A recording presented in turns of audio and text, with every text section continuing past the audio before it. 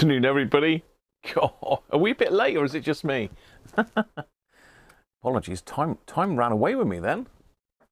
1 minute it was 1:45, and the next minute it was time to start. How are we all doing anyway? I mean, it says 2:05 on that clock and 2 minutes past on that one, so I don't know. I haven't got my watch on today. I don't know where my phone is either. Ah, phone's over there. Let me grab that. I can see what the actual time might even be early. No, I'm late. Okay, apologies. Right, how are we doing? I've probably lost a load of people off the top, so apologies for that. But we've got Timothy in. Hi, Timothy.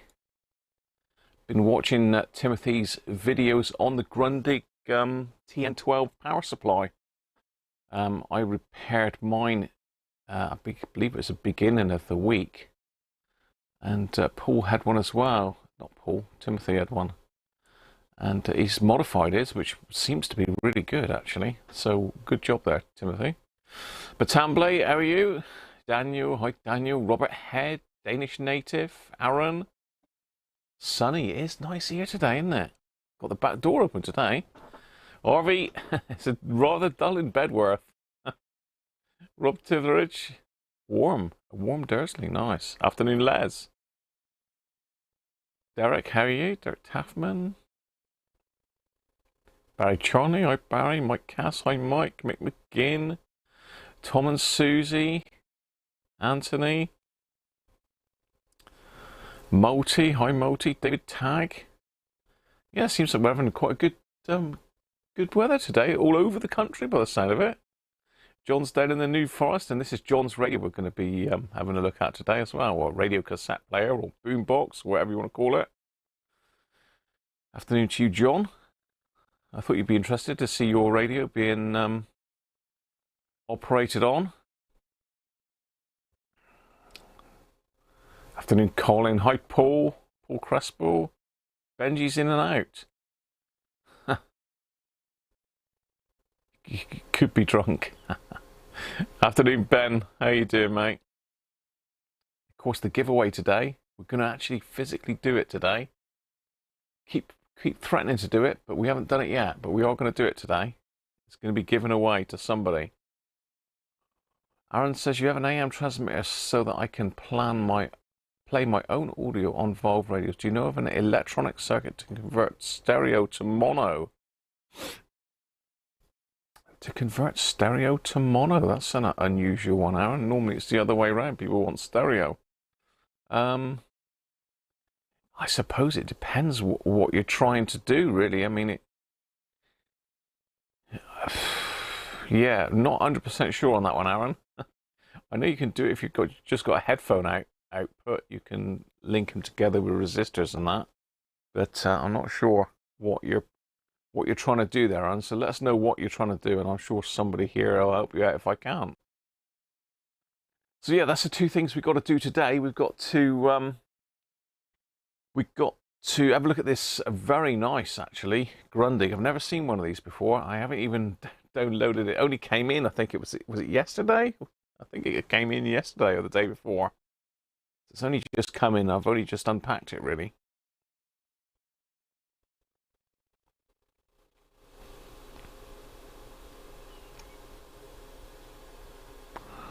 All your music's in stereo, so it sounds on a mono radio. Afternoon, Jess. How are you, mate? Yes. Yeah, Jess's dad builds like realistic models of buildings, churches, and that sort of thing. Jess sent me some pictures earlier. They're very, very good. Very good. Hi, Melon Chip.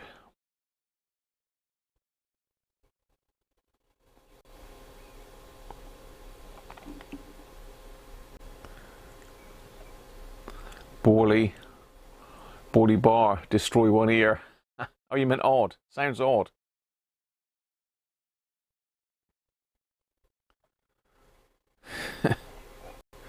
Destroy an ear. That's probably not great advice. Poorly, but welcome. Brilliant. So yeah, I must see if I can get what's his name on it? Service manual online. See, let's send that. Are we gonna need one?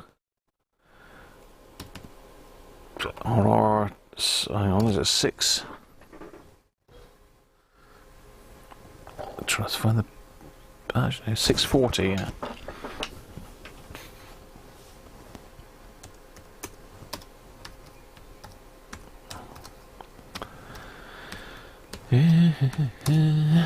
Who's gonna have it? Oh, Electro Tanya have got it, look. Have I already downloaded that?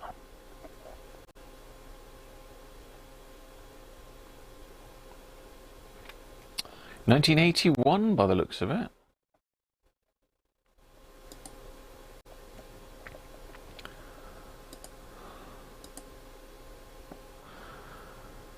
It's doing all sorts of weird stuff. We'll do that in a minute anyway. Let me catch up with the live chat first.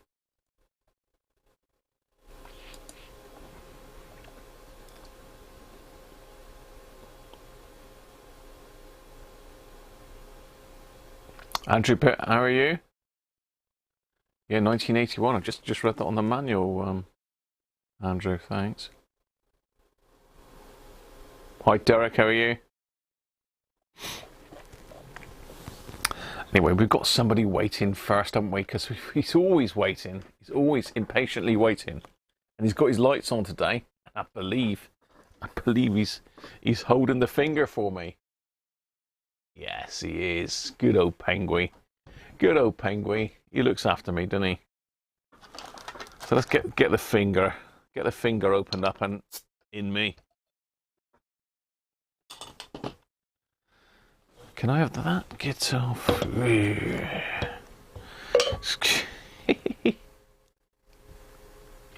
Hi, David. How are you?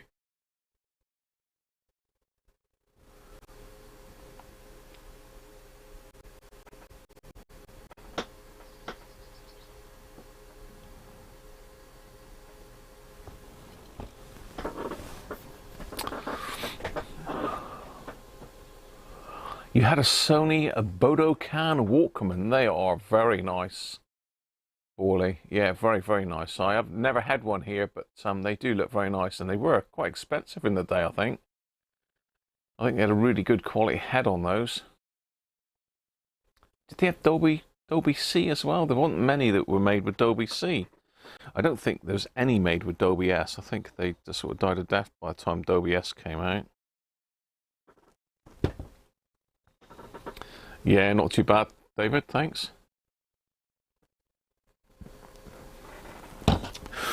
Right, time to say bye to Penguin, look. Bye, Penguin! No, that's not the right motion. You don't do that in the ear.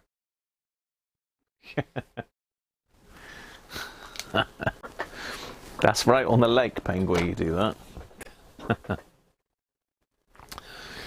So yeah, this is the Beastie. And it is very interesting radio set. I've never seen one of these. Never seen one. Never seen one. It says it's an RR640 Professional. I'm not really sure what makes it professional, unless, I mean, they did brand some of their kit professional, didn't they, Grundig? Peanut butter honey sandwich. A cup of mud.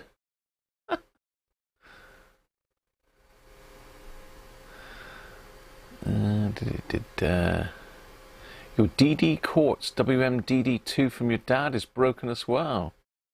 It's usually the little gears in them, isn't it, Borley? You can get them now. Good to have a TV on it. The trouble is with the TV, what do you put on the TVs now? Analog's been switched off, so you've got to put a video source into it to be able to watch it, I suppose. But yeah, this is very interesting. I've not had a really good look over it, but as usual, as per Grundig stuff, it does look very well made. It's a little bit dusty. I don't know if that's gathered some dust from me or in the packing, but yeah, it's looking very nice, John. I suspect this is John's pride and joy. It's in really good nick, really good condition. There's one thing John did mention, I'll have to grab his letter in a minute, is this window has gone opaque. Now, if you were lucky, that would just be on the outside and you could just polish it out. But it's not. It's gone right the way through the plastic. So unfortunately, that's never going to come out. It looks like someone's had a go at polishing it. It's very, very shiny. So yeah, I don't think that is going to come out clear, no matter what we do to that. Unless anyone's got any ideas on how to clear it. Retro brighting, I don't think retro brighting will get rid of that. So notice it's got a very nice indicator on top here, look, for stereo and mono. Mono stereo. It's also got a bias as well. Super stereo. What's all that about? Let's get you in a bit closer. That's interesting to say. I've not really seen any info on this. I've not downloaded the instructions or anything, but see if we can get it so as you can see it. Yeah, see, super stereo. Bias. Now, is that for tape type? Is that type 1, type 2 and type 3 maybe? Sounds feasible, doesn't it? It's a novel way of doing it. So we've got mono, which it sort of locks in mono. Then stereo. Super stereo. I like the super stereo. What is that? Is that like wide? Radio button. The record seems strange. Yeah, I'm not really sure how that works either. It looks like it says record and VAT. VAT on that button. Cast, that's obviously eject because it just spat the front door out.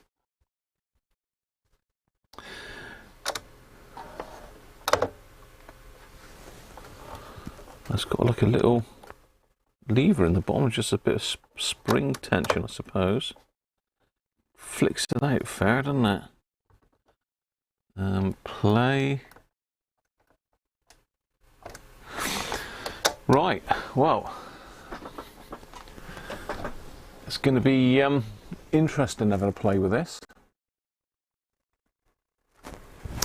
So we've got tape counter as well. We've got a microphone over here. Looks like it's had a little bit of paint over something there maybe. And well, dual microphones, the stereo microphones. This obviously is a stereo radio, isn't it? Radio cassette. Very, very nice. Headphone socket. Stereo indicator. We've even got a tuning meter on this side, look. Gotta love a meter swing, haven't we? Battery. ACCU. Tape counter with a reset. And we've got well, I say bias. We've got a switch here for chrome, ferrochrome, and ferrous. I don't think they made hardly any ferrochrome tapes today, so it's normally going to be ferrous or chrome dioxide. I wonder what the bias does. Maybe that allows us to tune it somehow. Left and right balance, tone, and then it's got a shortwave on it as well. So FM, medium wave, long wave, and shortwave. So very interesting radio. What else have we got? So we've got a figure of 8 socket in the side for power. Got a big old tuning knob on this side. Just see it. Put it on my leads. Big handles, look. I don't know, probably not meant for carrying around with that because we've got a big handle on the top. So, looks like we've got an FM aerial hole, tape, maybe pickup or something like that. Battery compartment. Let's have a look at that. Looks unused. It looks like it takes maybe a rechargeable battery, a big one, or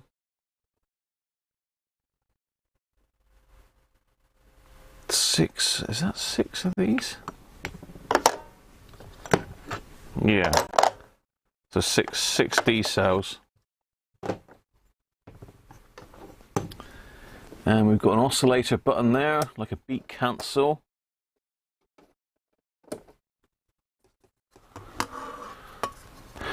External speakers left and right.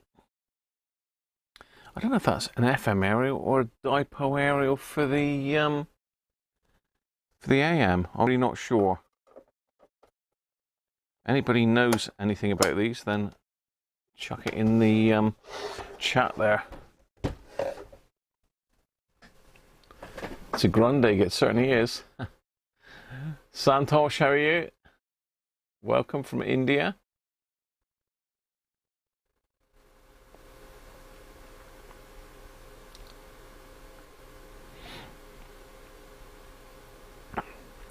Oh, the handles make it professional, do they? Okay.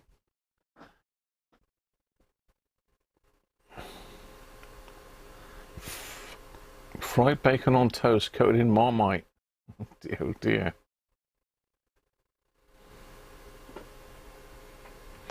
Pricey back in the day. 450 Deutschmark, which is about 580 euros. Spatial stereo, okay. Yeah, no, I think you're right there, Paul. I've tried on the Bush radio dials before, and you just can't get it out, no matter how much you polish it, because it's completely all the way through the plastic. Oh, basis rather than bias. I didn't pay much attention to that. It does say basis. I don't know.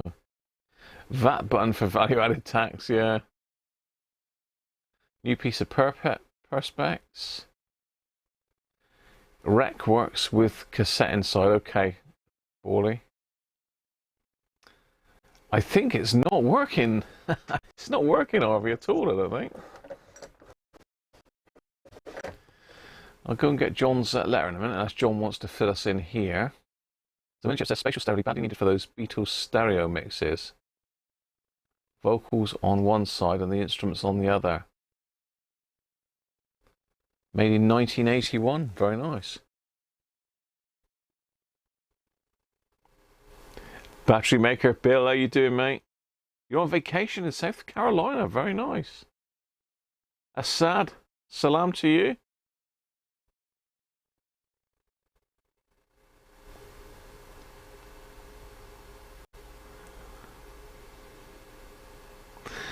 The handle means it's portable, even if it's heavy as a stack of bricks. Looks Panasonic. Yeah, thanks, Santos. It's a nice one. Yeah, it is heavy. I don't know what weight it is, but it is a lumpy bit of kit. Automatic stop as well, so I don't know whether that's auto stop. Very often these sets have got auto stop, but not on fast forward and rewind. So there's a Grundig being sold for £68.07. That's cheap, Aaron. I'd expect these to be in brief figures easily.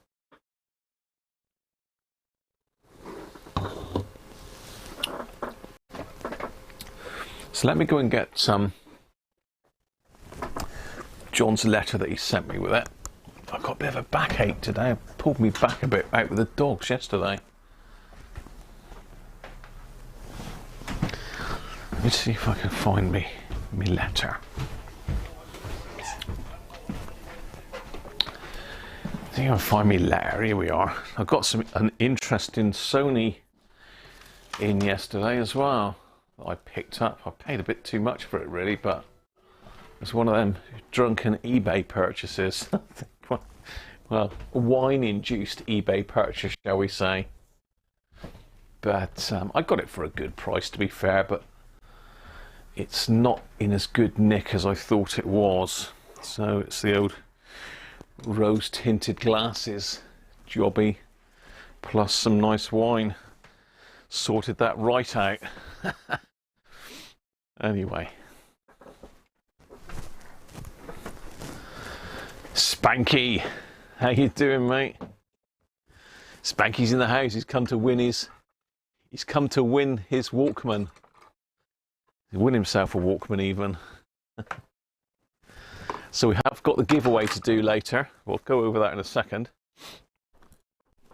Right. Info in from John then. Sound is not up to scratch. So it could be amplifier capacitors. Good service and a recap. New belts. The FM stereo lamp is intermittent. Stereo lamp's up here, so that could be just a touch of alignment needed. Realignment of the radio and tape azimuth. The cassette window is foggy. Say we have discussed that. Unfortunately, we can't do anything with that. Aero's a bit stiff on the last part. Oh, I left it downstairs, but he's popped in a very nice new stock Tony. Where's the goat? We're going to need some goat action today. I'm sure we are. Where are you? Yeah, I should say so. We're going to need some goat action today. I can see it.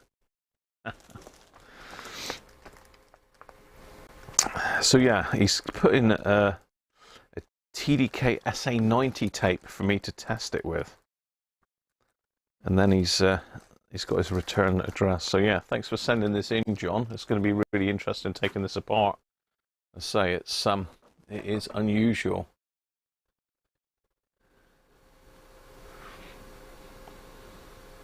Full MOT, pretty much. He wants the works on this one. Belts wise, I'm not sure. I don't know if there's anyone selling a belts kit. I don't know if my normal belts guy has got a set for this. I shall have to drop him a line. We've just put a set of belts on my brother's hi-fi yesterday. It was a bit of a game, but got there in the end. A lot of belts.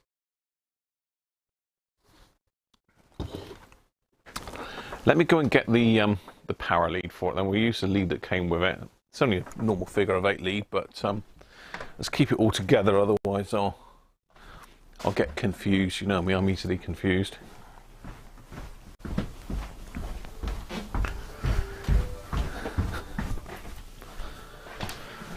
Yeah, we've even got the back door open today. That's so nice.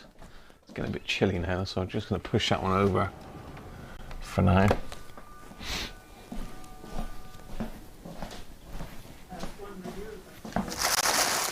Okay, here we go. Yeah, very nice to see a new old stock SA90. Well, some people aren't that happy with them, but I've always found them to be really, really good. Always used to use them back in the day. TDK were the market leader, I think, in cassettes, or blank ones anyway.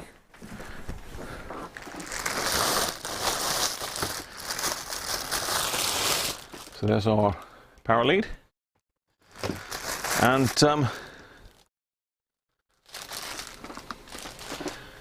a nice brand new TDK SA90 still in the wrapper. It's almost a shame to open it, isn't it?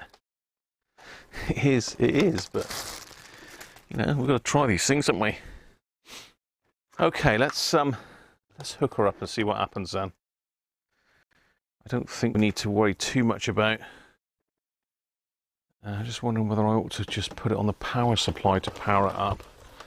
Let's just see what sort of current it's drawing. How easy would that be? Not very easy. It's unusual. We've got a bit of wet down here as well.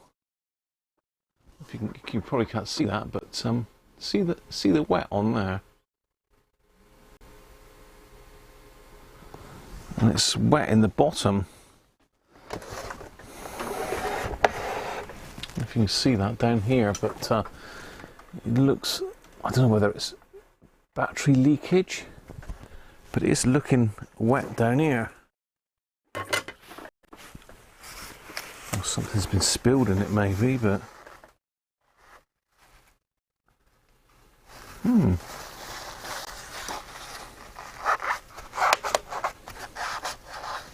perhaps somebody's decided the best way to fix this is to squirt a load of WD-40 inside it.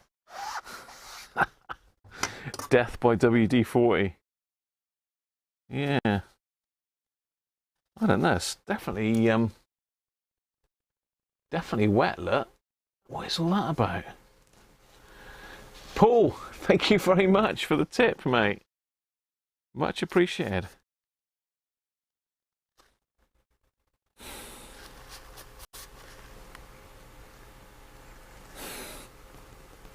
Don't really smell of anything as such.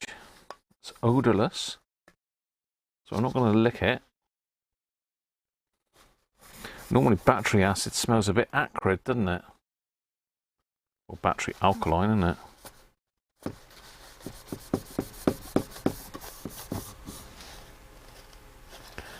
Yeah. Okay, that's a bit unusual. So yeah, it looks like we're just going to have to power it up with the figure of 8 lead. I can't really get a decent connection on there with my power supply. Once we've got the back off, we will be able to. Alright, zoom you back out again.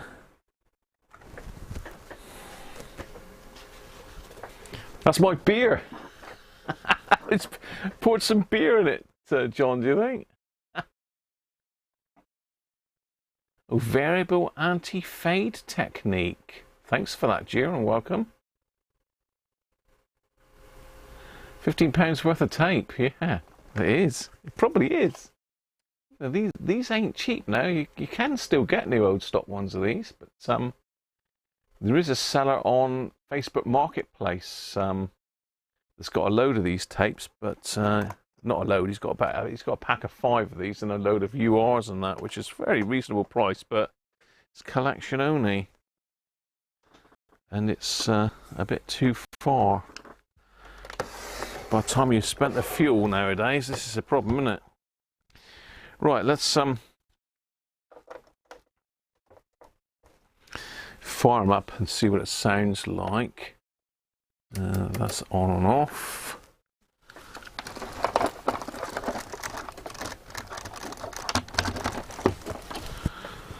I don't know which way is high and which is low, so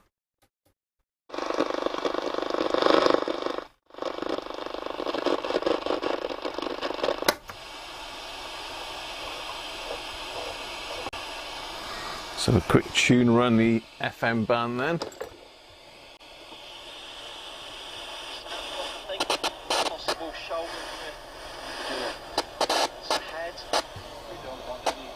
Yeah, it's doing some strange stuff, isn't it? I do need to pull the aerial right up though. Oh yeah, that section is stiff. That's been bent, that has.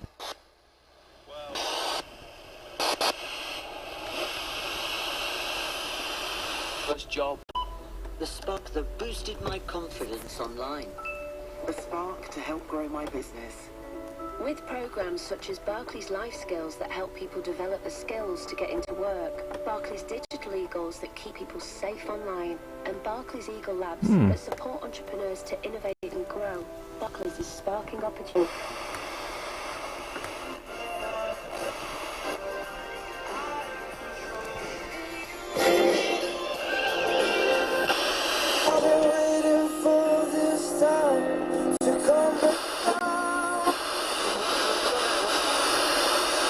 Around and seeing that. It does sound harsh, doesn't it? And at Wisley, you know, we relocated gooseberries and rhubarb national collections north because the conditions at Wisley weren't right. You know, we don't have the winter cold, we don't have the I think that's summer. got to dent that aerial. And the figs and the aerobotrias are doing really, really well. So looking at maybe what's performing more south of France. Yeah, very weird sounding. With always tended to grow brown turkey feet because that's the hardiest one, but now you can try some of the more exotic varieties. A few years ago I had a fantastic brief. I was asked to create a garden for climate change, an edible garden for climate change. Long wave.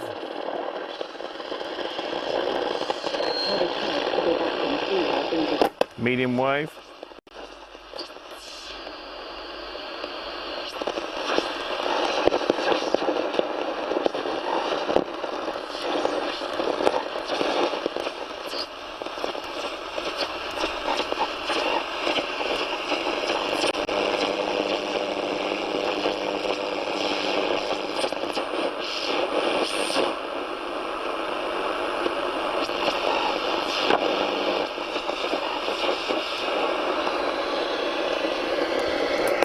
I think we'll just test that with Derek's transmitter a minute.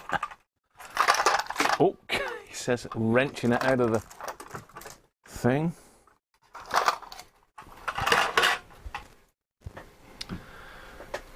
This might be a...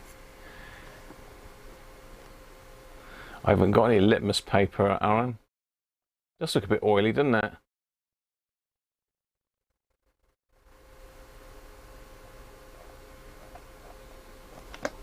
Yeah, the audio is a bit distorted, I must admit. So we've got capacitor issues in the amplifier by the sound of it. So I think John's dead right there. Let's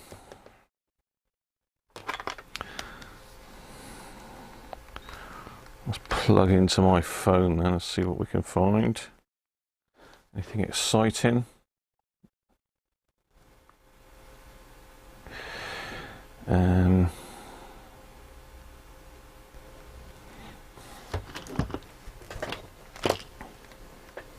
Definitely ailing, yeah. So it's definitely an issue with the aerial. I think that's probably bent or dented, one of the two. Right, let's oh, we've got podcasts on here, we.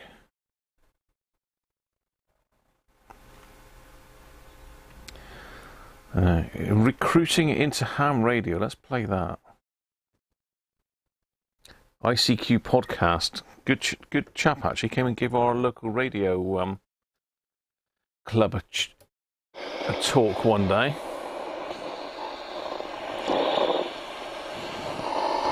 Now, what's this dial in? It's in kilohertz, so it's going to be.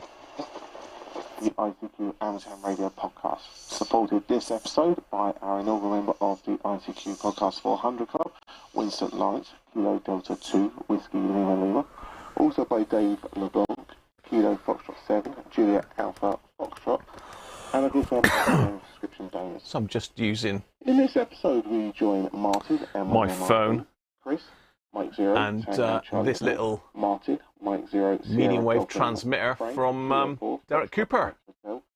Bill, Whiskey Charlie 3 Bravo. Yeah, that is distorted, isn't it? Charlie India Bravo, to discuss the latest amateur radio news. Myself, Colin, M6BRY, rounds up the news in brief. This episode's feature is recruiting into ham radio. Well, we've created a new donation, especially to celebrate the fact we're about to approach our 400th episode. And the mailing just went out, and Winston Lawrence is the first to sign up for one of our new special subscriptions to celebrate the ICQ 400th episode. Okay. It's going to be called the ICQ. So it is working. It's working on all bands. But, of course, the thing we want to know is, does it work? It could be switch cleaner, John. Yeah, it could be switch cleaners got down the bottom.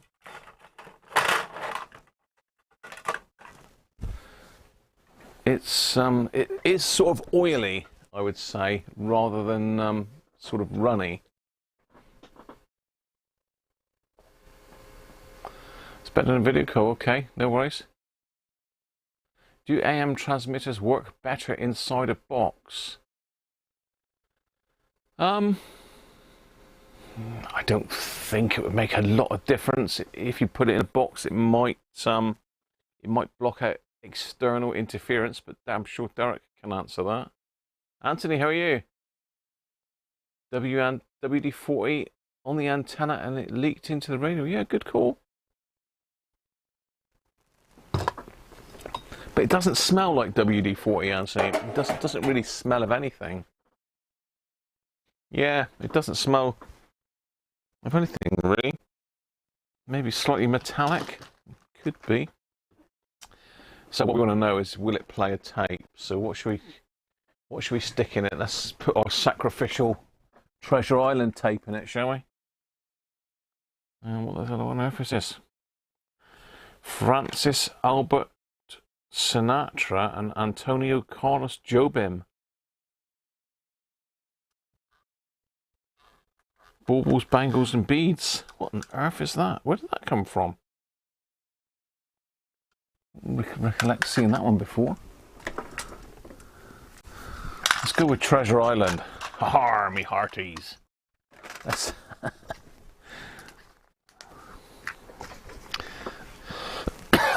so Cass.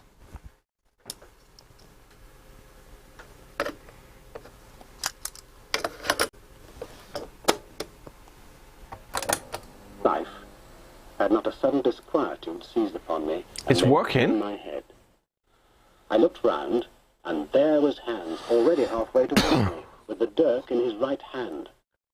At the same instant, he threw himself forward, and I leapt sideways towards the bows. As I did so, I left hold of the tiller, which sprang sharp to leeward. I think this saved my life, for it struck Hans across the chest and stopped him for the moment dead. Well, the super stereo works on the cassette, not the radio. Trapped, with all the deck to dodge about. Just forward of the mainmast, I stopped, drew a pistol from my pocket, took a cool aim, though he had already turned and was once more coming directly after me, and drew the trigger. The hammer fell, but there followed neither flash nor sound. The priming was useless with seawater. I cursed myself for my neglect. I placed my palms against the mainmast, which was of a goodish bigness, and waited. Fast forward works. Rewind works. Okay. Actually, that's one of my pet hates, having tapes that are not rewound fully. Shiver me timbers, har.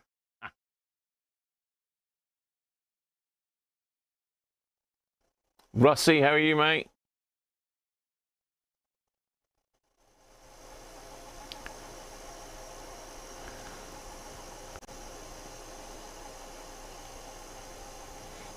Can't get the wife to put a tap behind each ear. So Timothy built his transmitter into a box, but only a cardboard one. That's only...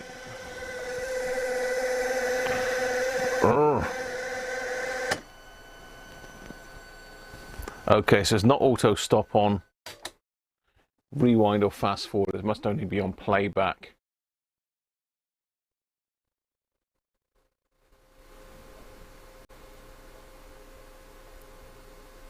Earth connection and a better area will make a big difference. Afternoon Prior, how are you, John?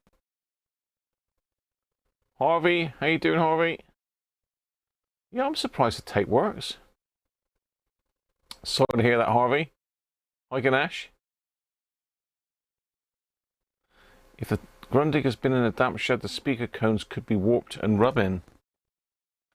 Yeah, it could be. It's in really good nick, though, Harvey. It doesn't really look like it's been left anywhere damp, but you never know, do you? Right, okay. So that's the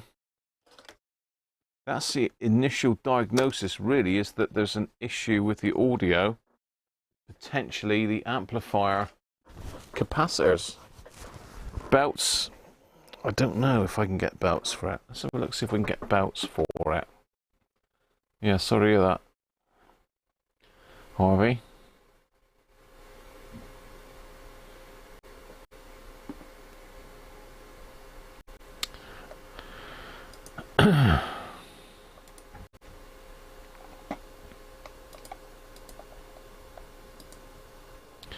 Right, let's just download this. And I'm just going to quickly see if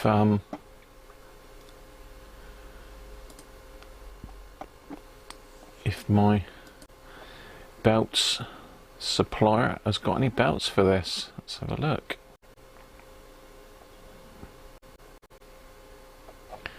No, sellers, that's who I want, and it is mandatory.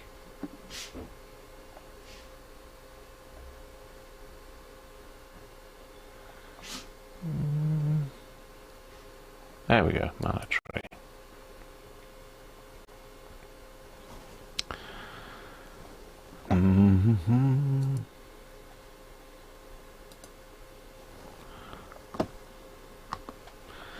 So this is the people that I get all my belts from, mandatory. So we want, let's see if we've got,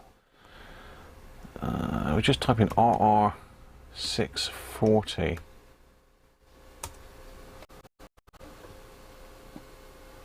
No, okay.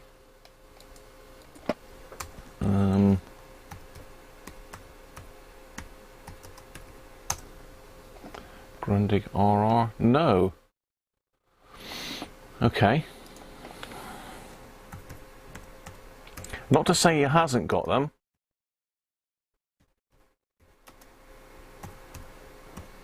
Just not out on eBay at the moment. So there's a seller in Germany that's got a set of them. Looks like we got 1, 2, 3, 4 belts. There's some cheap ones. Look, 14.49, 71.18, 79.19. That looks nice, doesn't it?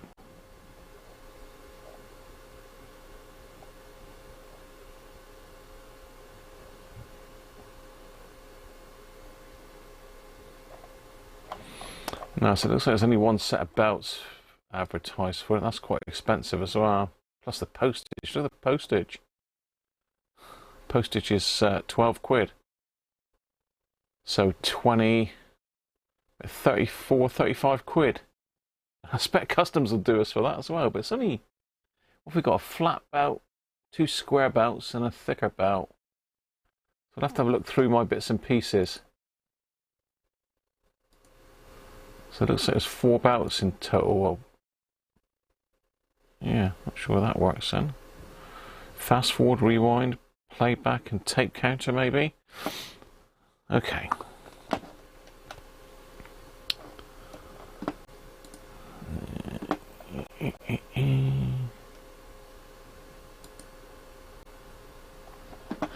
So just getting the download for it now. It's 12.5 megabytes. That's a fair size file.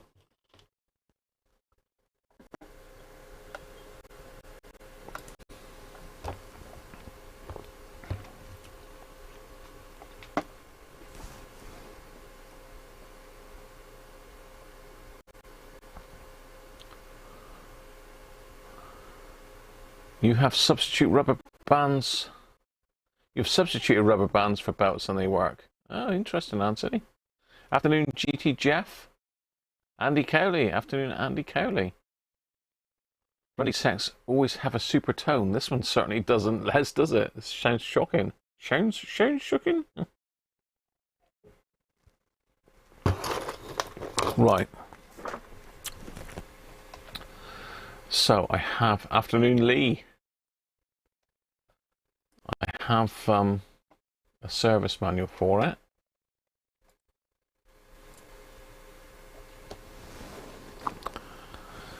So this does date it to 1981. That says 581.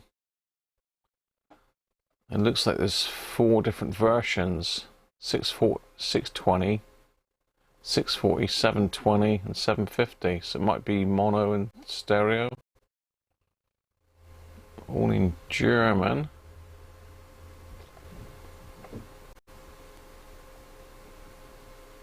Ooh, looks interesting inside.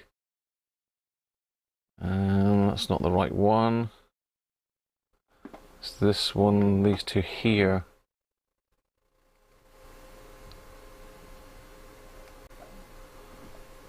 How to take it apart. Looks like a load of screws. 1, 2, 3, 4, 5, 6, 7 screws. I'm not sure what it's saying about this one. It's just turn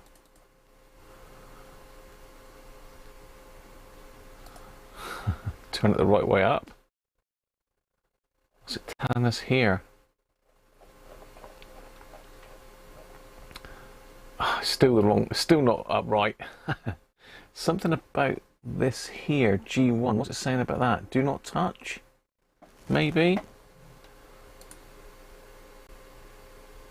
So down, that way. That should be it.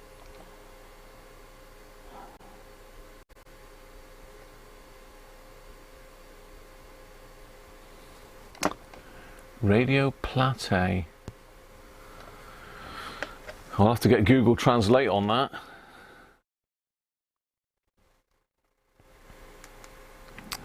I'll have to get Google Translate onto that.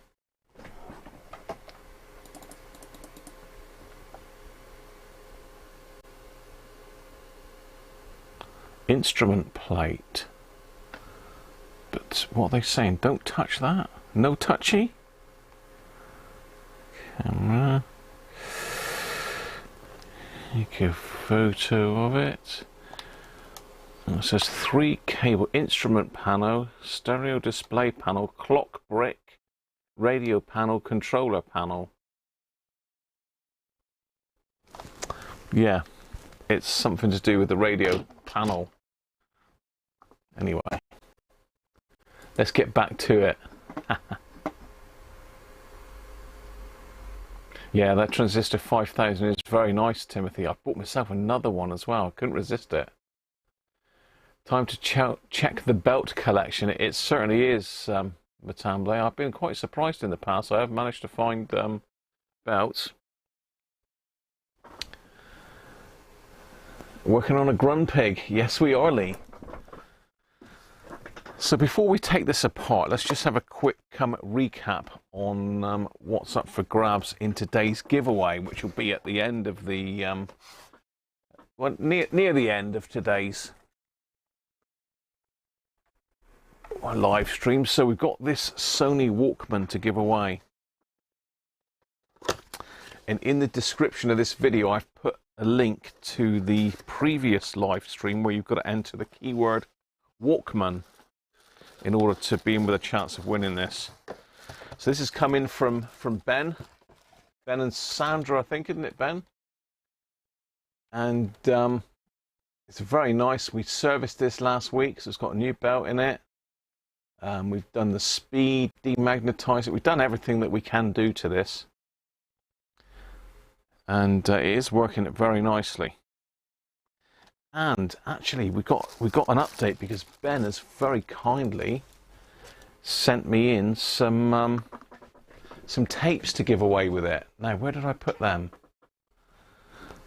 Where did I put those tapes? I've left them downstairs again, am I?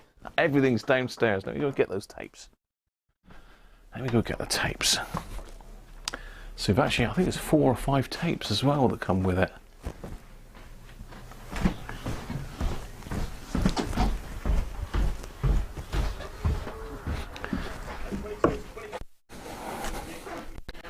There they are. Poor Maddie. Was it you, Coco? Right, yeah, we've got 4 tapes to give away. I did say I'd stick a mixtape in with it as well. Bit of Nana Gory and all that sort of loveliness on it.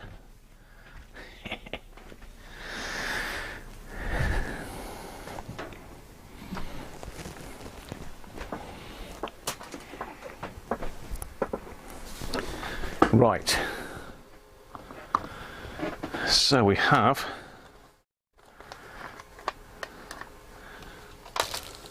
Rock Classics.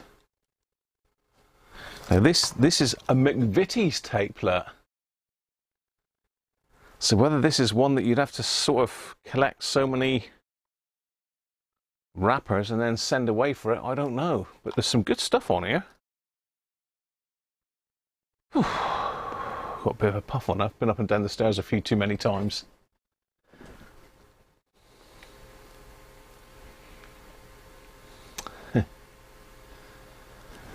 So we've got All Right Now by Free. We've got Turn It On Again, Genesis. I won't go through them all, but we've got Saturday Night. It's All Right for Fighting.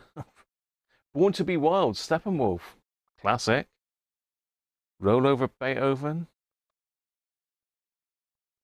Smoke on the Water, Deep Purple. There you go. Milk and Alcohol. Don't go together, does it? So yeah, we've got rock classics. We have got Independent. Looks like Percent Hilarious. Laugh Your Head Off, Guinness. So it's got the Independent on Sunday, and Guinness. Interesting. So we've got different comedy sketches on here by the looks of it. We've got Matt Welcome, John Maloney, Milton Jones, Greg Proops, Sean Hughes, and Eddie Izzard. Eddie Izzard's the only one I recognise off of there, but we might have to give these a play later. What do you think? And this is very interesting. Now this is Led Zeppelin. I think Trevor said it might even be their first album. It's just called Led Zeppelin. I thought it was Mothership, but it's not. It's just Led Zeppelin. The case has it looks like it's got a bit warm. I don't know if the cassette's got warped. No, the cassette's dead straight. So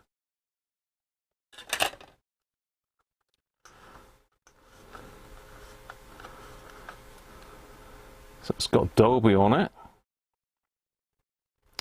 Made in Germany. Nice. You had to scoff a lot of digestives to get that one. Hi Luigi. Bonjour to you as well. Rolf. Welcome, Rolf. Yeah, Led Zeppelin. That's interesting. Should have got Trav to take me that one, really. Again, I'm not a Led Zeppelin fan or follower, really. But they did make some good music.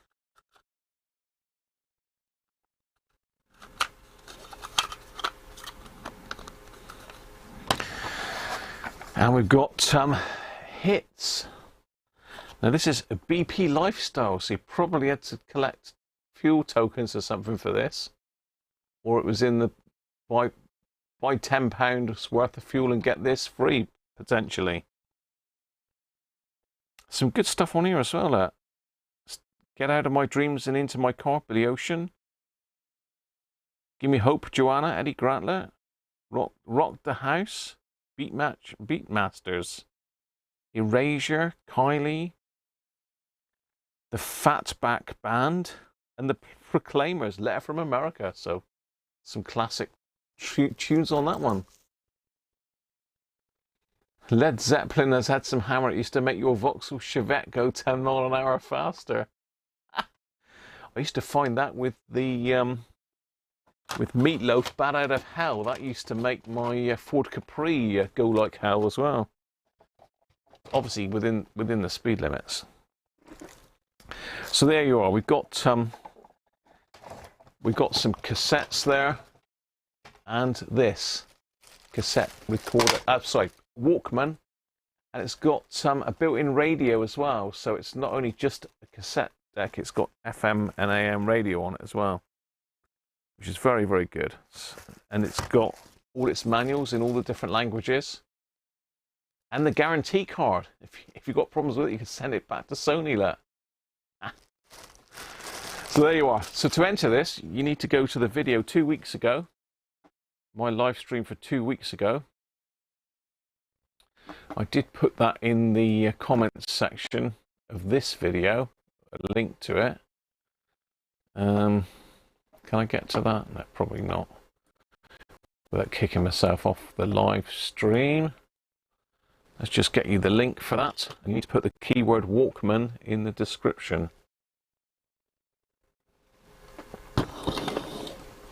And I'd appreciate it if you give it a thumbs up as well, but it's not compulsory. You don't have to be a subscriber, but again, always appreciate your subscribing to the channel.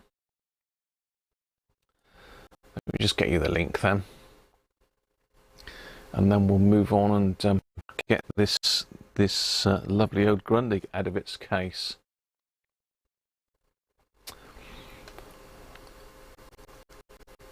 So I did put a video up on Patreon this week on the Grundig power supply. So if you're a Patreon or a channel member, you should have been able to watch that. Just on me replacing the capacitors and putting it back together, giving it a test on my DC load.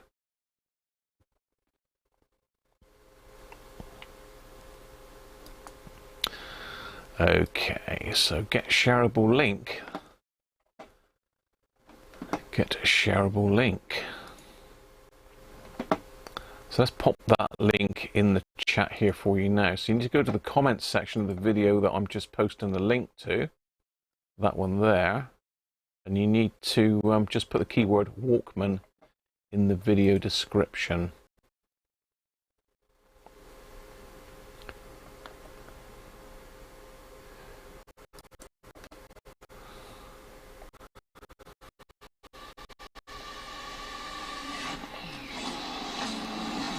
Okay, yeah, we don't want that.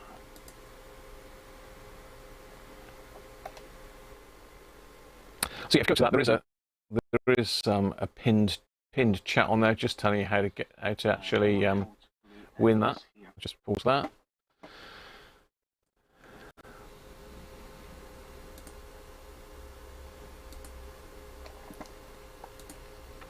Back in the room. Remember SO Tiger tokens? I do remember that.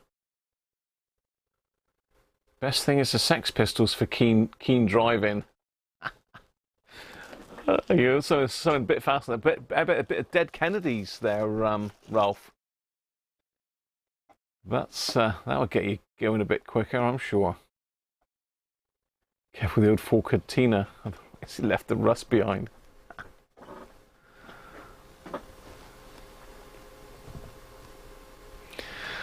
Led Zepp made a hole in the floor of the Chevette. Is that to make it go faster, Ben, was it? We always used to have floors rotting out in the old cars, didn't we? You don't get it these days.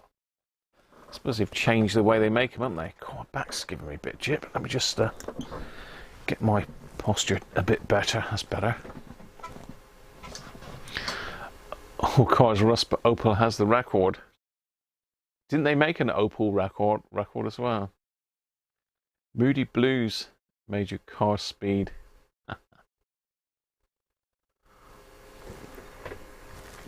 So there we are. That's up for grabs today. So I will do the draw at that near the end of the live stream.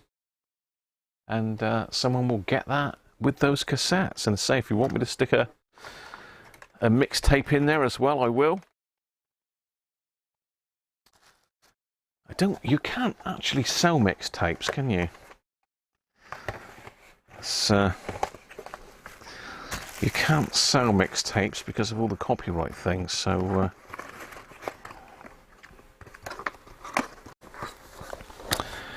there we are then. A nice little bundle courtesy of Ben and Sandra. So thank you again, Ben and Sandra, and good luck to all of you people later on that have entered.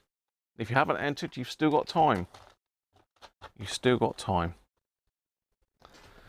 Let's pop that over there out of the way.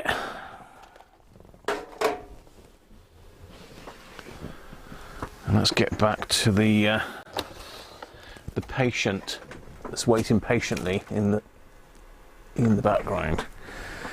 Right, so we've got a lot of screws to undo. We can probably lay it down on its front with the handles, make it a bit easier. Because yeah, we got two in there. Look, always got some hidden in the cassette bay, haven't we? So let's take it apart.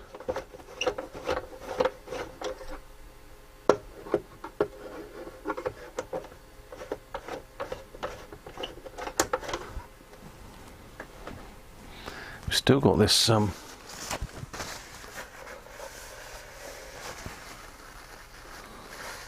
greasy stuff leaking out. We don't know what that is. We'll find out in a minute though, won't we?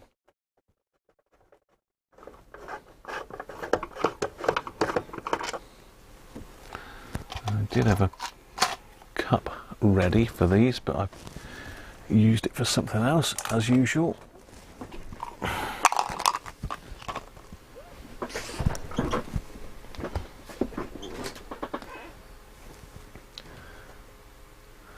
Your camper had a pipe through the floor so you could pee in the middle of the night. God, dear, oh dear.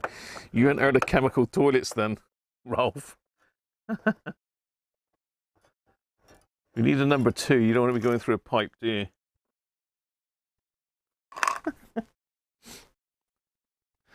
2, 3. I'm sure it said there were 7 screws.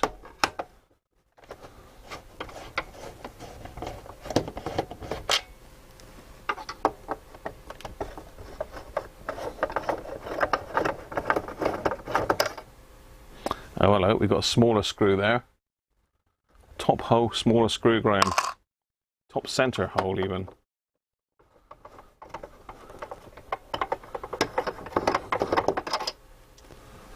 The only one that won't come. Oh, he's coming out there. There's no more, is there? Okay, so will that come off now? Yes, it will. And we've got our battery connections, so let's just take a picture of those.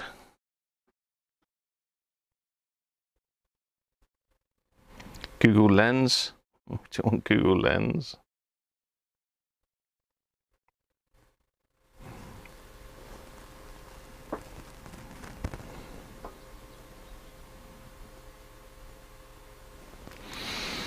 I can see the belt straight away. I mean, belt sounds good. Let's pop these connections off then.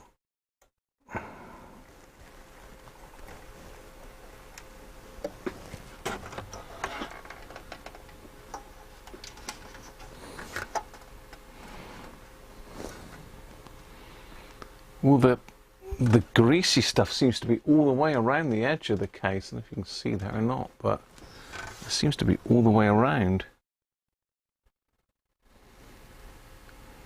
Very strange.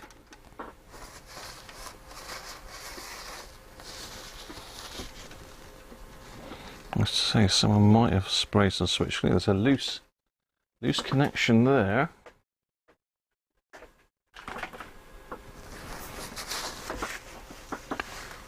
Very unusual looking capacitor arrangement there.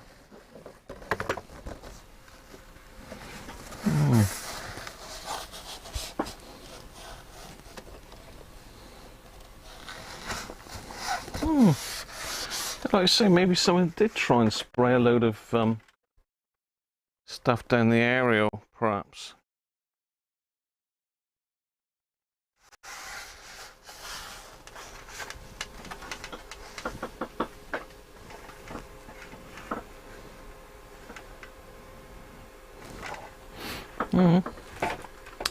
Not to worry.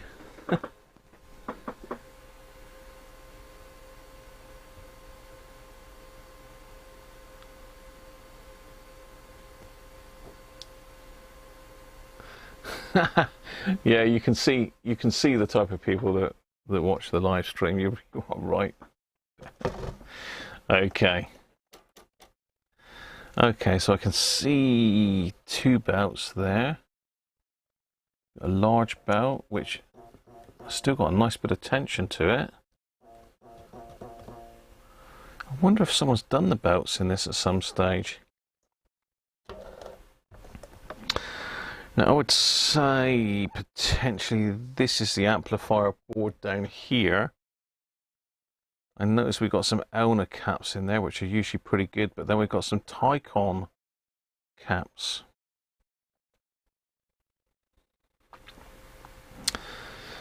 So this is obviously the radio board.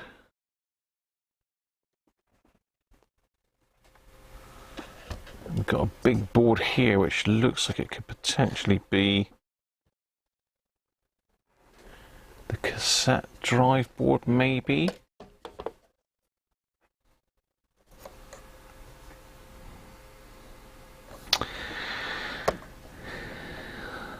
This is going to be our power supply board down here.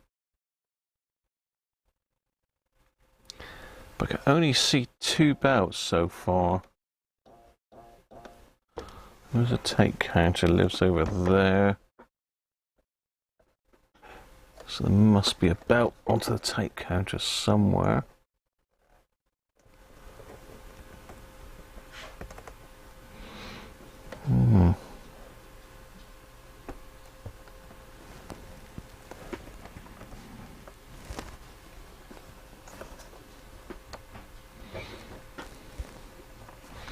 Just trying to see how this board would come out. I mean, it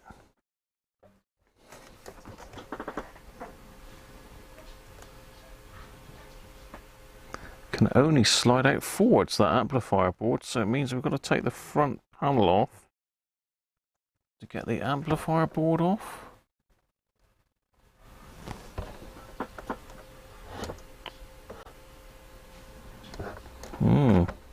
Interesting.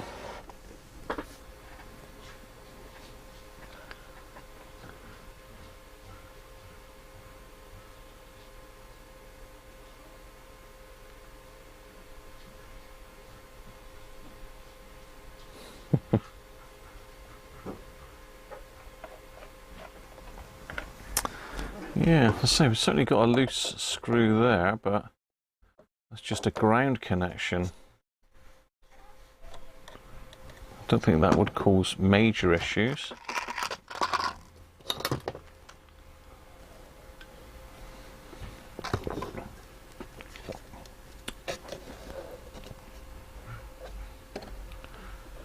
So we've got like an edge connector here. You can see that in there. Looks like that pulls off after we've undone the screws. And that's our record playback switch on there.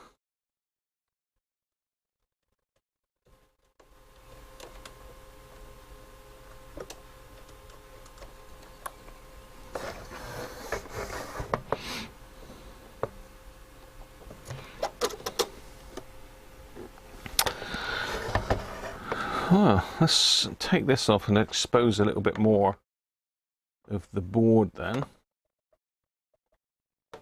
This I'm 99% sure is the cassette amplifier board. And playback and all the rest of it.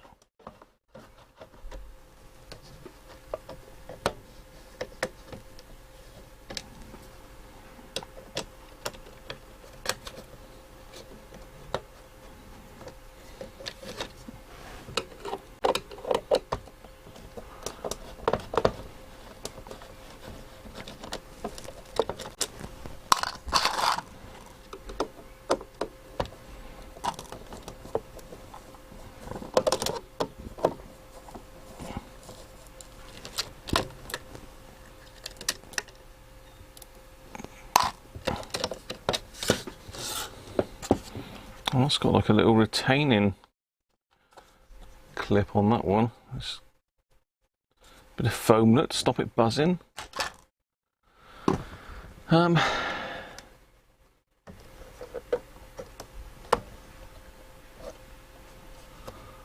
So we've got other screws here. I think the front panel's got to come off, you know.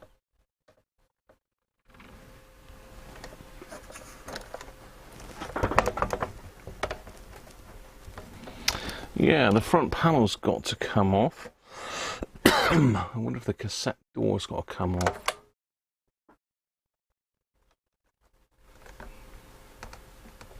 It's probably got to be ejected. So it looks like we've got another couple screws. The bottom of the case looks to be already undone. So we've got a screw up in the top there. Aston, how you doing, mate? A loose ground will cause a lot of issues. Oh, I didn't test that, Les. You got me there. So we've got 2 screws at the top.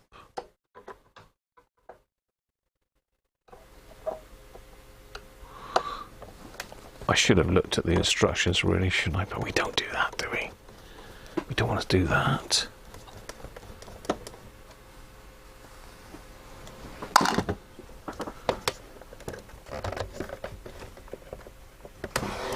Okay, we've got another screw holding it somewhere, I think.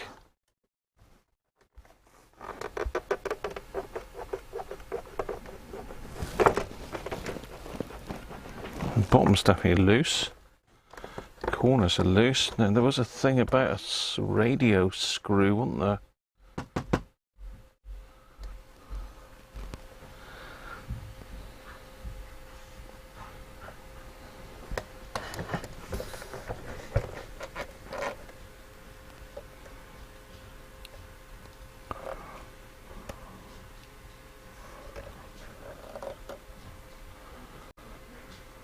I can see a screw through there.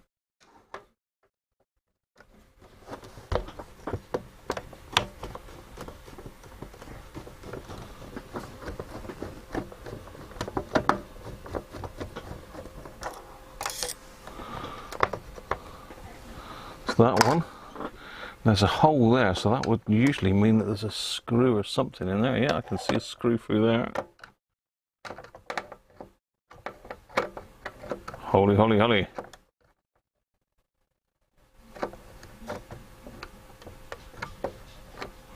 Sounds like the doggies are going out for a walk.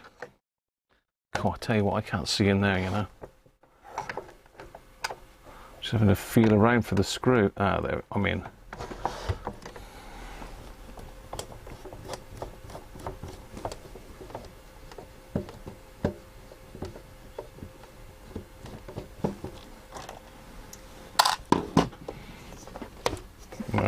Right. That's looking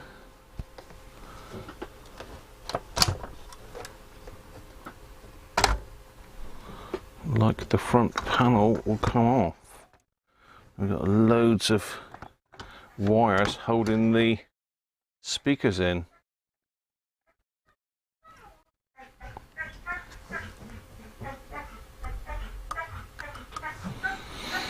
Oh, there's another belt there, look. A little tiny one.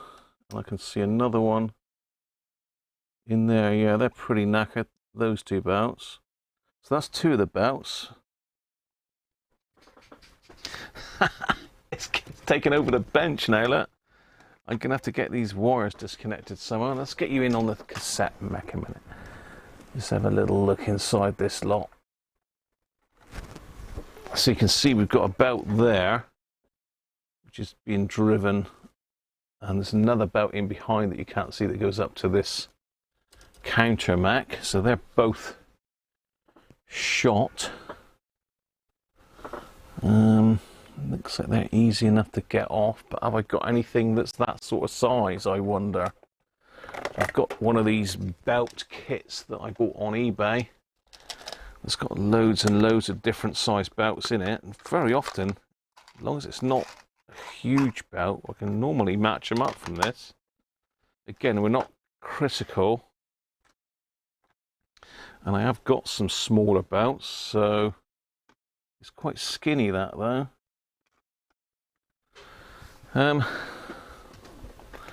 Where's the counter belt? I need to get these speakers disconnected, really, ideally. They must unplug, surely. Yeah, they do. Okay. So the speaker's unplugged by the looks of it.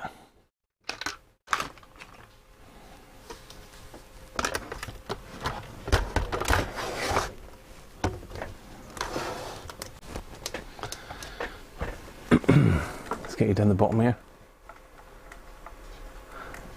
And it's useful for me to video this sort of stuff because oh, you fell off the chair then. Too much finger. I've had too much finger in me.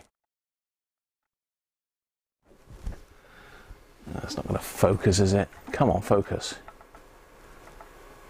There we go. Okay. So I will take a picture of it anyway, but I did have to look back through a video the other day to find the colours of a wire.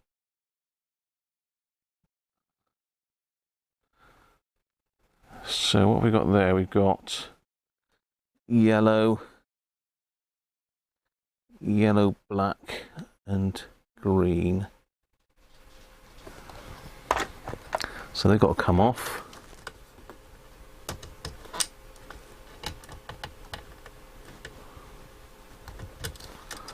Black and green.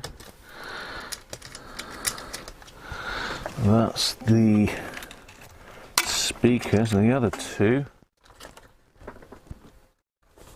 are here, and they look like, is that microphone or something there? There's a little plug on the side here.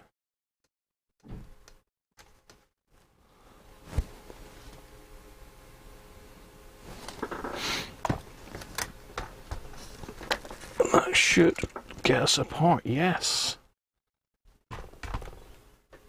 Wow, that's pretty good for servicing purposes, really. Yeah, it makes it very accessible. So there's the back of the speakers.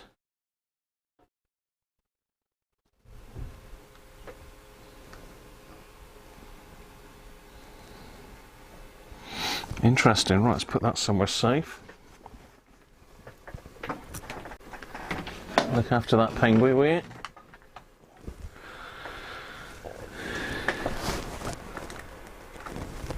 Right.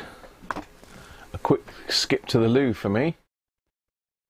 Dogs are capable of speech. Yeah, Maddie is. She goes a bit like that Charlie Says cat. Can you remember that? The old safety videos. Charlie says you mustn't talk to strangers, and they go strangers. I know, I'm crackers. Right. Quick comfort break.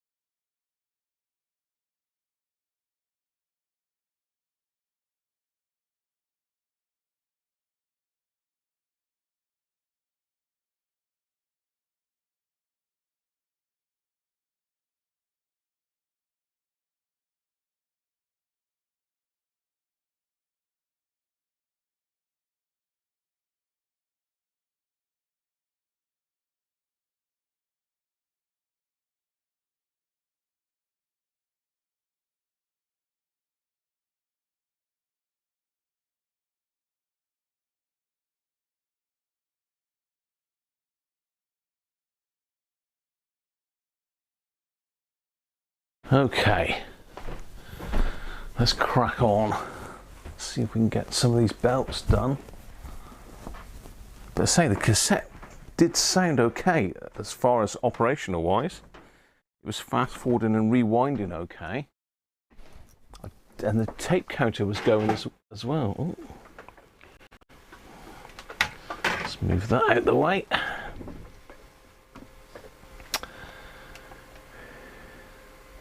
Since the RPC one, you've become Mr. Boombox. I'll tell you what, I've got some crackers to go here.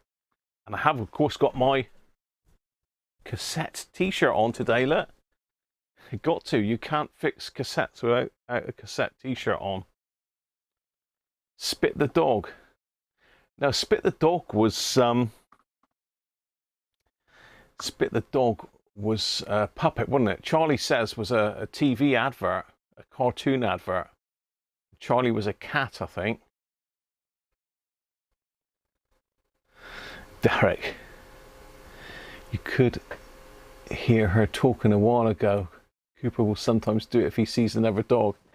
Yeah, she does make hell of a racket. She's a strange one, Maddie. She's a lovely dog, but mad as a March hare she is. Absolutely maze.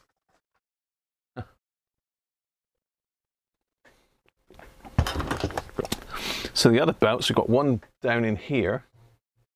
That one's got a lot of tension. I don't think we're going to need to do that one. You can hear me twanging it. That's got a lot of tension. It's surprising, isn't it? There's another one in behind here. What's that one like? Yeah, I would suggest maybe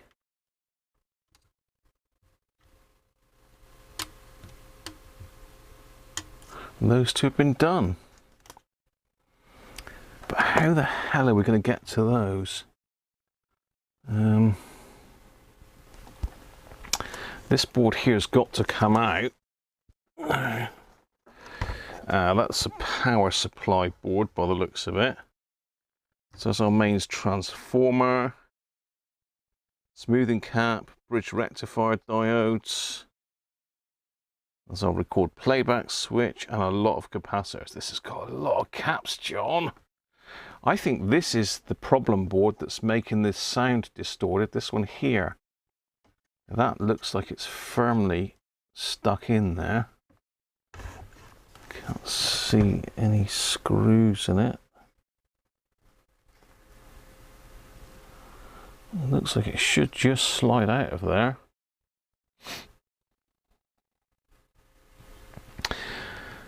So we definitely need to check the caps on that one. I think John wants me to just recap the whole thing. There's a hell of a lot of caps on this, John. That could be a pretty labour-intensive, expensive job to recap this thing, but certainly I learnt from the RPC ones that the cassette boards need recapping because they take a lot of hammer. Nice big chunky motor on it as well down here. Tight as a brass strap. Bob Carroll G's on Tiz was. Yeah. Can you use boiling water to shrink a drive? Yeah, you can. But these ones here, these have had it. They got no tension at all. Those two. I'm trying to see where the other side of that one goes. Okay, so we've got one that goes up and over there. So let's get those two done. We've got that one there.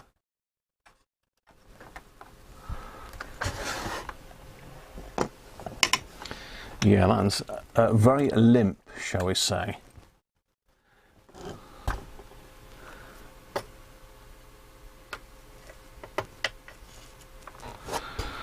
So we've got that one there, which, yeah, that one's had it. So I've actually got a handy little measurer thing on this matlet, a little circular thing. It comes in handy for this sort of stuff, actually, because you can roughly get a size gauge for it. So that one, according to that, is probably going to be a 35mm belt. It's obviously a bit stretched, but looks like 35mm, that one. Which means I can go through my little stash of belts here and see if I can find one that's near 35mm. That one looks like it might be close. That's sort of 25. That might be a bit too aggressive. What's that one there? Another 25. It's going to be a belt hunt again, isn't it? – 25.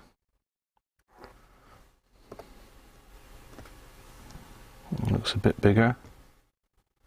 Ah, now that one's sort of, I would say, about 33, so that one might do it.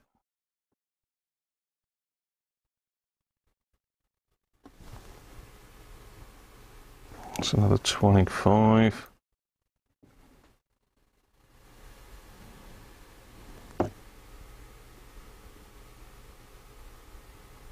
That's a fraction bigger again.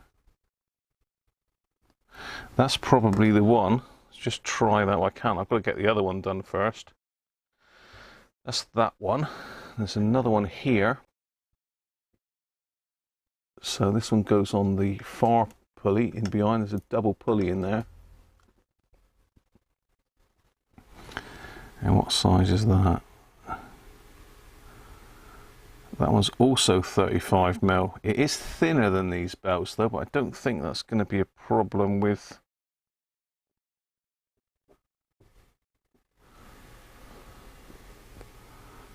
the drive belts.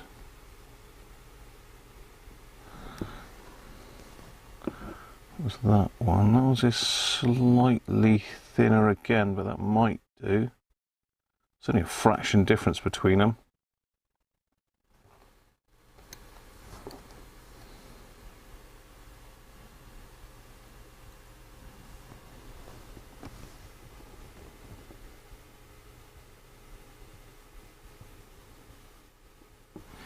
Yeah, that looks like the same. Let's see if those two belts will go on then. Let's get you back up onto the mech. You can't really 100%, you can just about see it there. Let's try this one first.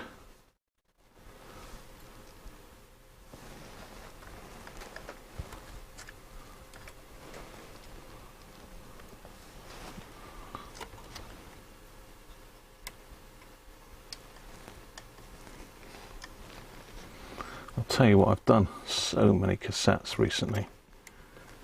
I don't mean to keep doing cassettes, but you know I've got a bit of a thing about cassettes. My sort of era, you see. We're all reminiscing about what tapes we had in the car. I certainly had Bad Out of Hell in the car. I did have some punk cassettes, but a lot of them, because I bought myself a hi-fi system when I turned 18,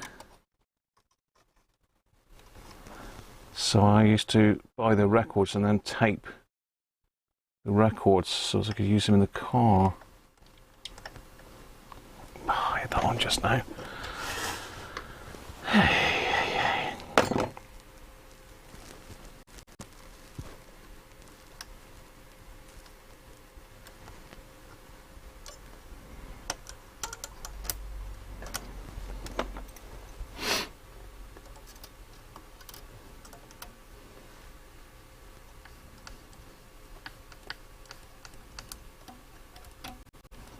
That's certainly better. You gotta be careful, if you have them too tight, you can upset the deck. That's okay. This next one, the next one's a bit trickier because we've got you can't really see it very well, can you? But you've got the wheel up the top here. You can just see it. So you've got a wheel up there. It's got to go up around that one. I can't get my fingers in there. I've just pinged it back out again. Let me just lie this down on its side a minute. You can't really see, can you?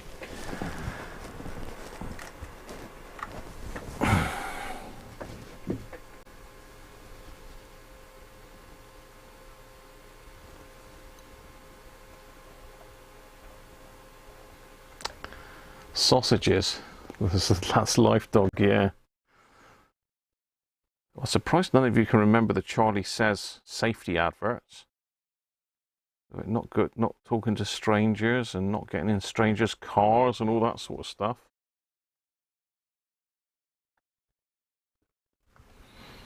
Oh God, this is awkward as hell, this one.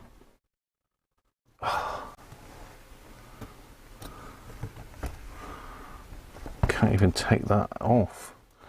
Sometimes you can unscrew them and count on this one. So it's got to go through that hole there. That's got to go up.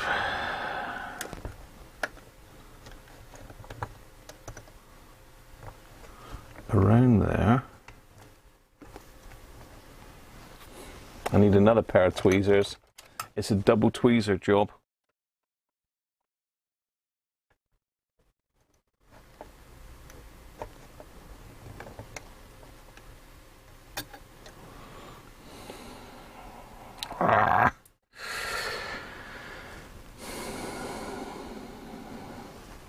Because I can't really get my finger in there. If I get my finger in there, it would be easier, but can't really. I don't think the belt, putting it on the bottom pulley would be an issue. It's just this top one.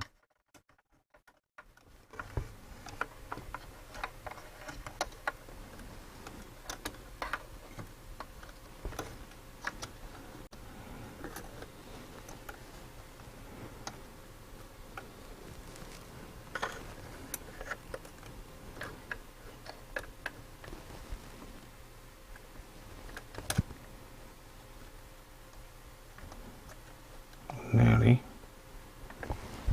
Okay, he's on. He's on that one. Just got to get him on this other one now. Go on. You know you want to.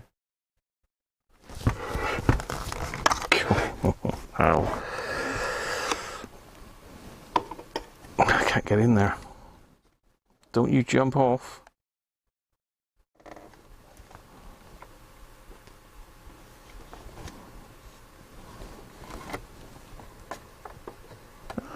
It's coming off. No. No. Ow. God, these tweezers are sharp.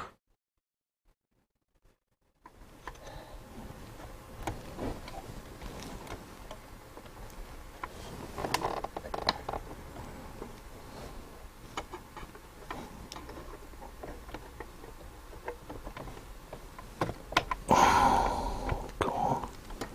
Go on.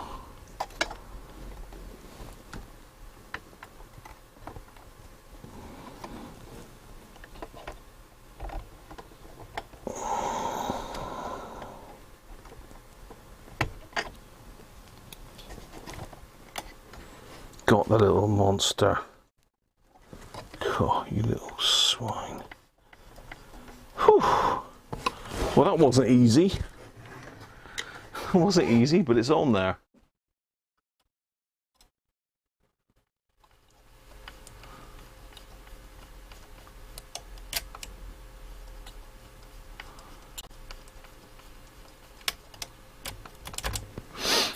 Okay, 2 down.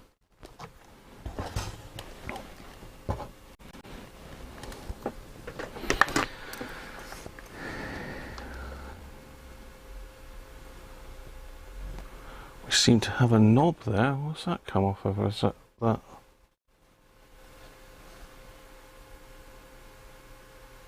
It's got a slider knob for something.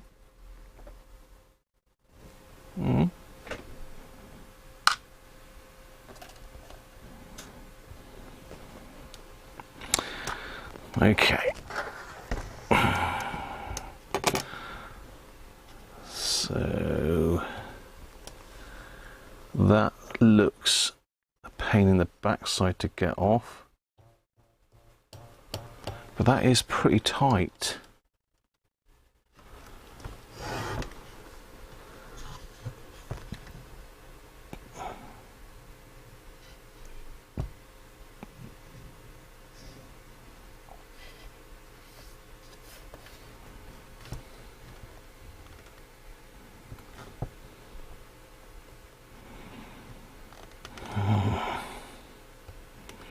It looks like it's bent over tabs to get that one out.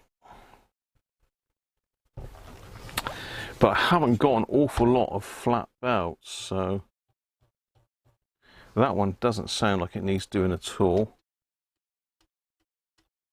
Neither does that one.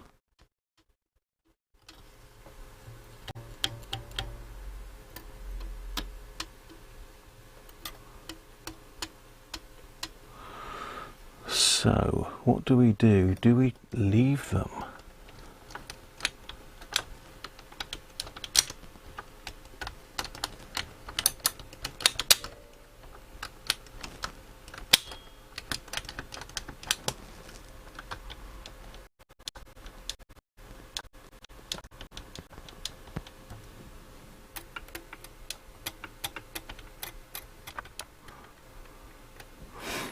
Just having a look at the rest of it here. And I can leave that belt, there's nothing wrong with that one at all. It'd be silly to just change that for the hell of it, really.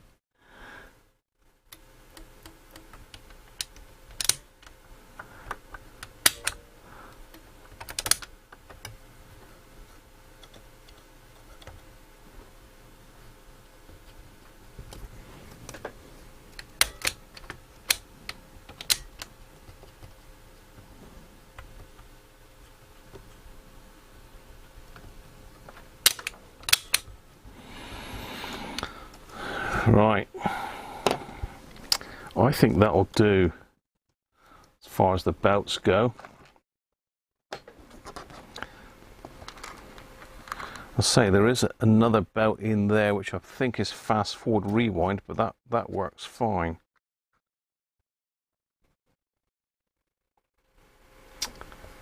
A crochet hook is useful for belts. Yeah, I have got various hooky things here, but you couldn't get anything in there. The tweezers are about the only thing I could get in there, Paul, but thanks for that, mate. Catch you soon, Tom and Susie. Mark Bolshall, how are you, mate? Thanks.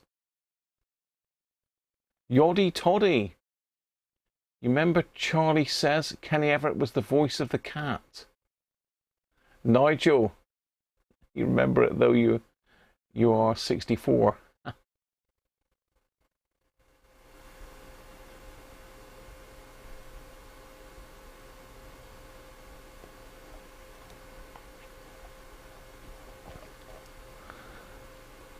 Yeah, I think so. If the belt ain't broke, don't replace it. Yeah. Usually you can tell if they're bad. Those two for the counter were bad, but they're not going to affect the way it plays at all. I think our problem lies on the amplifier board here with the audio. It's either that or we've got a bad transistor on the amp board. There's lots of other boards on this. In fact, there's loads of boards. It's absolutely brimming with boards.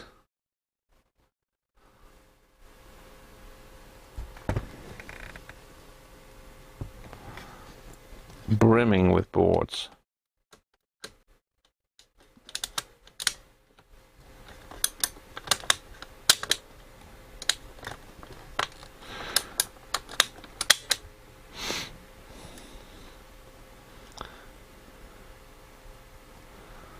That's a nice mech though.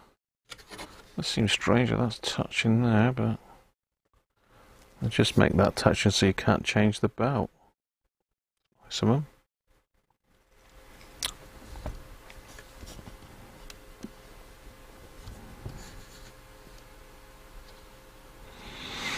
Okay, let's get this amp board out. Now, according to my logic, that should just push out there, but it's just not. Well, that side is. Why is this side not budging then? So they put some of that snotty glue in that.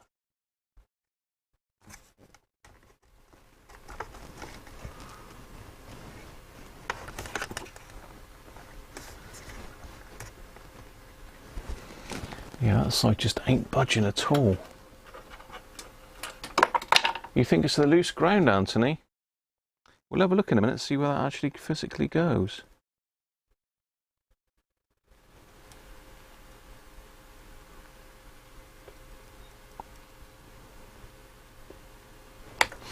It does seem loose there, but it's hellish tight. This side's moving. That side is not moving at all.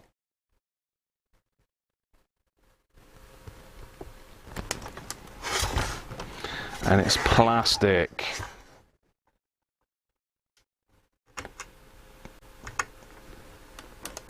Ah, there we go. Bit of brute force and ignorance, and away she goes. So that's got to come out. So we'll look around the other side.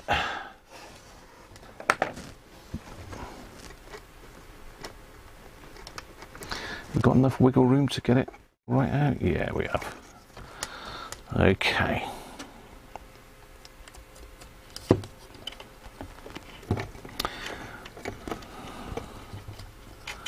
So what's this? We can disconnect that to make it a little bit easier to work on. It's not going to make it a lot different, so because all these other ones are on these binding posts. Let's take them out anyway, make it a bit easier. Yeah, you're right, Aaron. Shake and vac. Put the freshness back, mate. Yeah, those two belts are fine, John. I don't think we'll have any problems. We'll soon tell when we do the whirl and flutter and that. If we can get the audio sorted. But, I will spend a bit of time and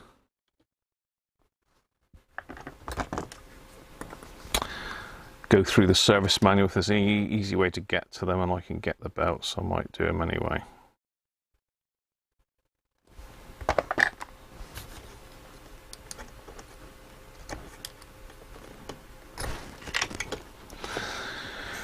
Right, that's a bit better again. I'll turn on the old desoldering tool.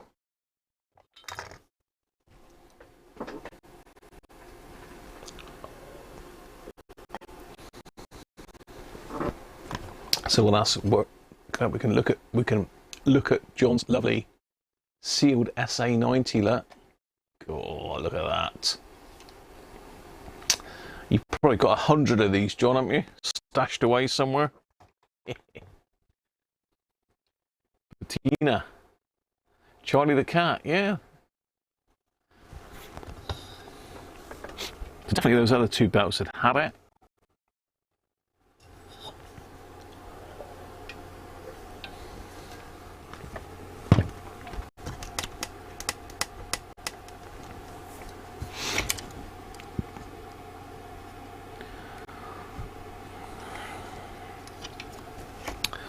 See if we can just get in and mark the negatives here. And strangely enough, oh, there we are. So that's negative, negative, negative. They might be marked on the board actually. Yeah, it looks like they are. Negative. Negative.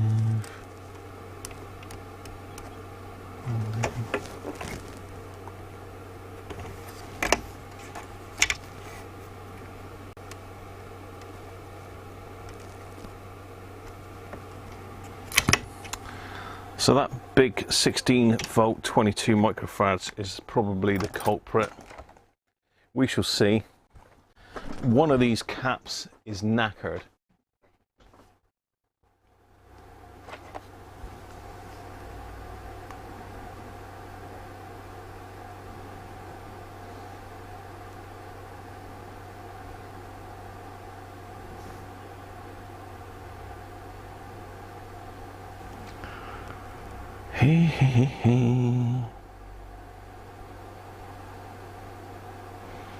So we've got a few people away on Mother's Day duties. Rob Cross and Sean, Mr. Man Cave, both on mother duties today. Sadly, my mother's no longer with us, so Mrs. Cruncher had some flowers and a card off the doggies. But that's about as far as we went. Right, let's get these bigger ones off first. They're going to be potentially the issue. Come on. You know you want to. Okay.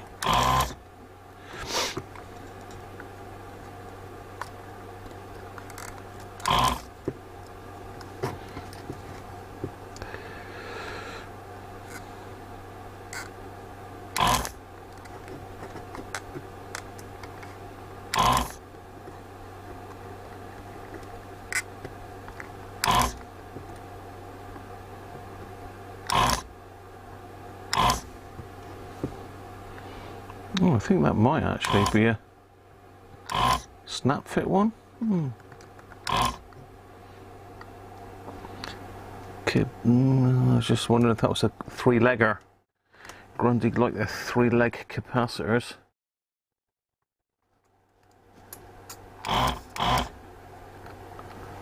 Like the old three-leggers. Those two. Let's do this back one.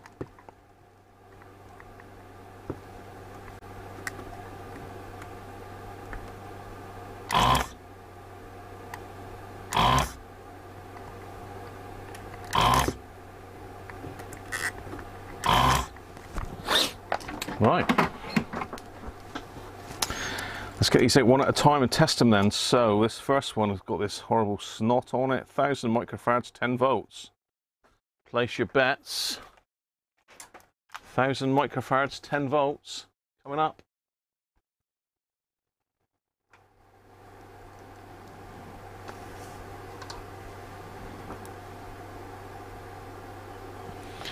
Let me get some caps out. Still haven't replenished my capacitor stock yet.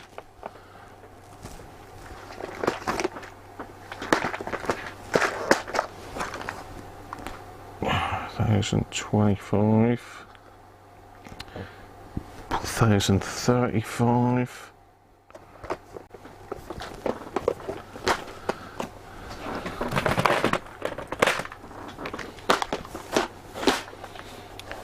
$12.20, $11.56. As I say, some of these are Elna caps, which are, they tend to be used in a lot of amateur radio kit, and they do seem pretty reliable. What have we got there? 1000 at 25 volts. Yeah, I can tell the difference in size. 2200 could be an issue. I've not got a lot of 2200s, have I? Yes, I have. 50 volts. What size are those? 35 volt. Difference in size. Surely they can't be that different, can they? 35 volts. What size is that?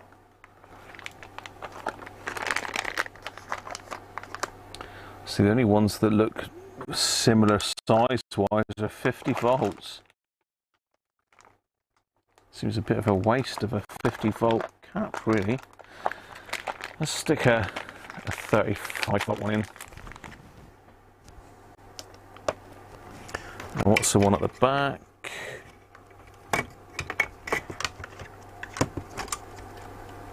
Oh, another 1000 at 10. So better I've got another one of those 1000s at 25. Yes, I have.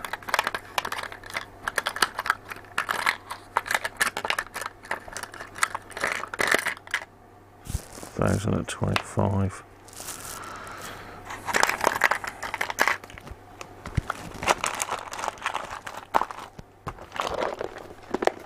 Leaky Mike says, Halloween? What's wrong with Halloween? You're not a Halloween fan? Right, let's have a look then.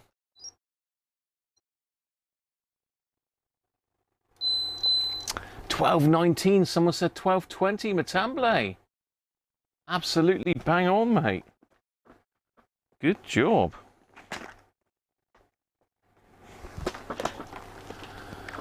Bang on. Well, not 1 microfarad out, which is pretty good.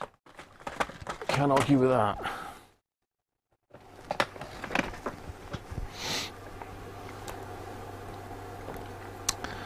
So, what's 10% on 1,000? Is 20, isn't it? 200. Yeah, probably is just out, that one.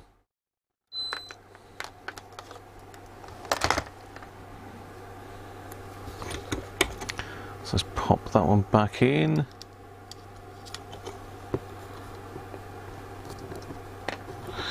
Let's get the big boy out then. 2200. Let's get that one back in there.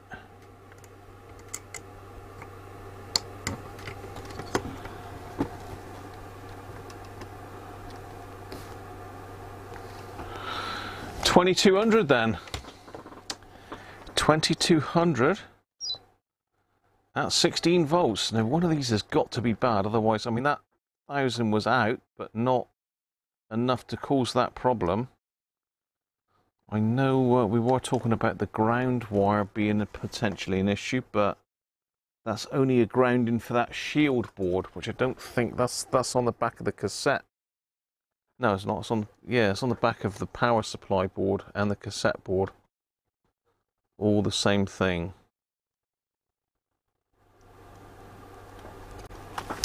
$2,200 then. 10% on 1,000 is 100. Okay, so yeah, you can tell my maths is no good, Paul. You need to help me out with the maths, mate. Are you the maths man? Somebody in here is a maths man, I'm sure. It ain't me. 2,300, Derek reckons. 2,430, the other Derek. Derek and Derek. Open circuit, that would be interesting, Lee. I think if it's open circuit, it wouldn't work at all, but definitely one of these caps has got to be substantially out to cause that sort of distortion.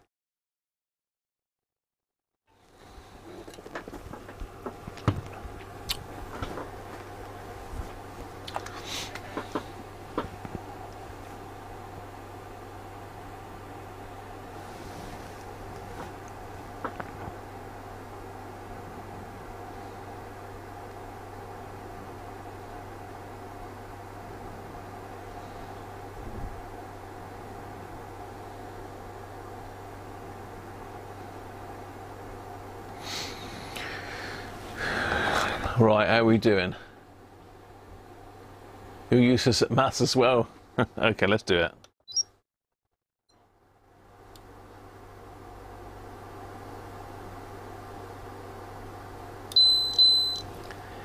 $2,631.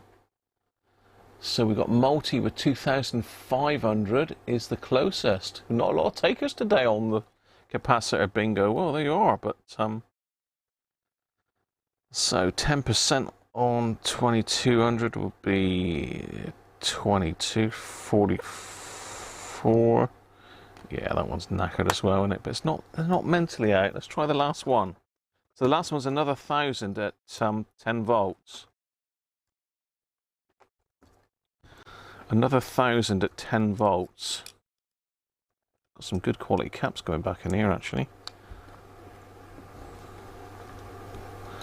Good quality caps are going to be a thing of the past soon, I think. So we've got another 1,000 at 10 volts.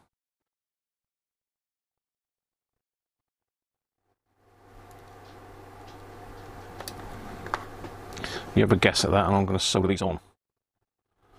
Bit of a funny angle for soldering, really.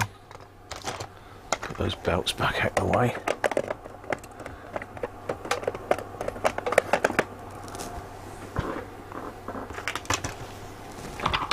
Bit of a tidy up.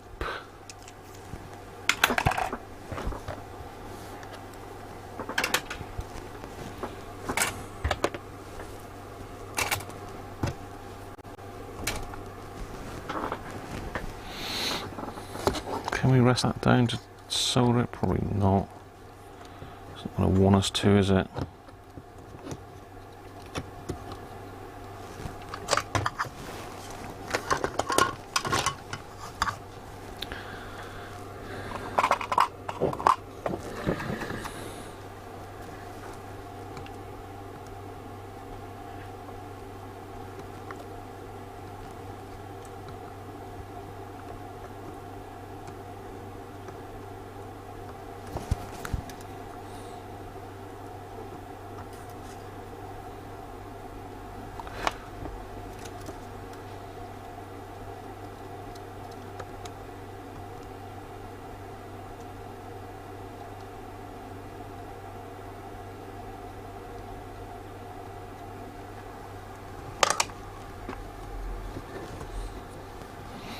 Right, are we done?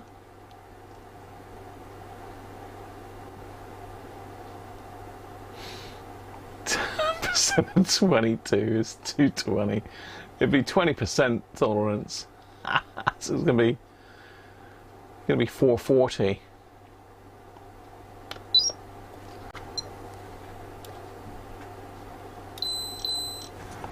So again, 1212 that one. Anyone near 1212? Got 1150, 1231, 1190, no, 1190. It's got to be Matamble, I think. Oh no, we got Anthony with 1200. It's Anthony Linonis. Linonis, it sounds Greek. Well done, Anthony. Only 12 out. So none of those are really, really bad. I mean, they are out of tolerance a little bit, but not enough to cause that distortion. In my opinion, it's going to be something much worse than that. I'll say I don't think it's that ground wire, because that's only the shield.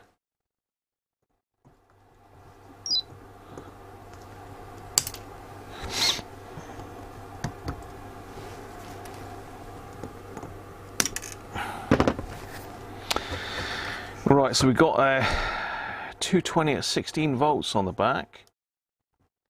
Seems shoehorned across that amplifier chip. So I wonder what that chip is actually.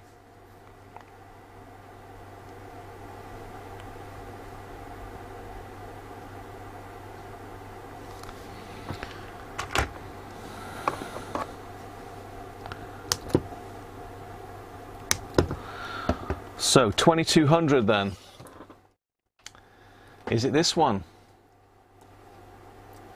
Oh, Lithuanian, Anthony. No worries, mate.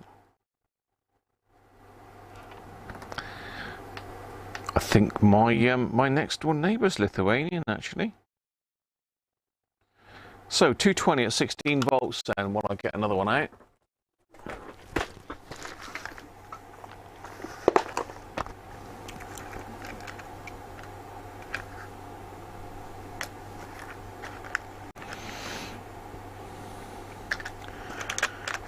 At 25 volts. Got 220 at 16, but it seems a bit. I suppose, yeah, it'll be alright. Let's put 220 at 16 in. It's a Rubicon. Ruby. It's a 220, not a 2200.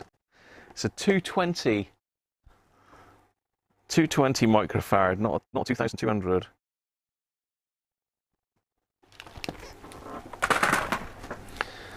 So it's a 220 if you want to have another go.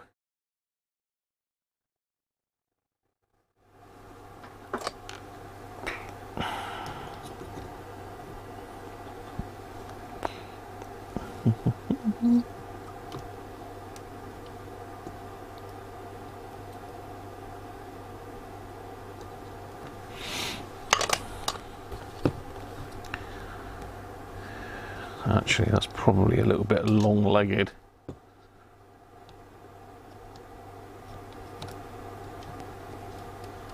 Stick him up here a bit more.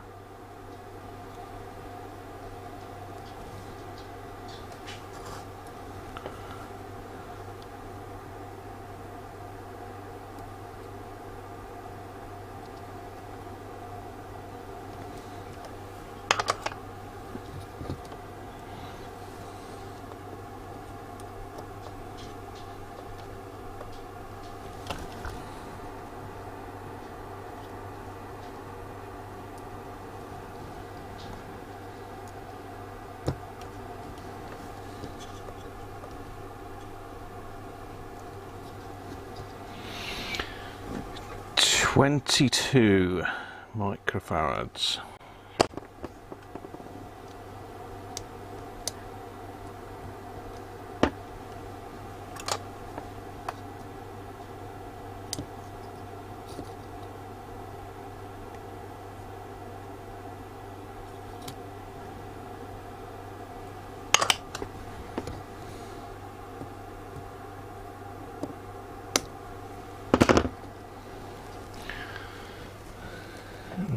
got a blob of snot on it. Let's just pull that up off the board, that pin.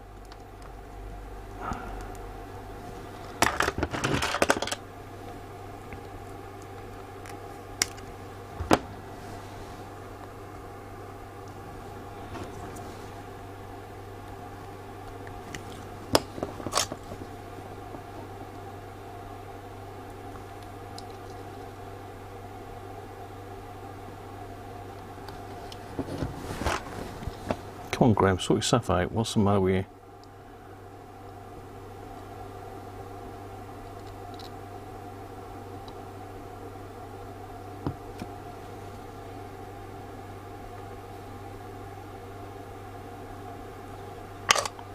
Right, how are we doing? Are we all done? 220?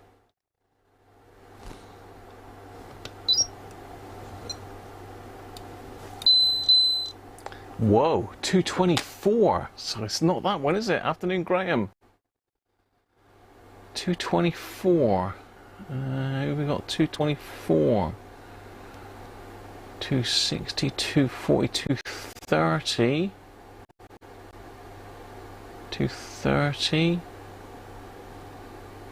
230s are closest so far. Chris, for the capacitor fund. So I think we've got a tie there with the 230ers, haven't we? Which is Les. Les and Carthor. A draw. So that's that one in. So again, that one's fine, isn't it? That cap, no issues there at all. So we're not getting very far as finding our culprit.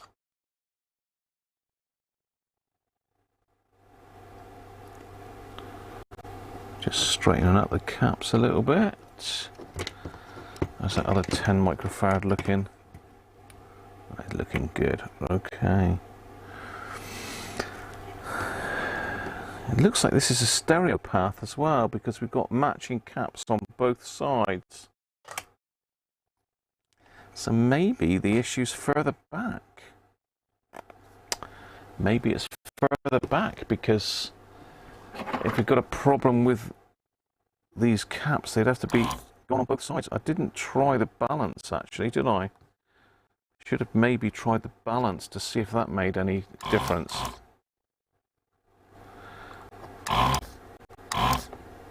So this next one is 100 at 16. So 100 at 16, people. We haven't found a really bad cap yet. 100 at 16 volts.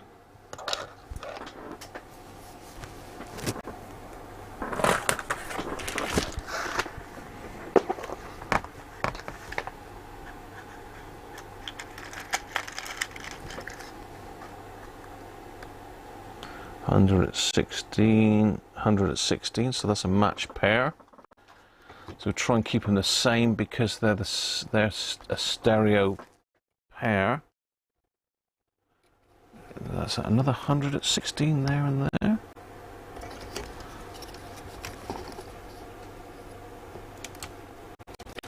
$100 at 10. Okay, so the 100 at 10. So we've got a pair of 100 at 10s. And the last two are 1 at 50.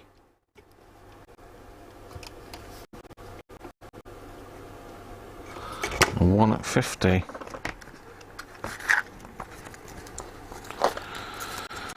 So that's all my caps out.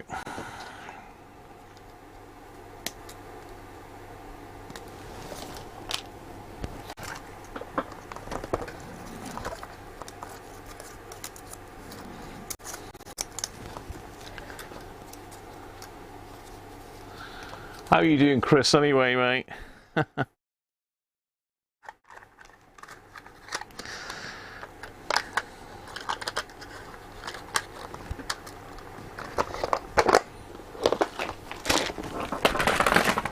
Right, let's push the button.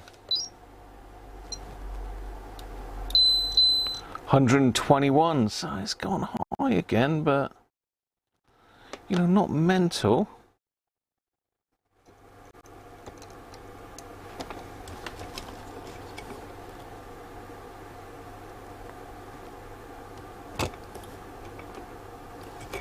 Let's take the opposite, let's take its oppo out the other side.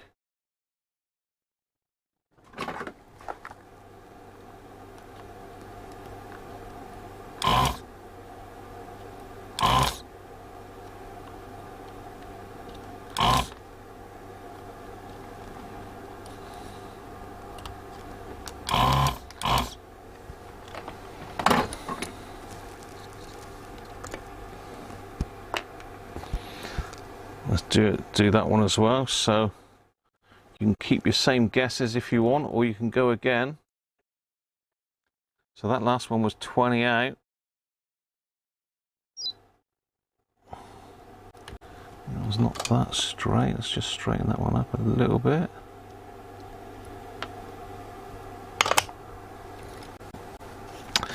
So okay, then another 10 at 16. So two 10 at 16s then. That's that one. Let's try this one. Like I say, I should have really experimented a bit further before diving in, but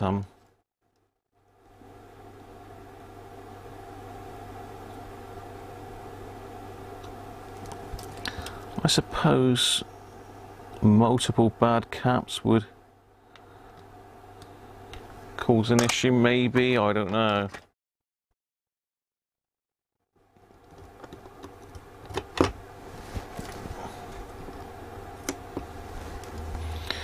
I certainly would have thought that the amplifier was the place to go for poor audio.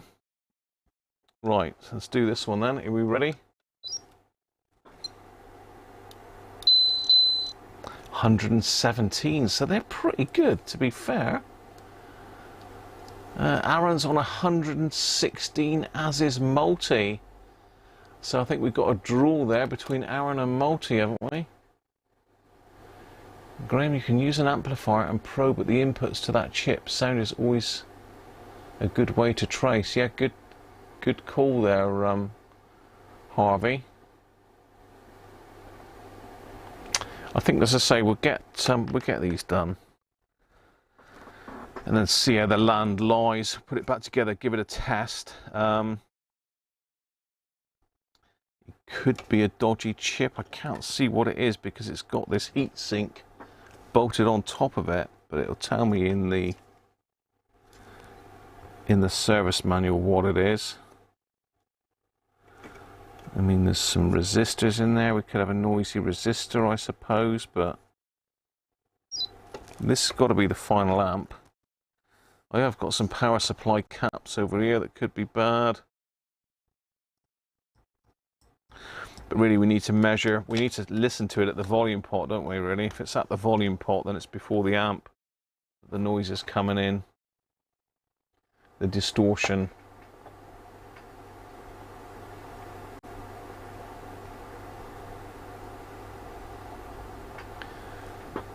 Cheers Paul as well, the other Paul, for the PayPal tip. Thank you very much, Paul.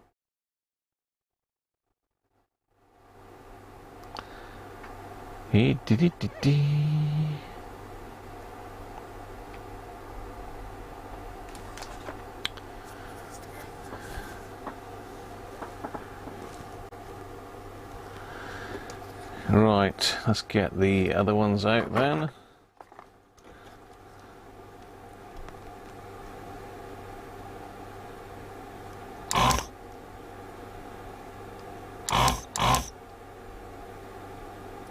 Come on.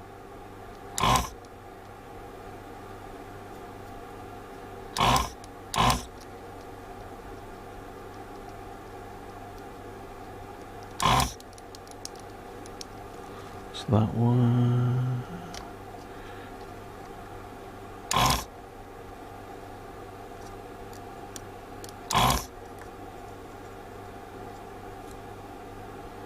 So it's bridged across there.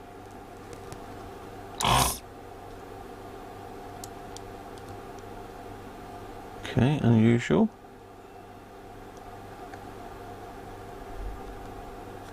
Come on. Regain your temperature, iron.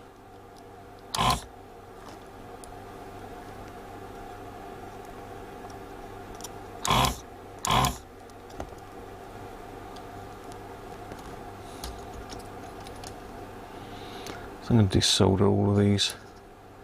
This makes it a bit quicker.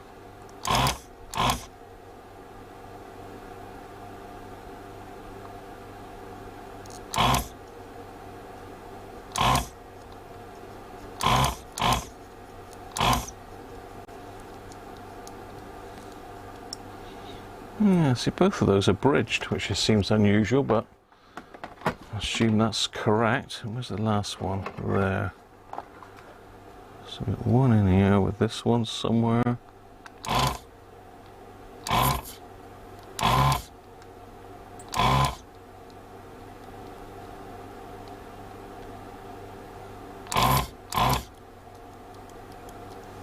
Right. So it would be nice if one of these was the culprit, really. So 100 at 10 volts this time. 100 at 10 volts. So you have a guess at that, and I'll get that one changed.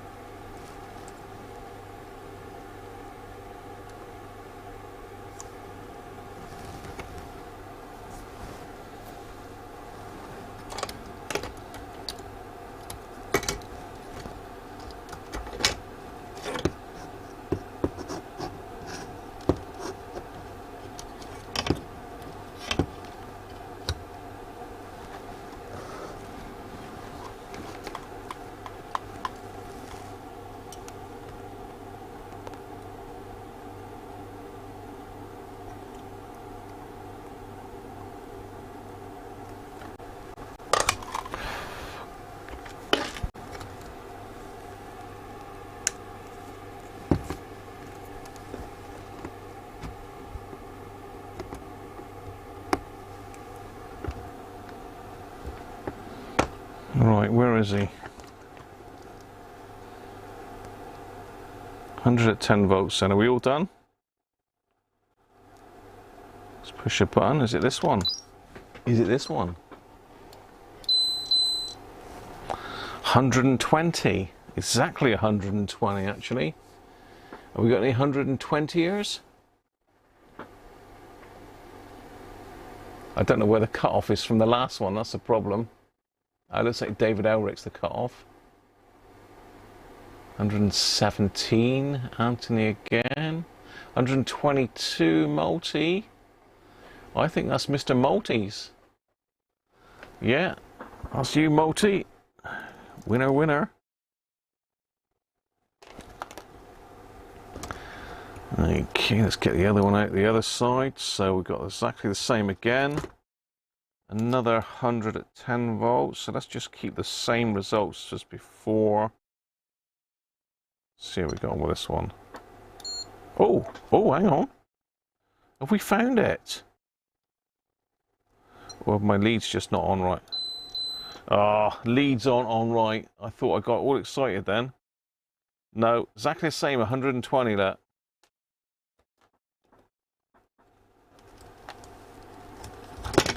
Hmm.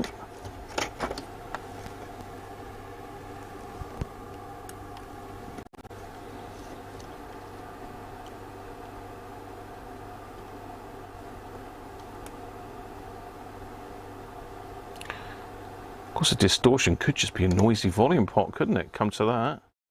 Or a noisy tone control. Could be anything like that. Not necessarily caps.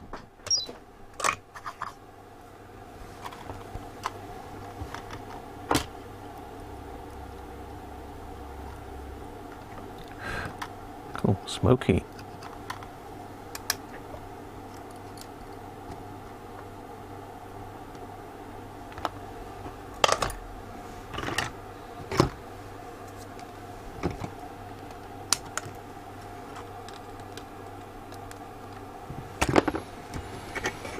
Okay, so we've got a one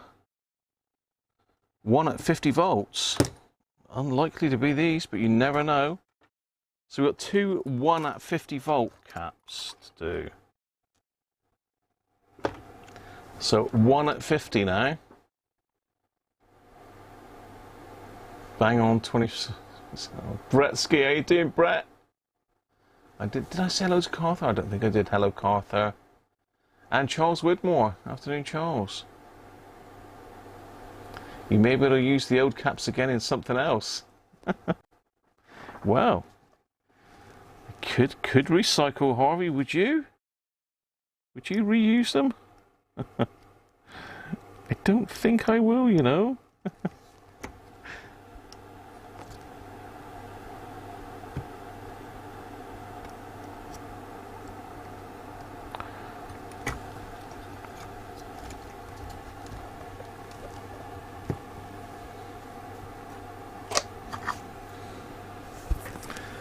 So 1 at 50. We've got two of these, so we'll do them. Actually, that's got to go bend across. Is that? Let's solder that first, and then let's see if that track is connected or they're bridged. They were bridged for a reason.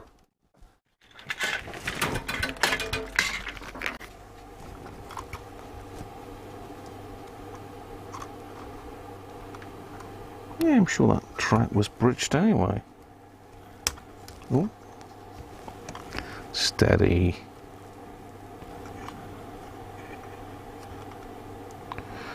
Would you look at that? I've gone and resoldered on. Oh dear, come on, Graham, concentrate.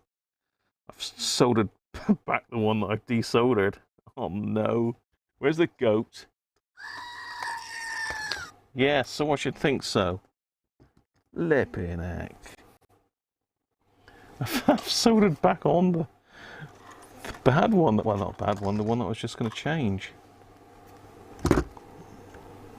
Dear, oh dear.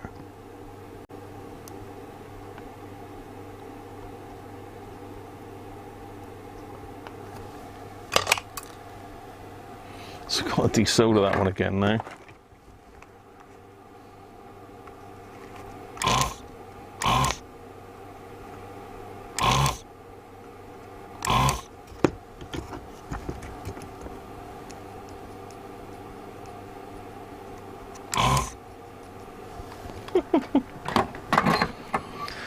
Okay, first one then, 1 at 50. Have you wanted to go?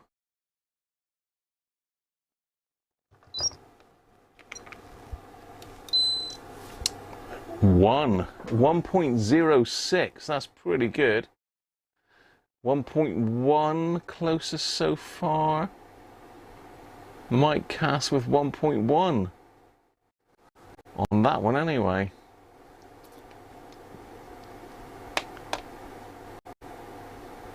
Yes, as they're not bad. Well, I can send these to you, Harvey. They might not be bad now. Certainly they have raised. Their capacitance has changed. Well, some of them are. That one's pretty good. I mean, 2 ohms ESR is fine for one of those. Let's try this one then.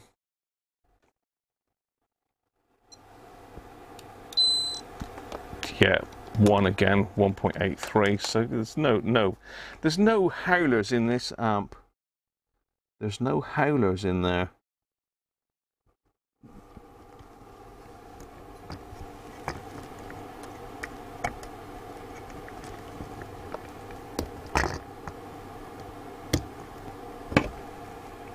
Just broken nail.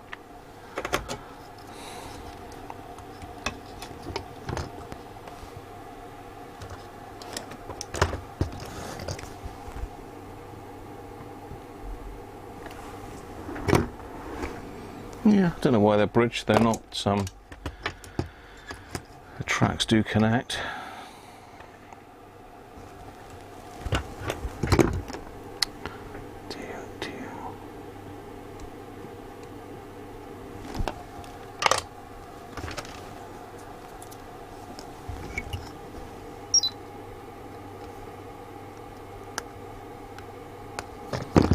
So, unless we've got a noisy chip or a noisy resistor, I can't see any major issues with that amp at all. But it is now fully recapped, both channels.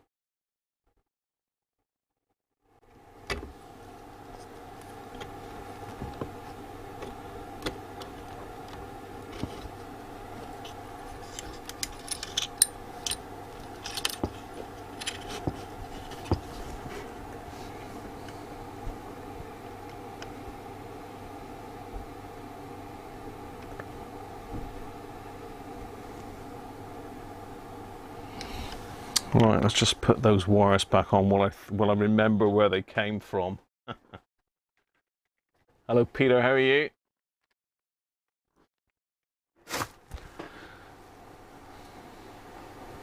So I think that was Mike Cass on both of those with 1.1.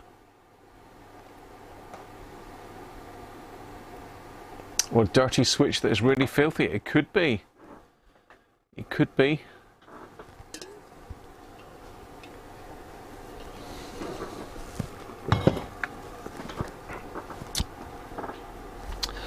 Right, let's just put these wires back on.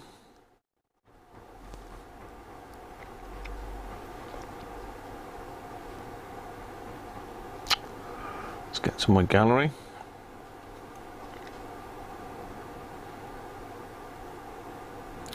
So red is pink, or white is white, and G is yellow, or ground. Steady.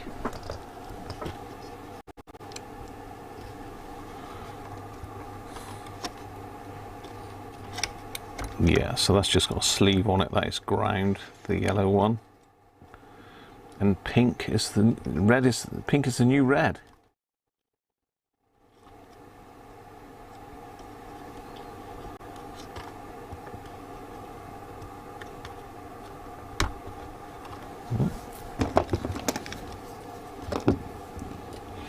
Because the distortion was on the tape and the radio, so it's on both circuits.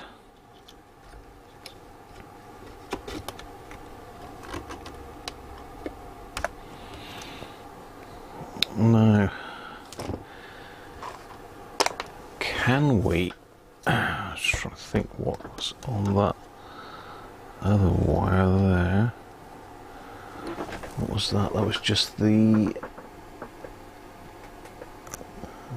So that's the battery supply. That's not going to affect it. And the other one was the microphone and the speakers. So have I got a speaker headphone socket in this thing anywhere?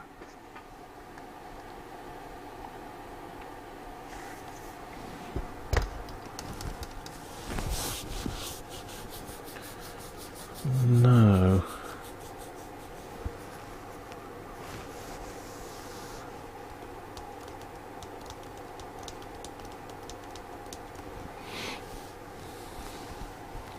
I can certainly get to all the pots now. And they're all, well, no, it's only the volume one that's a dual pot.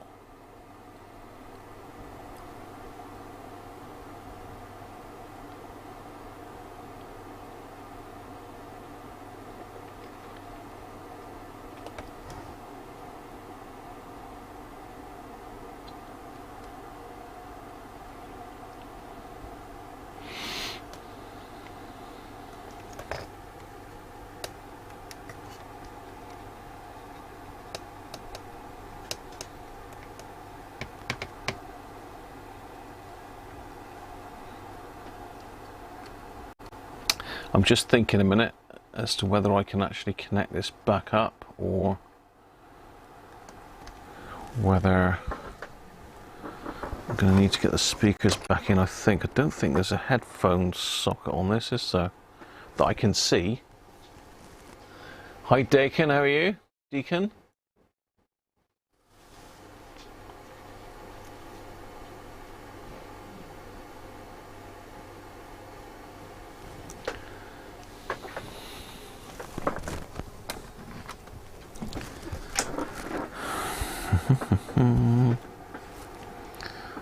Yeah, that's the microphone, I believe, so we don't need that one connected, but we probably could do with having the speakers connected, couldn't we?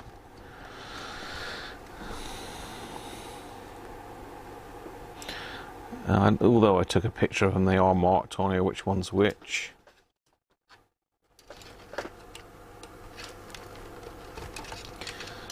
And then we can do the balance if we got the proper speaker in.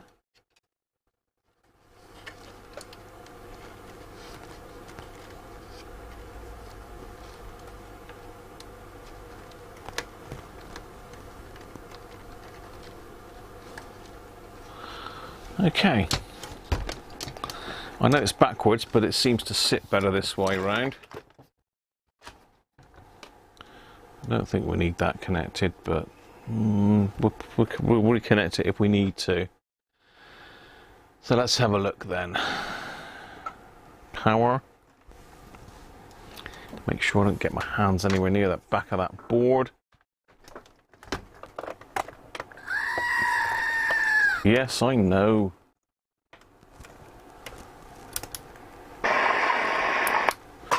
Right.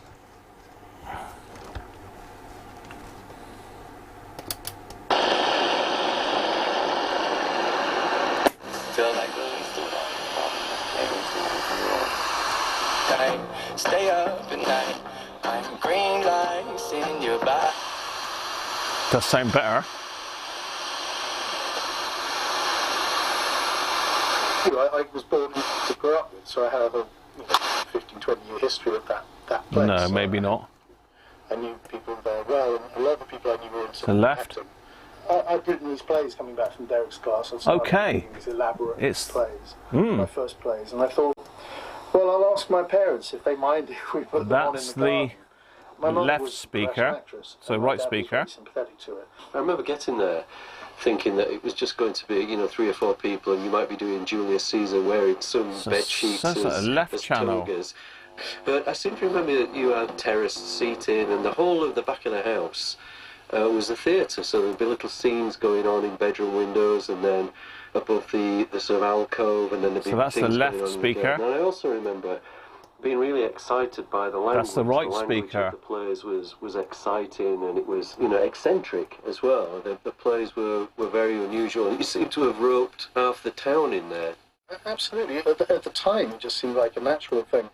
But looking back at it, it was a real window. I mean, Welwyn Garden has a history of that kind of thing. It's only 100 years old, and at that point it was 75 years old. And so it's the left a lot channel. of people who founded Welwyn Garden were sort of quite utopian thinkers. They wanted a place that was green, they wanted to get out of London, the poverty of rural England at that time. So there was a conscious Newtown Garden City effort to make something else. And theatre was, a lot of them were into putting plays on. So they were putting Shakespeare on in the woods, like before they had a bank up and running. And there was strong... So, is it the speaker? Very strong music and dance and all So that. let's have a listen to it at the thing I thought speaker. about later is that to get all those people in their 20s and late teens, whatever, coming to rehearse for 8 weekends in a row in the summer, that was only viable maybe in the 90s, because after that, I mean, I went to live in America for 10 years, and when I came back, it's like the British had discovered how to enjoy themselves in the summer, and there were like 58 festivals every weekend, and I could never have put that on in that after the 90s. Too much else to do. You couldn't do it now. You live in the middle of London next to a canal. You could To the Merchant to Venice, maybe. And your mum's still in that house, isn't she? My mum is still in that house. I'll tell you this. She won't mind me telling you this, but yeah, she's at advanced years and her memory gets complicated. You know, our memories get complicated. Her mother was in the original London Awkward on stage. This was like the high point of her theatre career. And she loved having me doing these shows in the early 90s. You know, her other two sons, my brothers were in them, lots of our friends were in them. And the house might be the speaker. Literally every room except my parents' bedroom was used for... Let me go and get another 4-ohm speaker, because I bought some 4-ohm speakers the other day.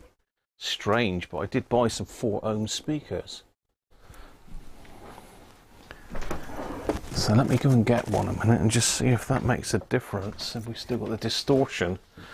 It's difficult because the speaker in that signal tracer isn't great.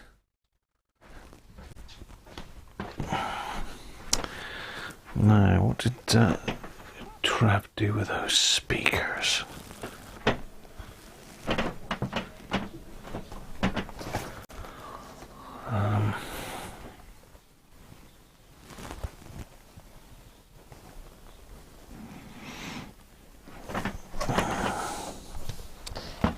Down on the floor, okay.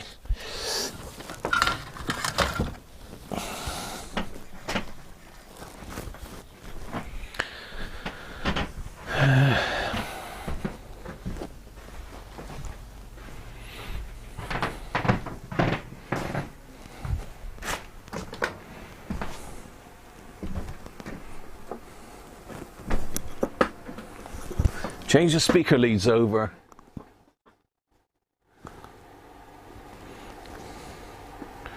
It looks like these speakers will just drop in there as an exact replacement. So somebody just had a good idea, which is pretty logical really. I've got some more 4-ohm 10-watt speakers if necessary. I just pop those out the way so I won't kill them.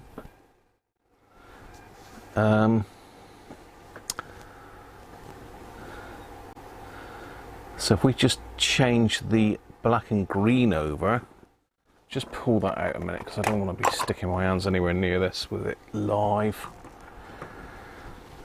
So it looks like that's green and that's yellow. So if I change the yellow and green over, that would put that other speaker in line.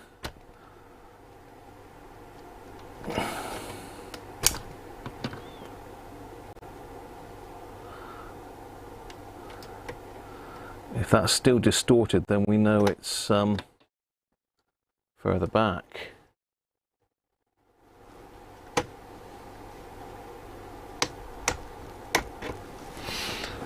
Logical really, isn't it, Graham?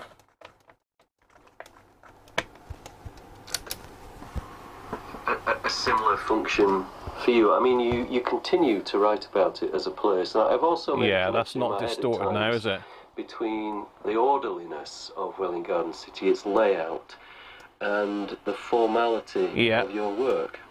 I think that was probably subconscious. We have a knackered speaker. Then it becomes conscious and then you just try to run with it. That's fine now. It to be in the way.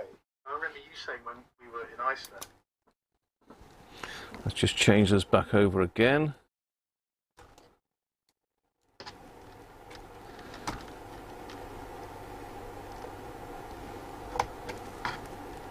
So I don't get confused, because I'm easily confused, as you know.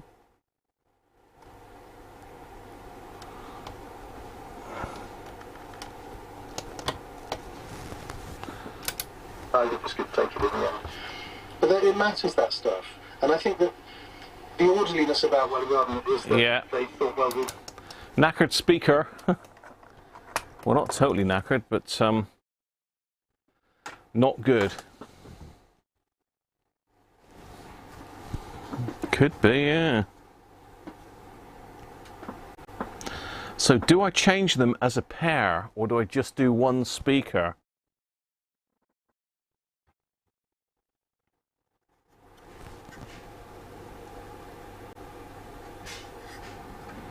That's a little bit of a coincidence that I bought those in. I mean, I bought them in and they're not really that great for what I wanted them for. They're not really the right size, because I've got a boombox in there that I'm working on that needs another speaker.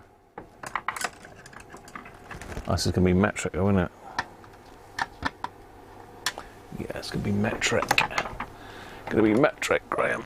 That one. Nope. There's that one.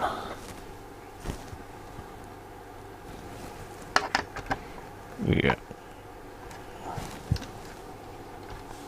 Change the pair. What do you think? I mean, it's John's radio. John, do you want me to do them both? Well, they might not sound as good as the Grundig ones. They should do, because they're higher wattage, but these will only be a 1 watt or something like that, I expect. Magnets look about the same size.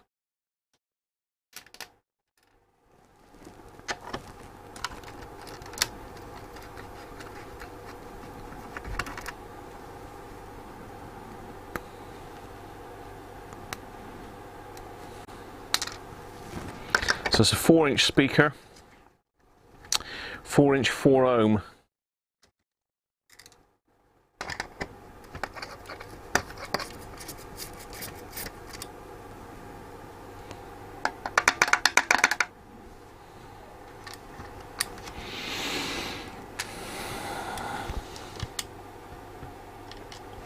Magnet too small.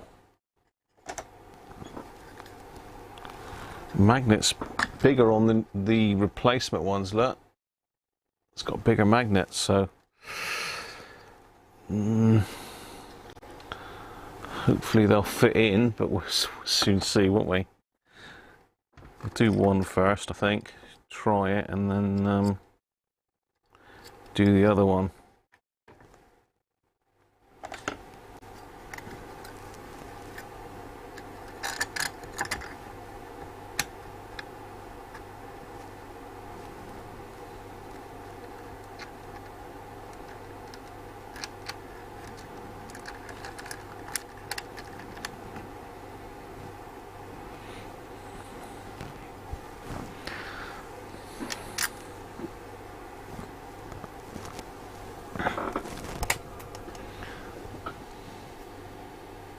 Do a David Tipton speaker. The new one might have a different frequency response. So yeah, we probably would have to change them as a pair, wouldn't we, just to match up the sound. But let's see if this cures the distortion first, shall we? Then we can make decisions on changing them both. If it clears it up and it still sounds good, I'll change them both. If not, we'll have to...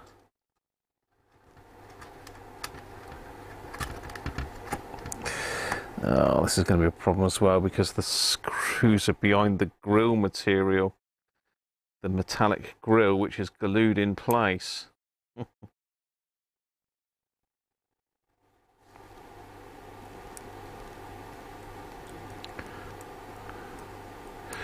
And the screws are not glued in place, if you know what I mean. So they're not captive screws, they're just turning around and around now that I'm trying to undo them. Change them both, John? Yeah, I think so.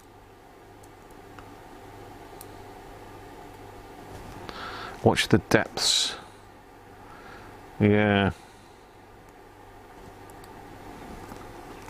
And once this one's unsoldered, I can compare it like for like with the other one.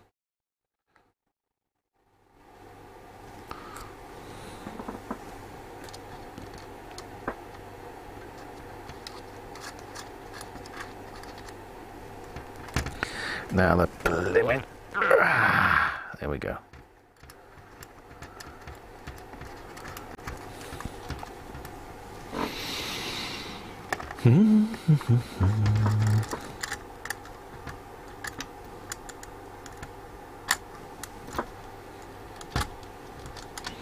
Bit of a coincidence that I had those here in stock, wasn't it? They literally only arrived this week. Lucky for John. Well, saying that, I could still order them in, but just delays the repair, doesn't it?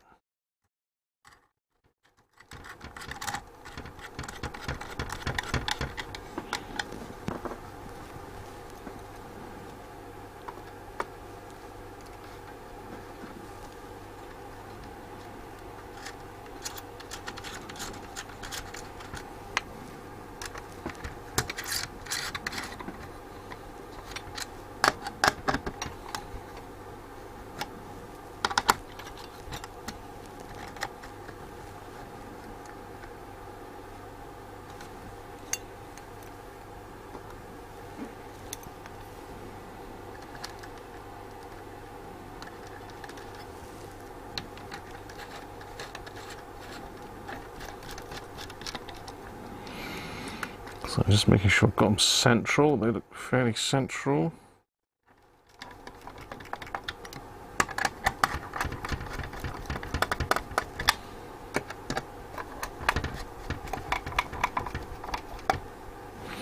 No lock washers on them, just this Loctite muck.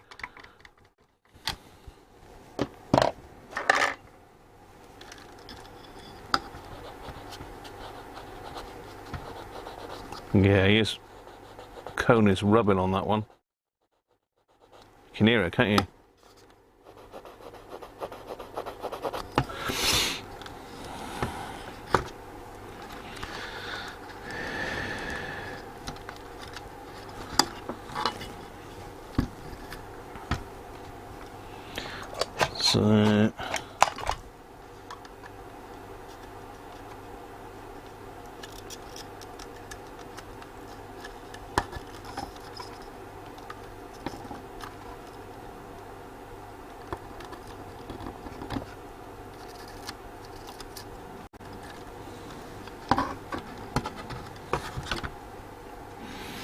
So I was sort of worrying about the speaker cone then, but of course, ow, bloody hell.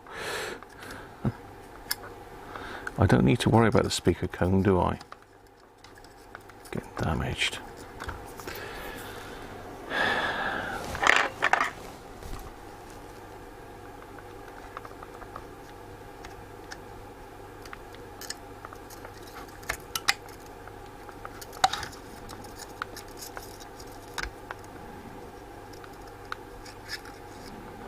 Okay.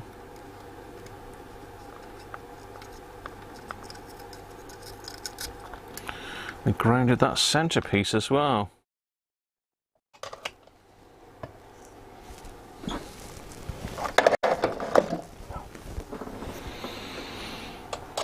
So, I don't know, I suppose I can stick a blob of solder on that, can I? Right. Where's my flux gone? Where the flux is the flux.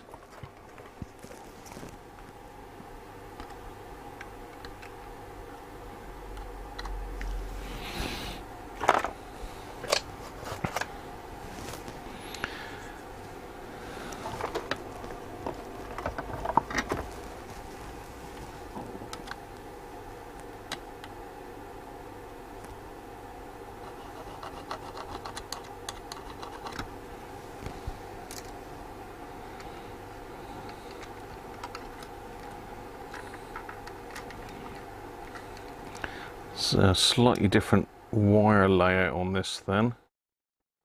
Bit of a stretch. Yeah,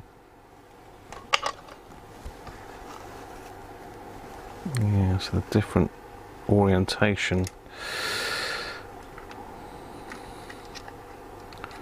I'm going to have to solder that into there.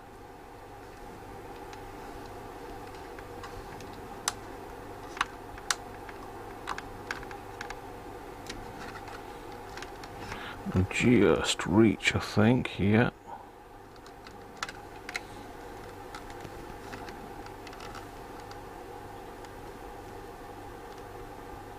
We will do it anyway, apologies. Just notice it's got sockets for external speakers. Yes, it has.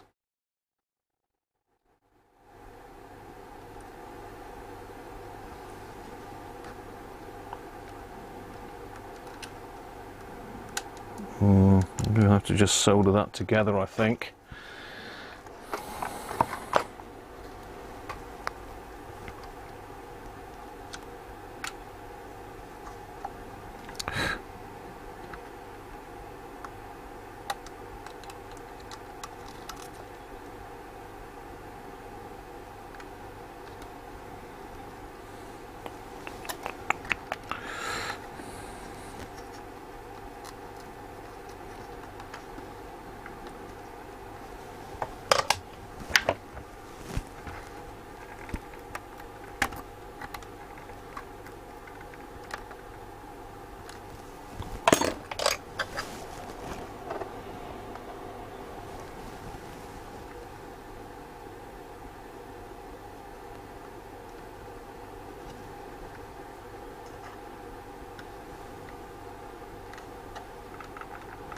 Yeah.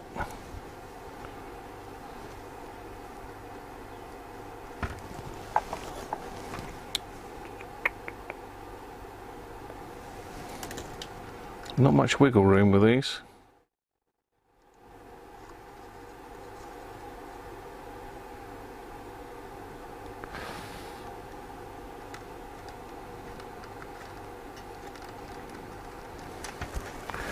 That one I can tidy up.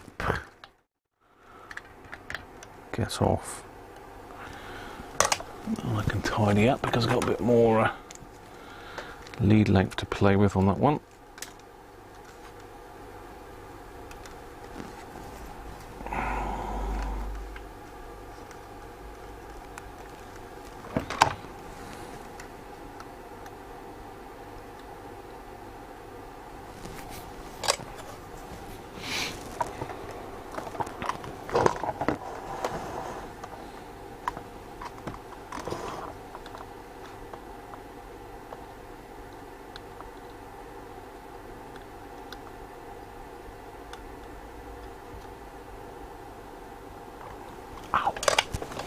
Right, let's have a look, see what the new speaker sounds like then.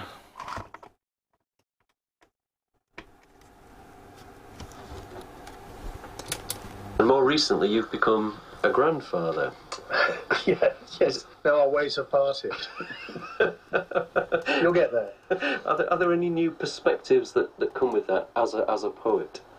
Yeah, well, there's a certain infusion of delight and joy, and me becoming a grandfather and Alfie having a baby was in the first lockdown. You know, basically it illuminated the bleakness of that in many ways.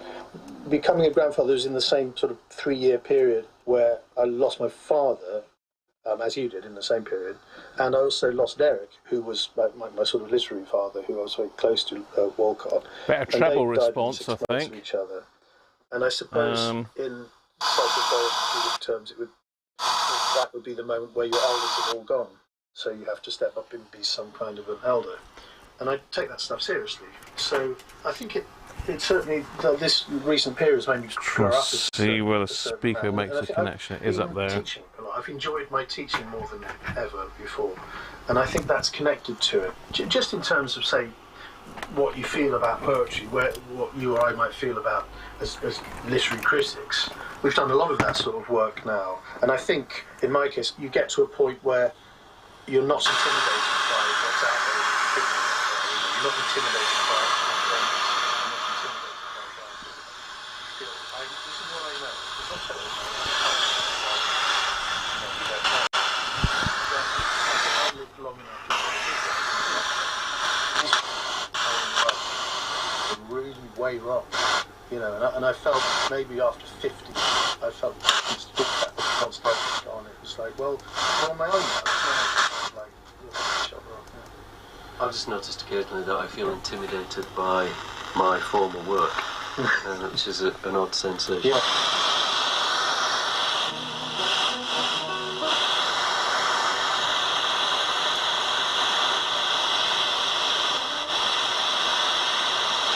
Speaking of time, it's...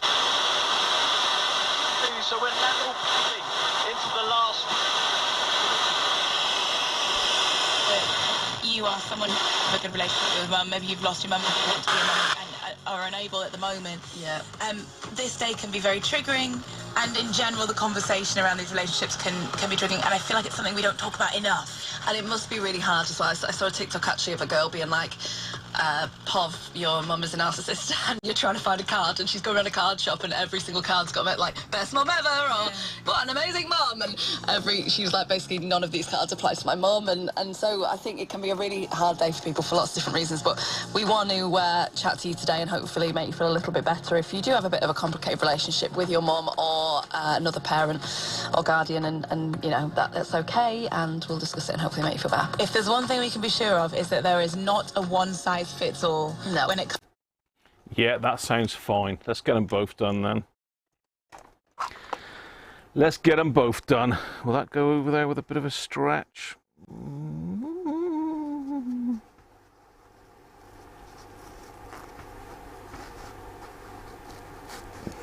Let's just hope that that doesn't foul the case. That's the only thing, isn't it?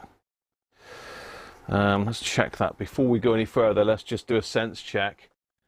Thanks, John. Let's just do a sense check and make sure this will fit the other way.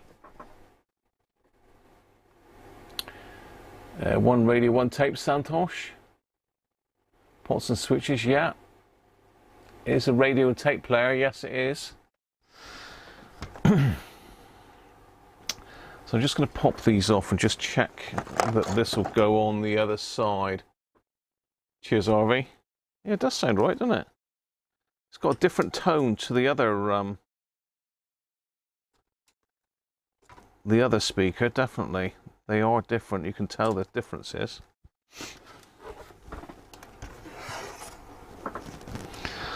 So, this is the moment of truth. Well, that one looks like it'll fit. The other one might be a bit tighter, though. Let's try this.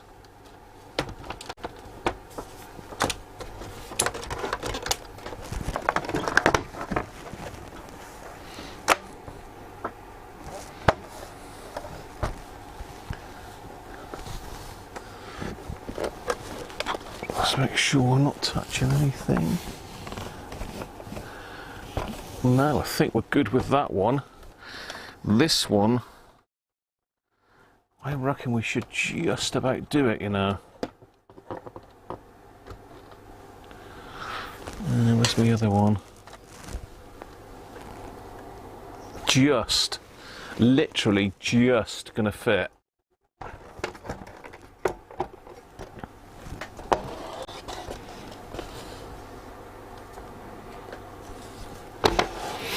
Okay.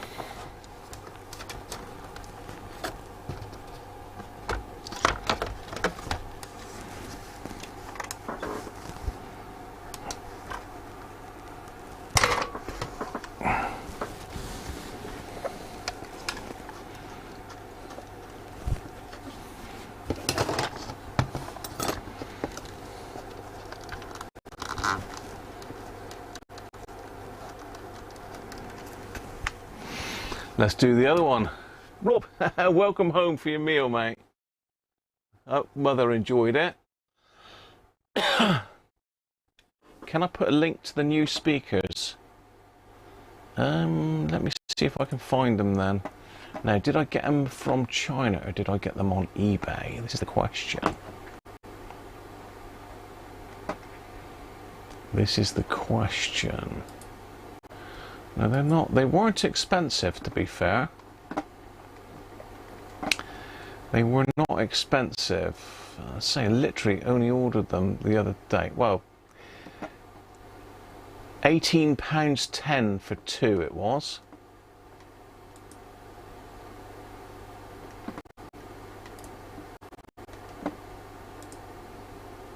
It wants me to sign in now, doesn't it?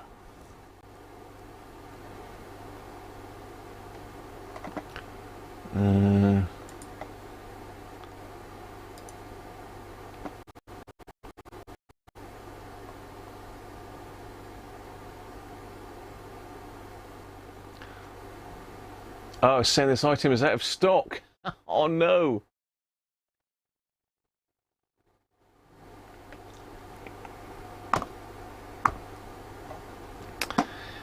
So this was the speaker, $5.99 each plus $4.99 postage.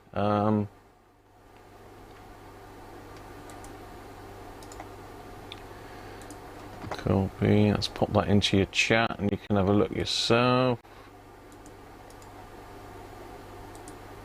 Hi Andy, how are you?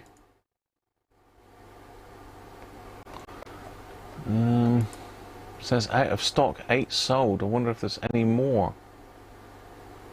Golden Mango.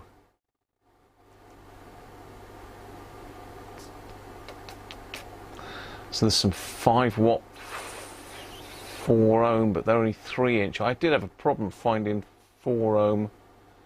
There's a pair there, look.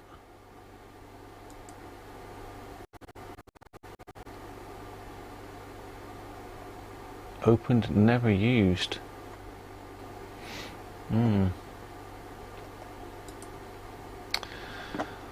Yeah. I mean, there were other ones, but that is the ones that I bought.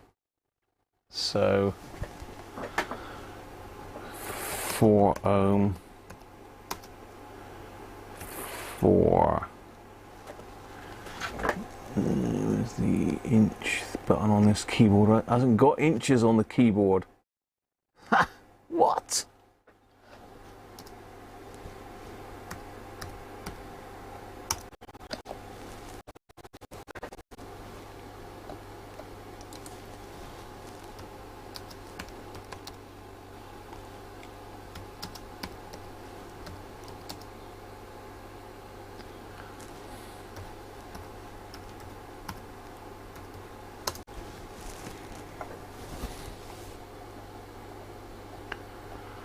Trying to see if I can find any more.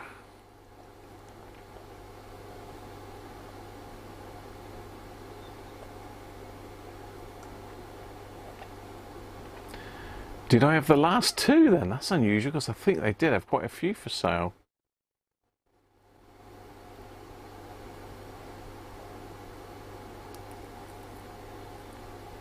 Three-inch. 4-inch, 5-watt, 4 ohm, 4. That seems reasonable, doesn't it?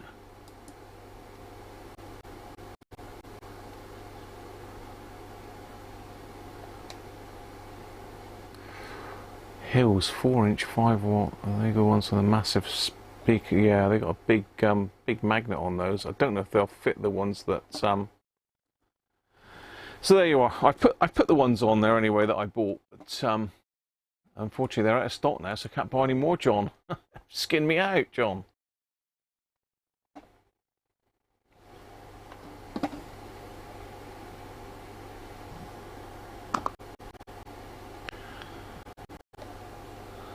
So, yeah, £18.10 including the postage. I got a discount of 36p because I bought 2.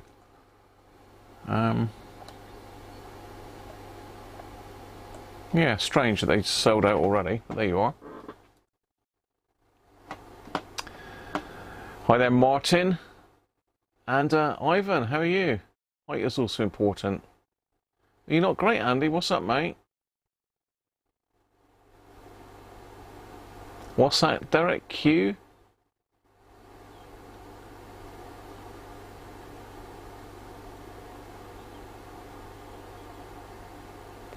Worth taping the back of the other speaker to avoid possible shorts. Yeah, good call, Paul.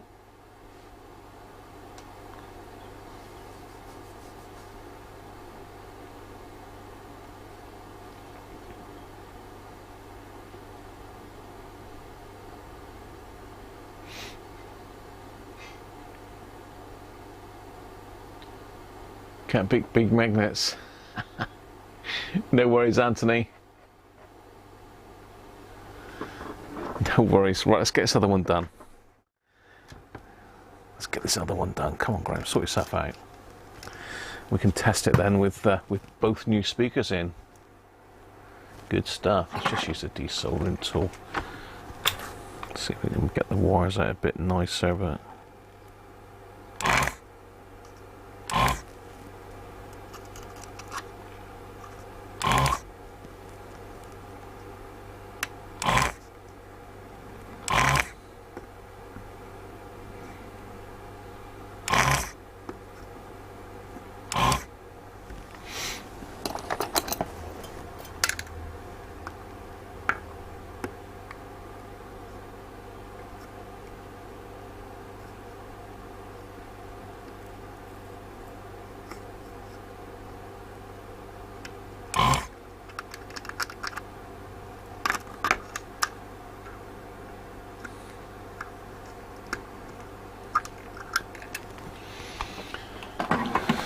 Okay.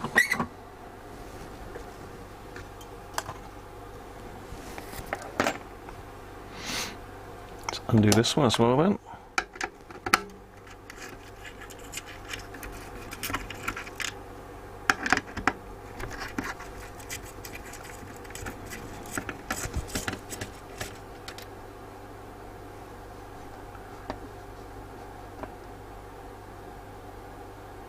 1,000-watt cars, yeah.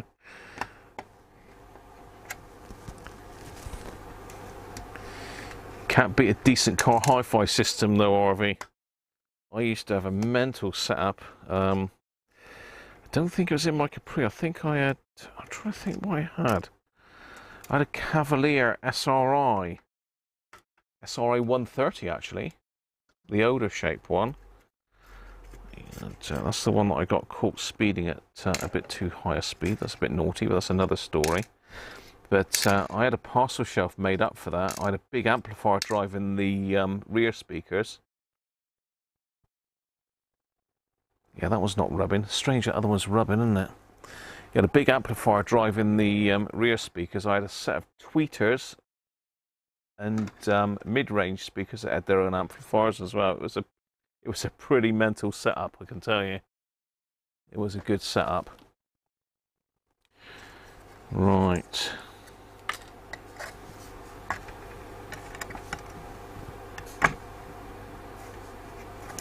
I didn't expect to be putting new speakers in this, John. That is a bit of a turn up for the books. No, Mrs. Cruncher's chucking stuff about downstairs. Yeah, I didn't expect to be putting new speakers in this. But there you are. You know, just as well I had them in, really, isn't it?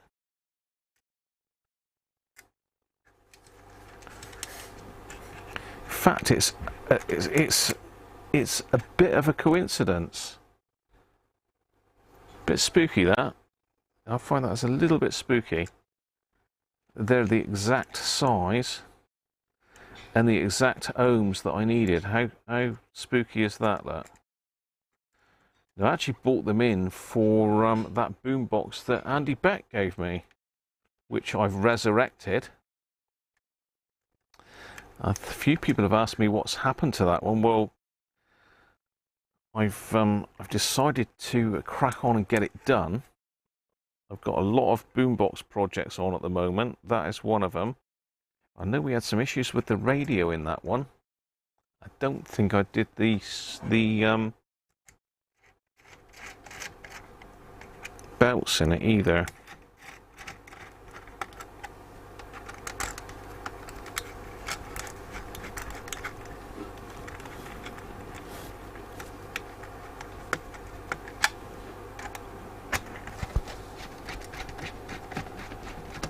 Yeah, we'll save it, yeah.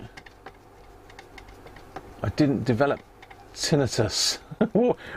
Oh, with the speakers in the car, yeah. It was a bit of a mental system, to be honest, Harvey. But then back in the day, you had to have the big stereo in the car, didn't you?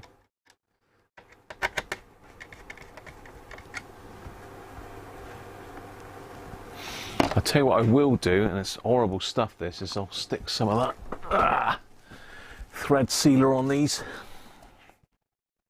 This stuff is getting everywhere, it's leaking for some reason. So this is is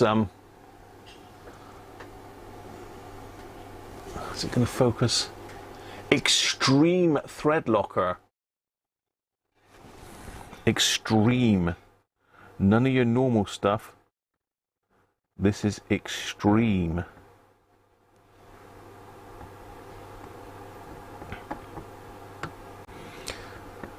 It's horrible stuff, gets everywhere.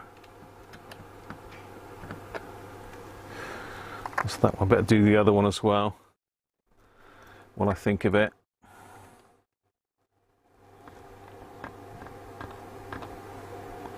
Galoop it on. Extreme.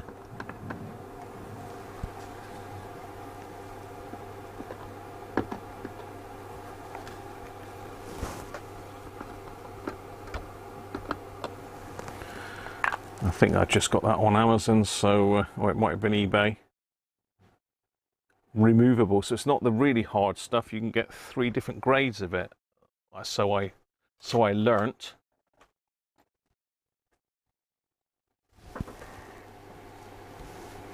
Yeah, I had a parcel shelf made up for it, Les.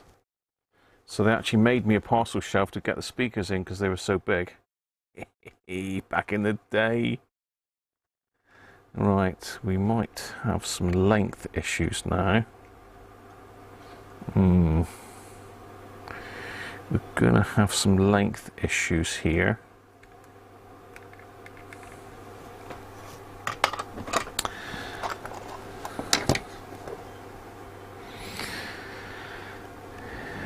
I never had one of those big speakers in the boot, if you know what I mean. A lot of people put a subwoofer in the boot, don't they? But I didn't do that.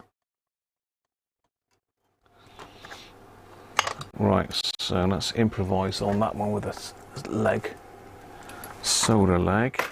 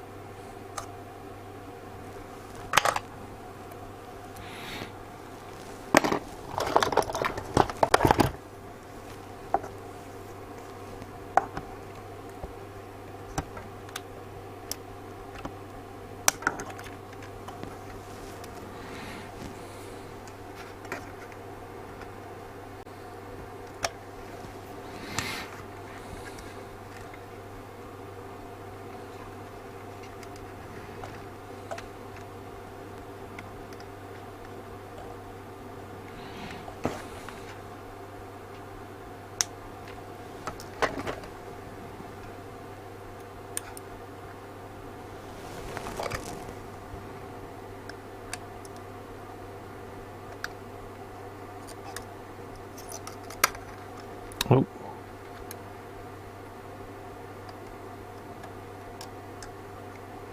No, I'm just going to solder it on the top.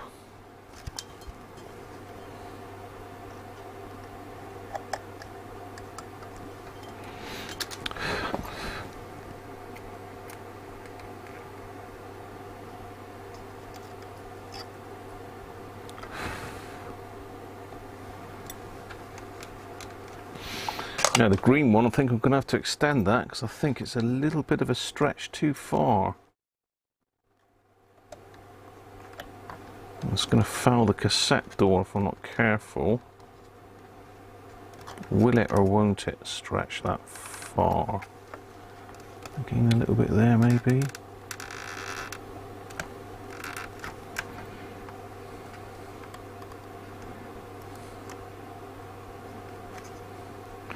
Can solder it up there. Let's save joining it. I don't really want to join it. It's a bit rough, doesn't it, joining it?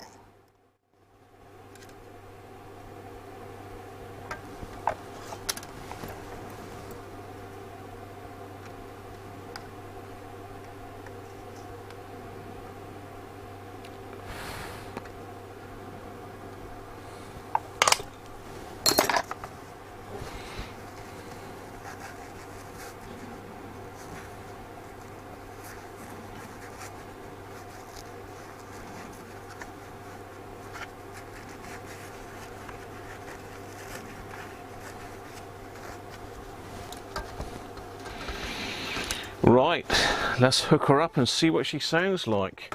Although I think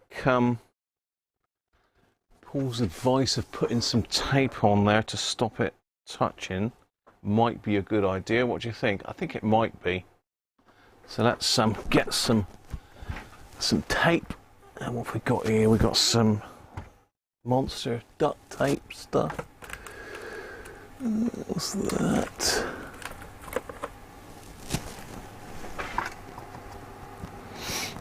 Yeah, okay. So just in case it's quite close to anything, we'll stick some Captain tape around the magnet, and then I'll put a bit of that black tape on the back, just to be safe.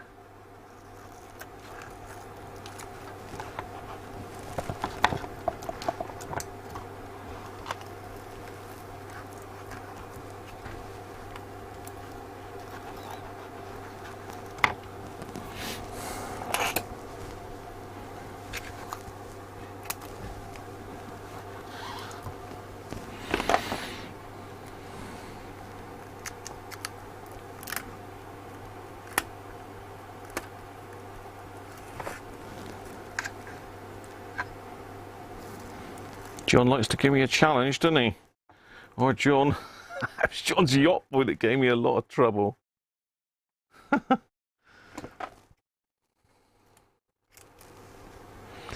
Remember the old yacht boy? That was a bit of a beast, that was, wasn't it? Okay.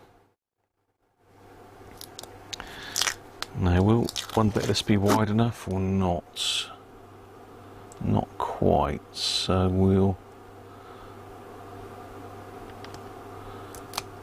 do it in two and then trim it, I think. Let's get the bigger scissors.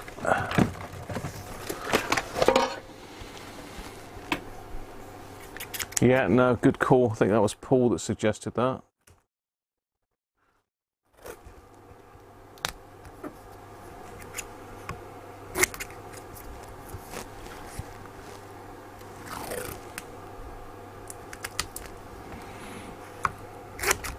This is proper duct tape as well, so that ain't going anywhere anytime soon.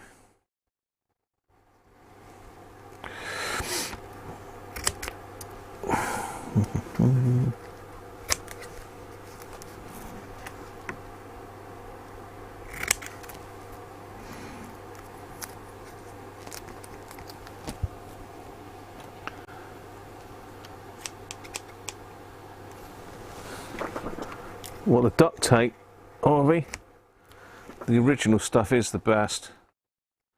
Mind you, that Gorilla tape's supposed to be pretty good. Not tried the Gorilla tape, but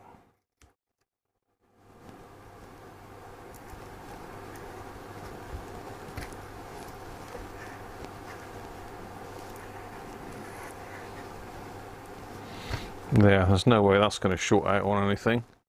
I don't think it's going to affect the sound at all, is it?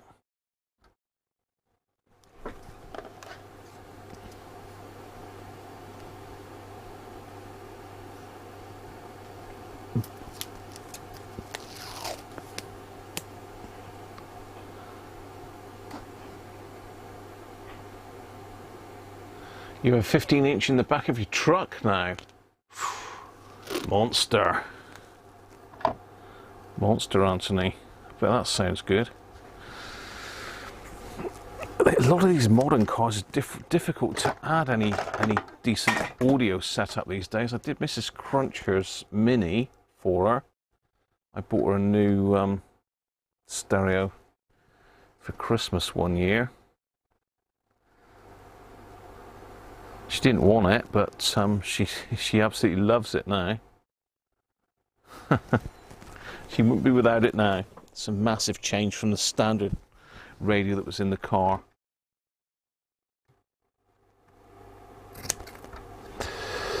Just neaten it up a bit.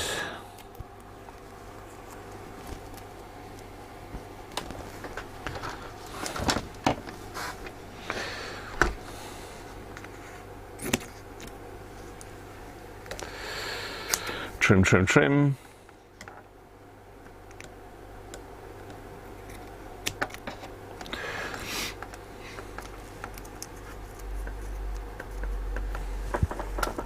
Got a little bit stuck there.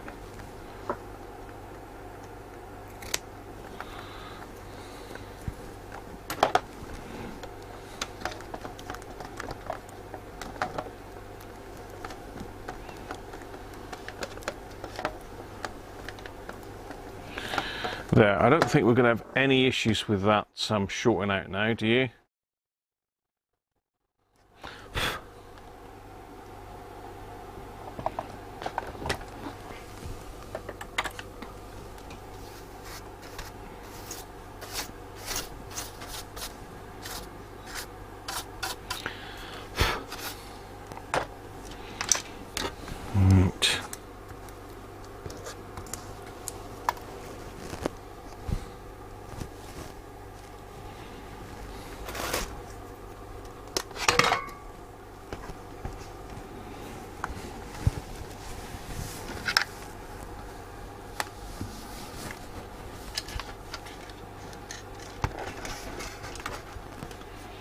Fingers crossed.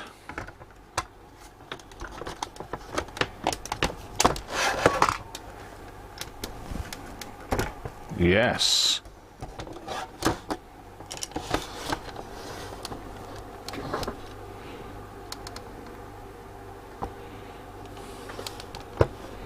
That looks like it fits very well, actually.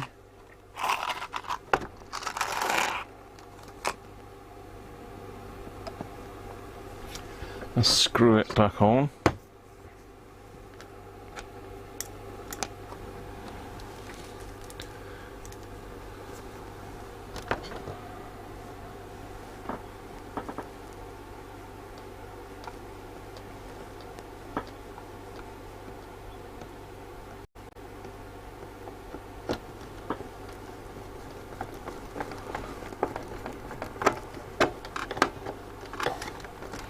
That's more luck than judgment, I think.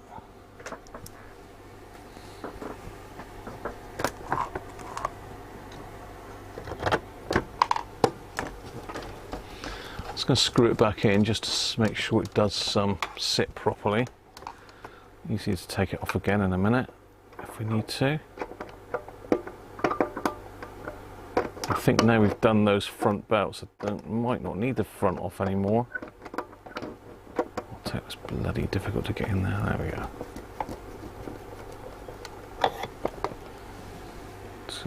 There's two. Was that one there?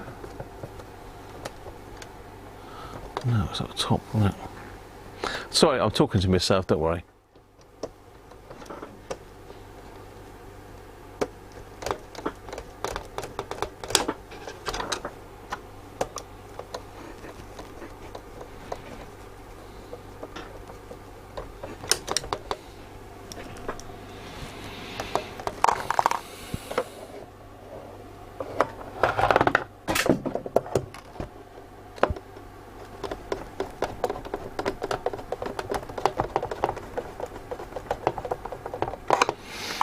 Right, let's put these back on and we'll give it another try.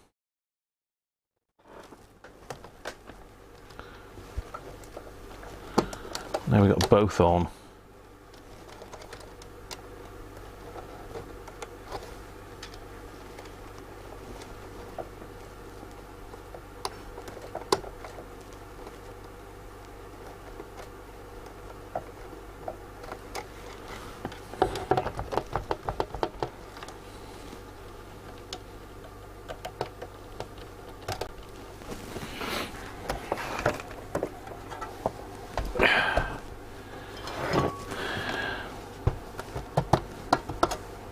Nice, nice, nice.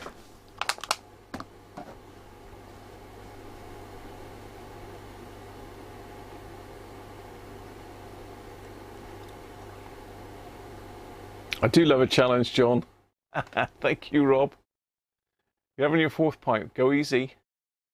Oh, the thread locker, Harvey. Yeah, there is different stuffs.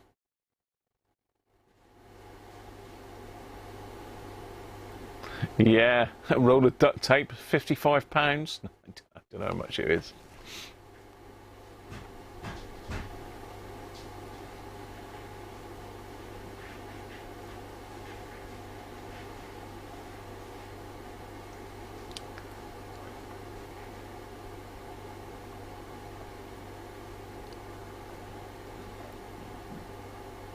Was the funky speaker on the same side as the aerial? It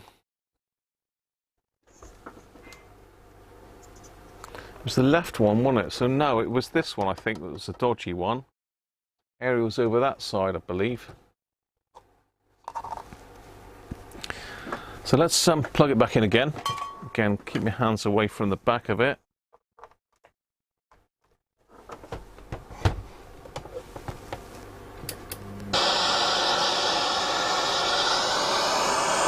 And introduced her to my first boyfriend.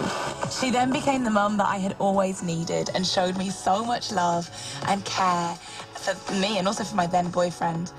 Unfortunately, she suddenly passed away a few months later, aged just 39.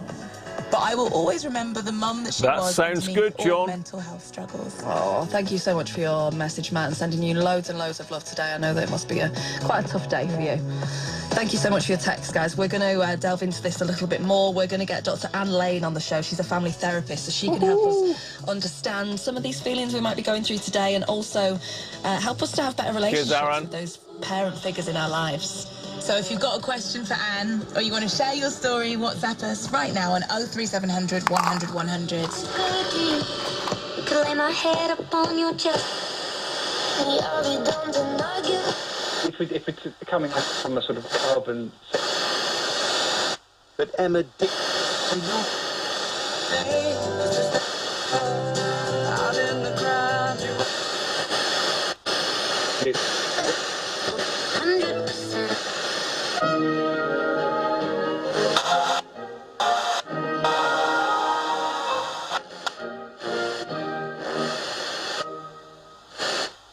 The opening of high flooding is, well... Now, here is a fabulous new recording for Classic FM. The pianist Andrew Brownell has released a brand new album of music inspired by the night. There's no aerial at the moment. Wonderful composers on it, the likes of Brahms, Beethoven, Barber. Let's see if we can get a decent aerial set up here. I thought we would enjoy Chopin. Andrew performing Chopin's Nocturne in C minor, number 1.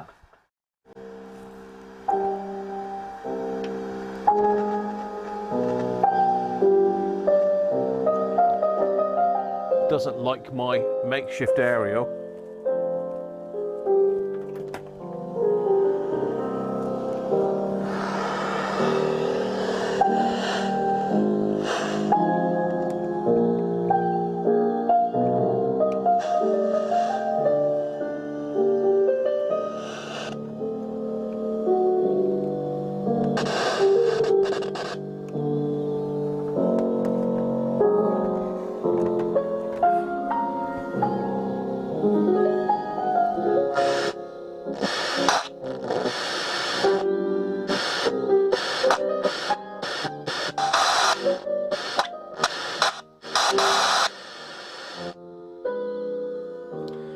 Struggling to lock onto the stereo signal for some reason.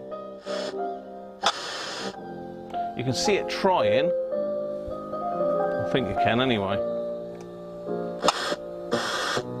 If you watch a stereo like here,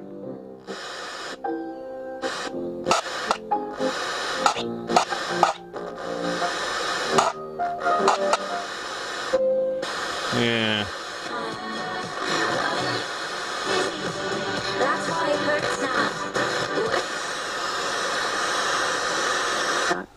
Sending to some whose 20s also for the Great Depression. Calling in support of comic relief. Now, you know we like to go big for comic relief here at Radio 2. Well, this year, Big doesn't even cover it. You may be aware that tickets for Eurovision went on sale last week and sold out in 36 minutes. But we have managed to get our hands on 2 tickets for the grand final in Liverpool on the 13th of May. We'll also cover your accommodation and contribute towards your travel. And that's not all. You'll also have a meet and greet with Radio 2 Eurovision royalty, Scott Mills. Live by which 53... Ray is hanging out on the...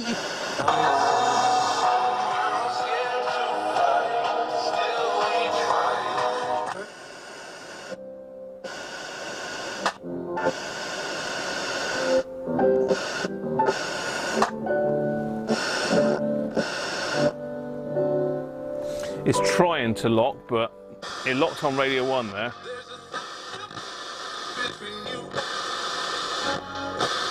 That's right.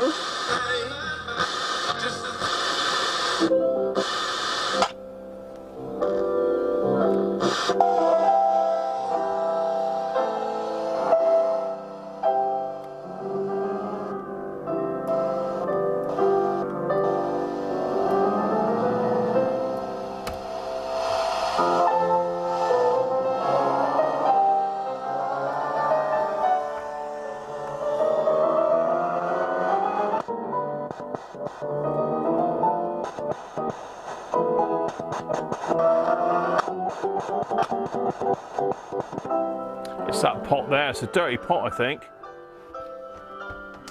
Let me give it a squirt and see if I can make it lock.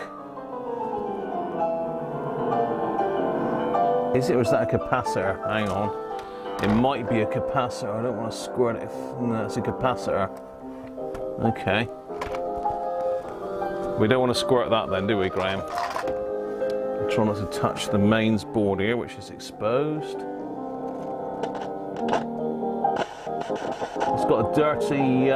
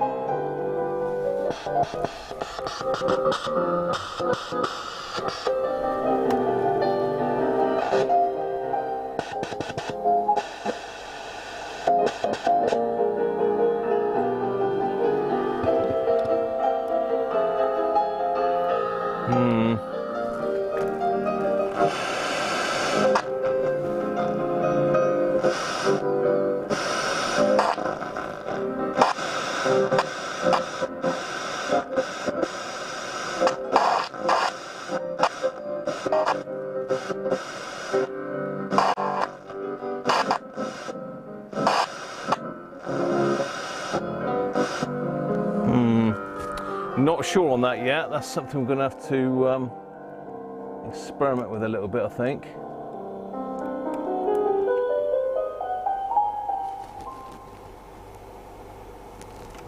There's only a fraction out. Anyway, let's try the tape now, see what that sounds like with a decent speaker in it. Where's me hearties? Where have you gone, Long John? Oh, got backache.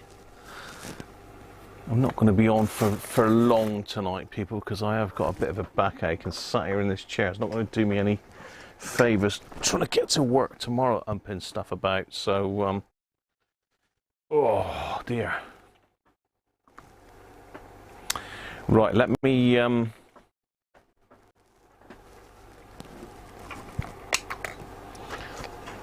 find me tape. What did I do with that then?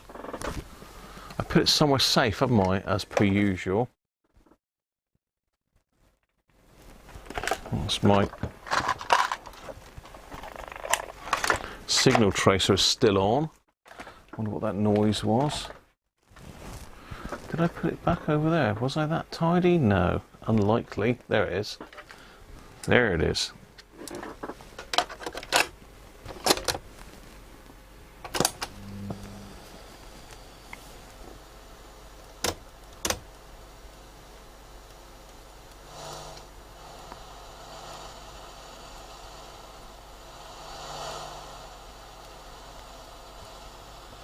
Left. The captain looked on for a while in silence. Then he went the rounds and saw, as he said, that all was clear. There was a round score of muskets for the 7 of us. The firewood had been built into 4 piles, and on each of these some ammunition and 4 loaded muskets were laid, ready to the hand of the defenders. In the middle the cutlasses lay ranged. An hour passed. "Hang them," said the captain. "This is as dull as the doldrums. Gray, that sounds better, doesn't it?" And just at that moment came the first news of the No, attack. Unfortunately, not Suddenly, Spiky. Joyce whipped up his musket and fired. The report had scarcely died away ere it was repeated and repeated from without in a scattering volley, shot behind shot. But when the smoke cleared away, not a bough waved, and not the gleam of a musket barrel betrayed the presence of our foes. We had little time left to us for thought. Suddenly, with a loud huzzah, a little cloud of pirates leapt from the woods on the north side and ran straight on the stockade. At the same moment, the fire was once more opened from the woods, and a rifle... I was thinking it probably will sound better with the back on as well.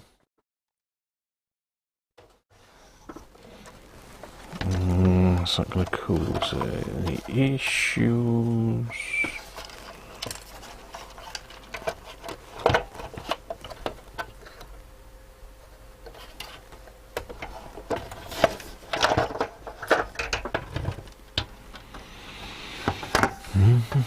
So we've got to do an alignment by the sound of it on FM, because that is still not right, that stereo.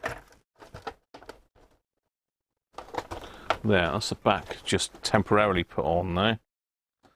It makes it a bit safer for me, not sticking my hand in it.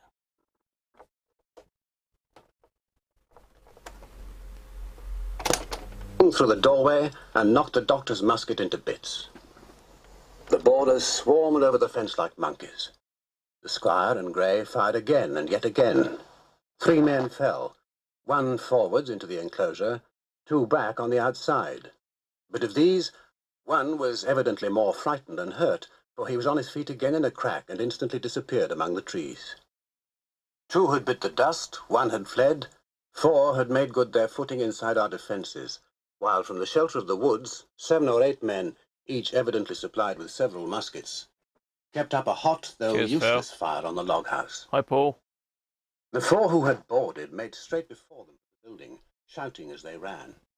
In a moment, they were upon us. AFC the head of does Anderson, the bosun, does appeared in the middle of the loophole. I don't think there's an At 'em all AFC on it, hands. no. All hands, he roared in a voice of thunder. At the same moment, another pirate grasped Hunter's musket by the muzzle, wrenched it from his hands, and with 1 stunning blow laid the poor fellow senseless on the floor. Meanwhile, a 3rd, running unharmed all round the house, appeared suddenly in the door. Fast forward works. Rewind works.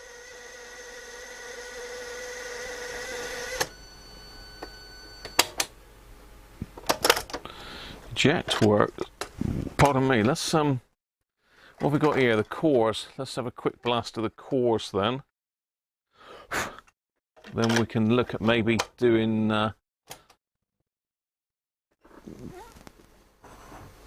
doing the same. That it is 5:30 already, isn't it? That. So just want to hear a little bit of music. That's all. We'll try not to get a copyright hit, but can't.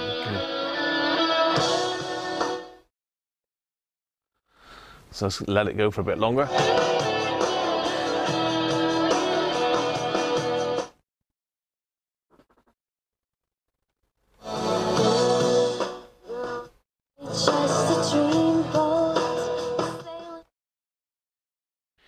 I don't know if that's a chrome tape. No, it's not. What have we got? There's a chrome tape. Got any Nana Scory on chrome? You little drop of Nana. What have we got here? Simply the Best Christmas. No, that's not chrome. Gotta love it, me. I'm just going to try chrome tape in it, just see if the tone is better with a chrome tape. I've got chrome. So start. I've got chrome tapes there, but I don't know what's on them. I think this Philips one might be blank.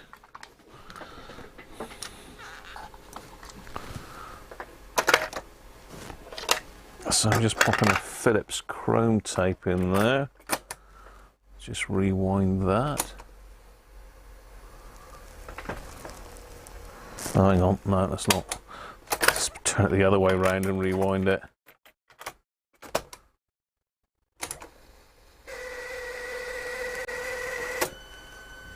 Whee!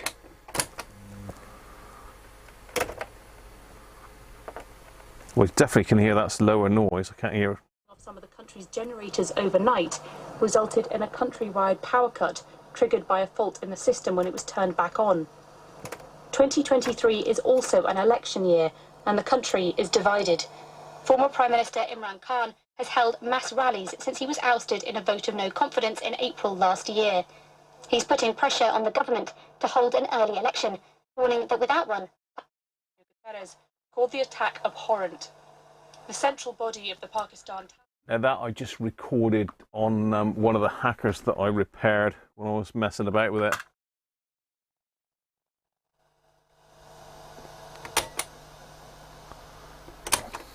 Let's squeal like a pig. So let's turn the radio on.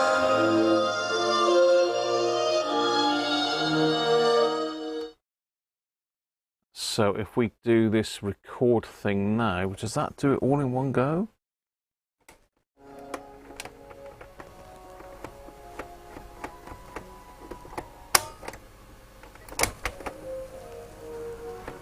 What's that orange one for then? Is that like a mute button or something?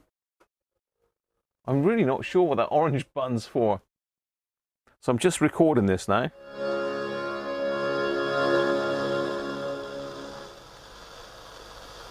This is Classic FM.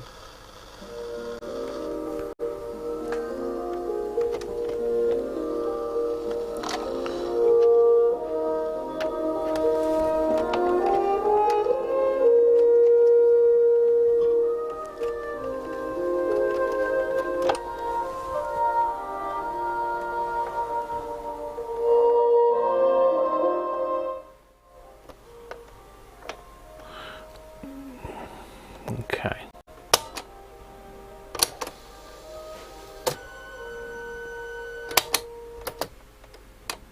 Let's play that back then.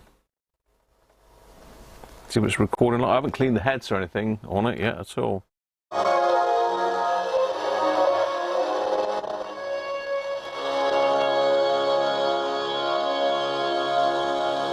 That was me messing around with the aerial, that hissing. This is Classic FM.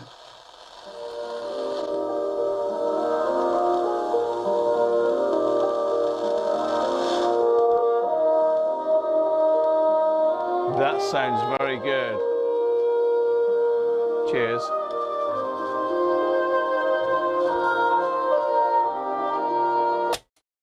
Yeah, excellent. Excellent, right. So the only things left to do now are things like tape speed. Well, John did want it recapped. Is that still a thing, John? Would you like me to recap it? Recap the cap. Oranges for pause, blank spaces. So it's like a temporary pause, Ivan. So you just hold it down and it blanks a piece, does it? Thanks, Phil. Phil Tube. Good to see you, mate.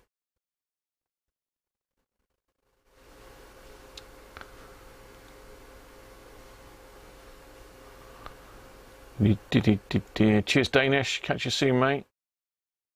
Or is it Danish going, or is it no, it's Harvey going. Catch you later, Harvey. It's for recording the top 40 charts. Does anybody still do that these days? I don't think they do they? Childhood memory unlocked, Phil. Need some 80s Tears for Fears. Be tears for copyright hits. I suppose what we could do is we could very quickly just have a go with let's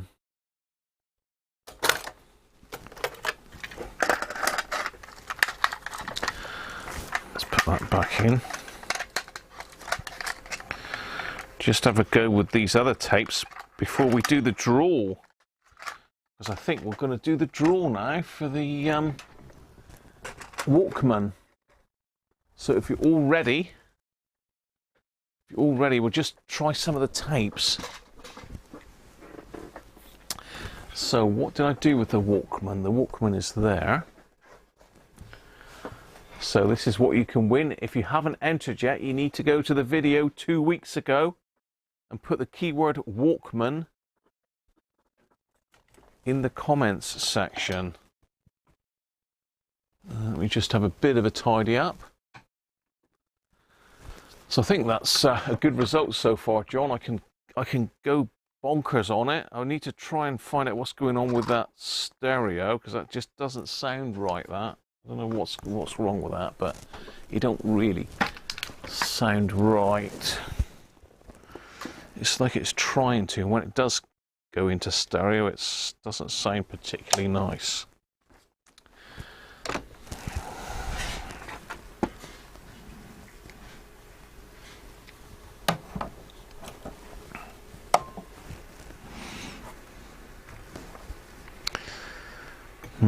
Let's put the old thread locker back up. Horrible stuff it is, keeps leaking everywhere.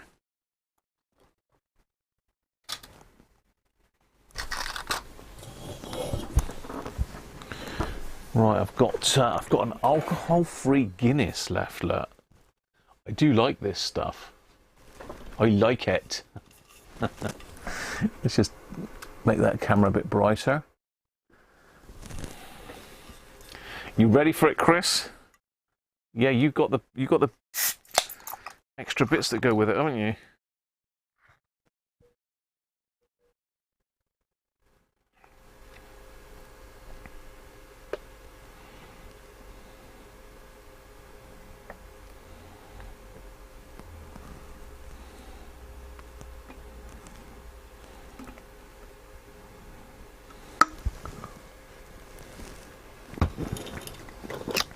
Nice.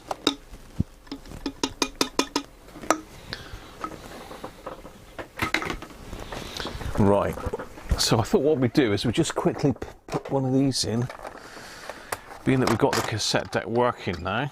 Let's make sure they're rewinded, they're rewinded. Yeah, which they're not.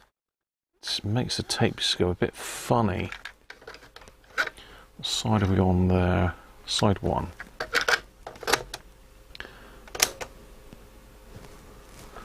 Okay, for some reason I decided that was it and I was going to unplug it.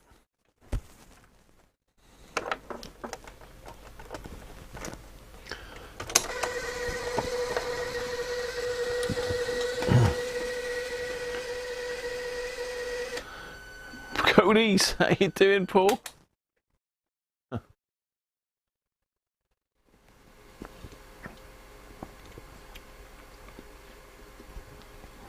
All right, John, I'll have a look through it anyway. It needs something doing to it.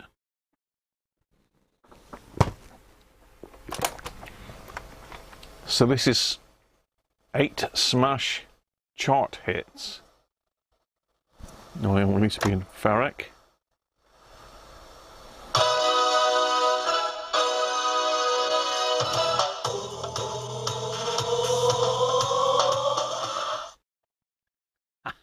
That one works.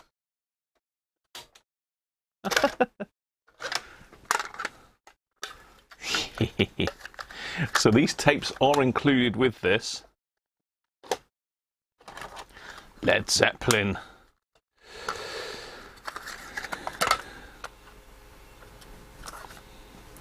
So what side are we on? We're on side 1, that way up. Rewind, yeah.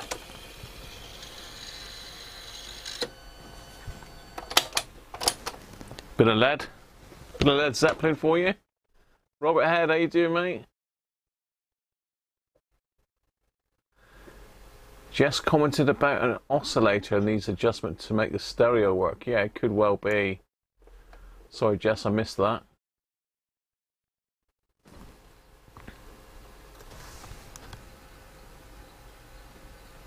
Well, Led Zeppelin. I said Led Zeppelin was really quiet, and it was because I had the volume turned down. See.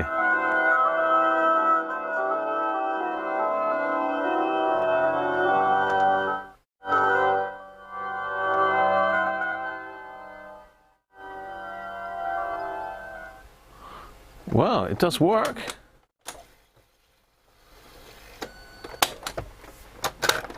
There you go, all you Led Zeppelin fans.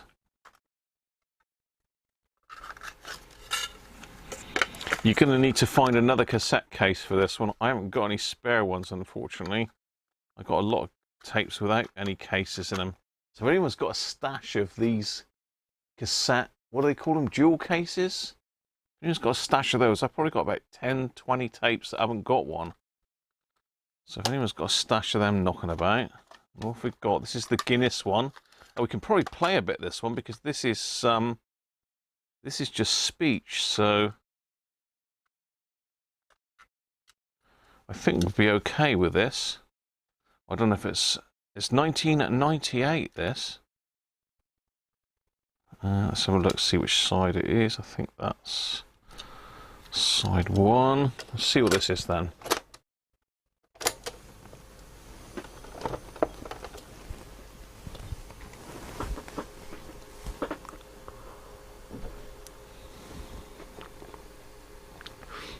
What's that, Danish? A minute past followed by yet another and another. What's going on? Have I missed something? Well, I don't mean to sit around the carpet banging into the furniture. That's a bit weird.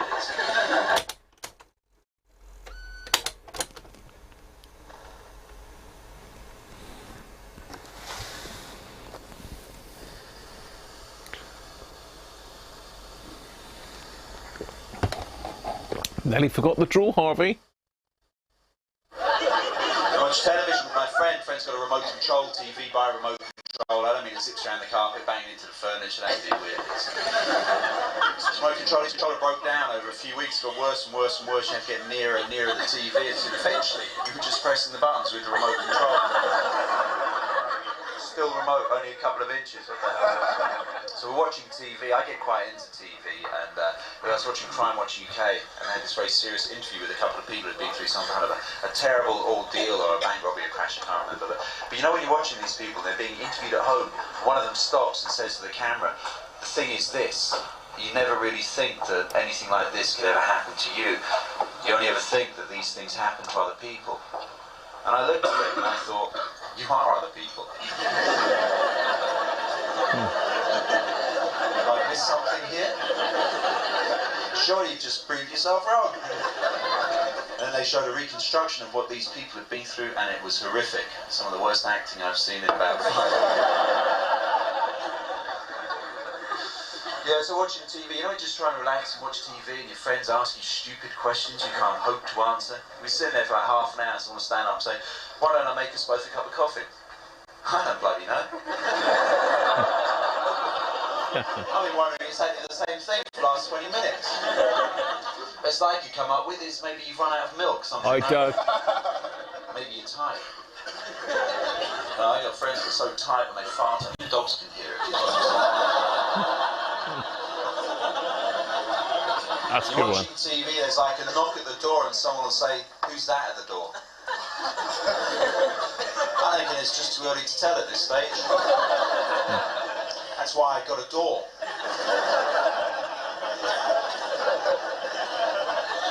Then the phone rings, it's like ring, ring, ring, ring. Who could that be? It could be any wanker with a phone, couldn't it? That's why we had it installed, remember?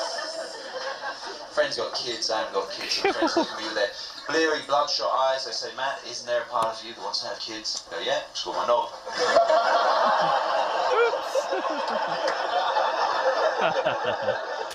Very good. That's actually a good tape, that is. Nice one. Nice one. Yeah, well done, Paul.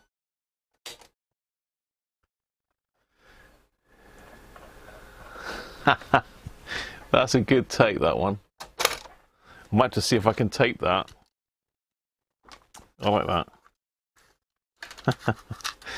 And the last one then is the rock classics from McVitie's. It is very nice, isn't it? Simap, and welcome, mate. Hello, we've got this. Let's rewind this one then. So I think we're good on the belts anyway. Belts are fine. I've done the counter belts now. That's working a treat. So that really was the only belts that were needed, was the counter belts. Makes a change, doesn't it? Normally they've just all gone to spaghetti, but obviously they use decent quality belts in it, or someone's done them. That's the other possibility.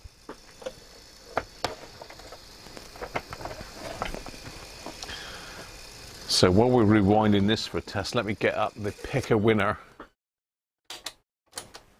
get the pick a winner up and see if it'll work this time.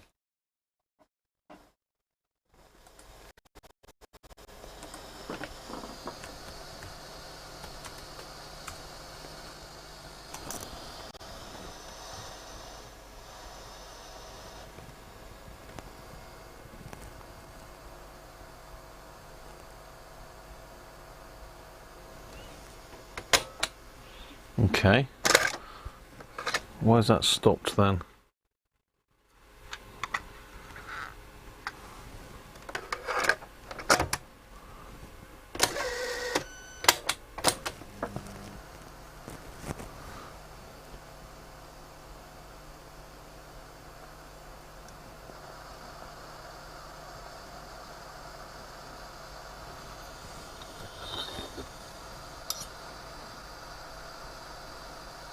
I didn't expect to be playing this one. That one works. Oh, no, no, no, no, no, no. What's going on there?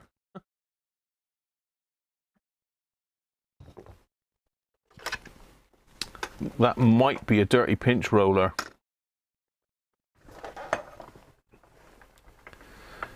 Yes, that would be a dirty pinch roller. He's shiny. Okay. So I need to clean the pinch roller on it for sure. Let's just put that in my other cassette over here. Make 100% sure that that one does work okay. Got a bit of ABBA going on in there.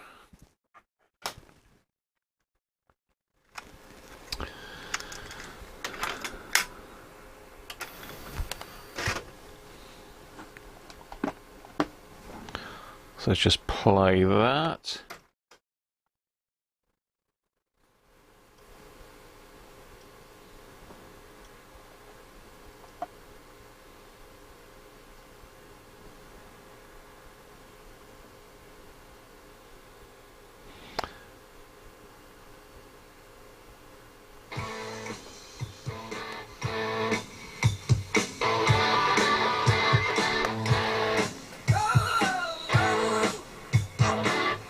No, that's a tape. That tape's a bit foobarred. I'm sure there'll be some stuff on it that's fine.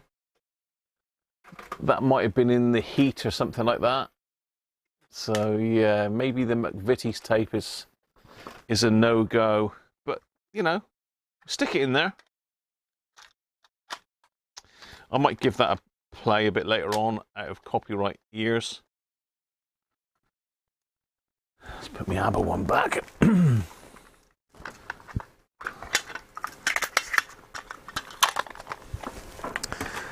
And I can always blank that one if you want me to erase it. Whoever wins. Right, okay, let's get some admin done then. Let's see if we can work this pick a winner thing this time.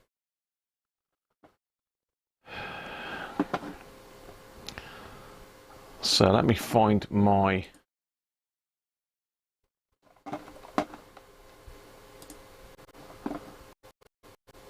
no, I don't want that. I don't want the stream. I want my YouTube channel.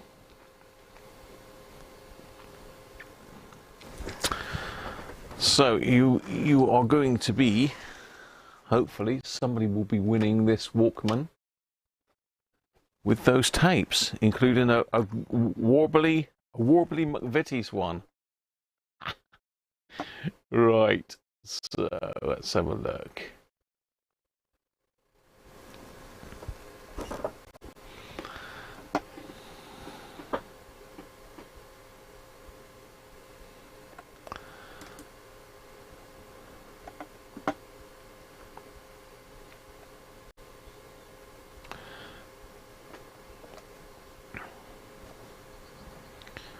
So let's go to the screen.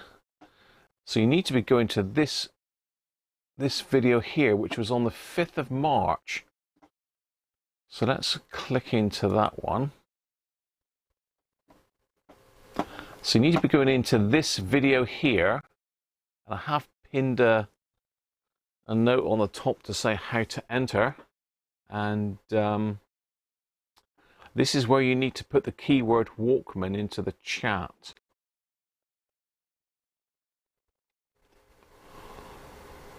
So if we go to, let's copy that a minute. Let's see if this pick a winner thing works today. Let's paste that link, because this didn't work last time, did it? I've done it again, look. It doesn't like this for some reason. I don't know what it is.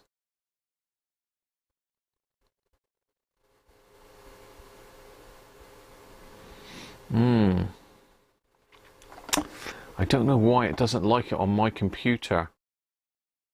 I don't know whether it's my browser. I could try it on Internet Explorer, couldn't I?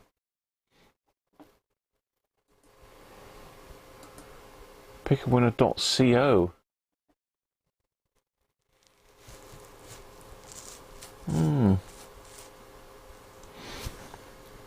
Strange.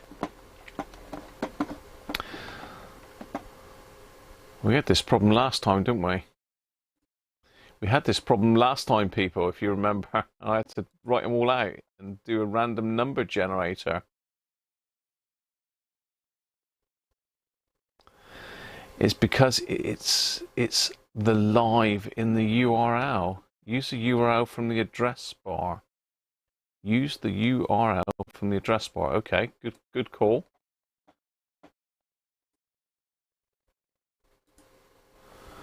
So I need to actually physically play the video then.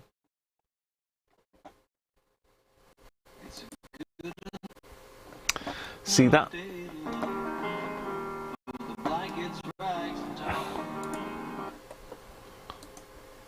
Let's copy that.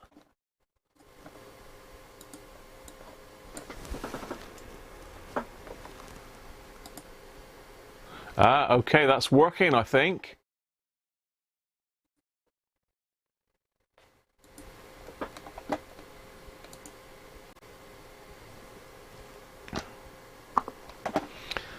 So if I've just gone to the video now, which is there, so I've copied that. So let's do that again. Copy, YouTube pick a winner, paste, and fetch. So I'm not going to do the draw at the moment, but the keyword was Walkman. Continue. So there's 38 comments in there at the moment. So where is it? I need to go to this one and click on the comments.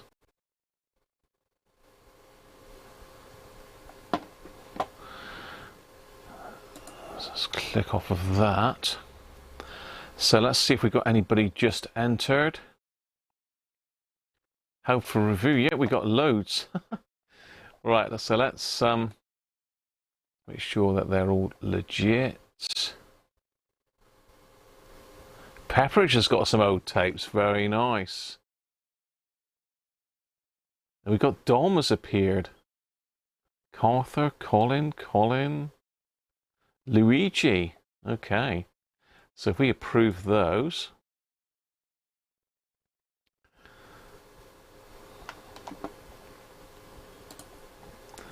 So if anybody else hasn't had a go yet,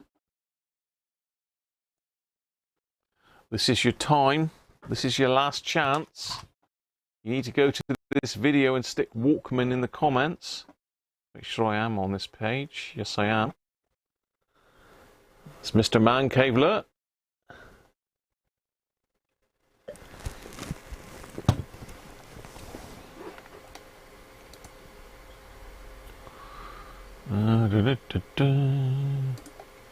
Oh, stop that. Let's see. Apply. Let's give all these a thumbs up. So thank you for entering. Pepperidge has got lots of tapes. Anybody's got any old tapes they don't want, let me know. I'll have them. I'll have them off of you. Still a few of us around here that listen to... oh, I already heard that.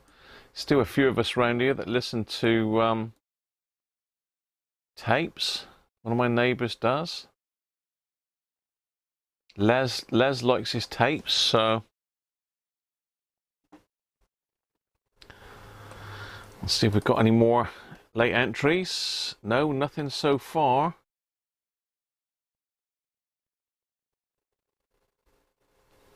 Let's keep refreshing it a bit.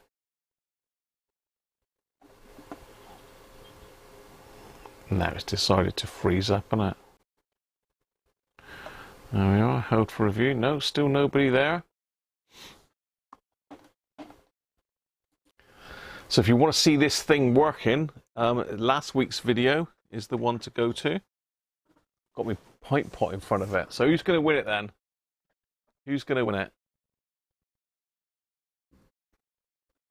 You love cassettes, do you, Harvey?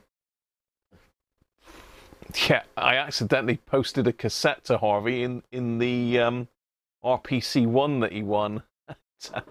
I had to ask for it back because it was part of a 2 cassette set, if you know what I mean. A double cassette. UK's too cold for you. Where are you going, Harvey? You were born here, weren't you? Were you born here?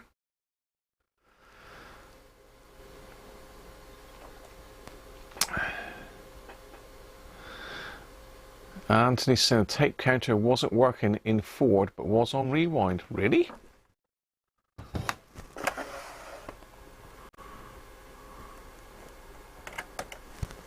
Strange. I'll have to have a look at that. Well spotted, Anthony.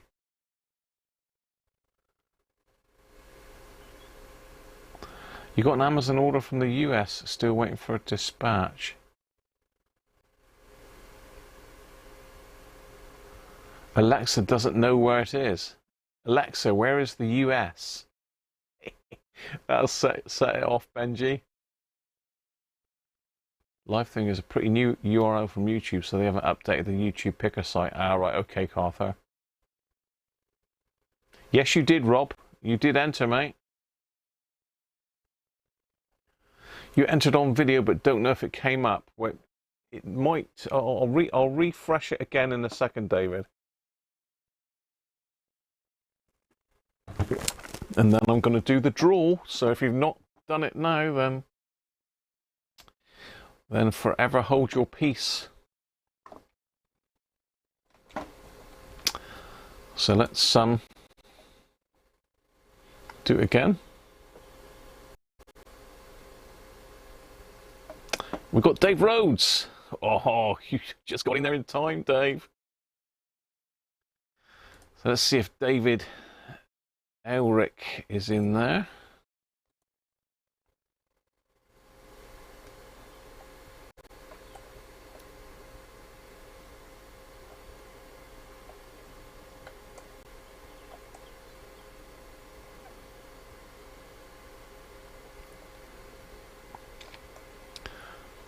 Yes, you're in there, David. 7 days ago, that. Sorted.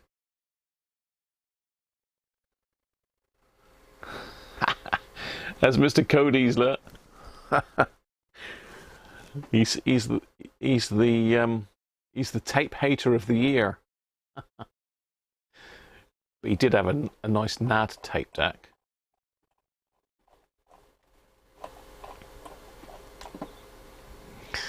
Right, we'll give one more refresh, and then I'm going to do the draw.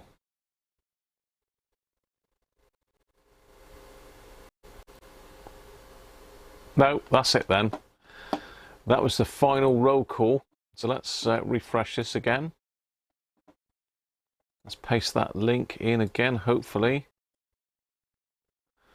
And we want keyword, and the keyword is Walkman. We've now got 50, so I'm ready to go. We are ready to go. Can we have a drum roll, please? Can we have a drum roll? Tracer.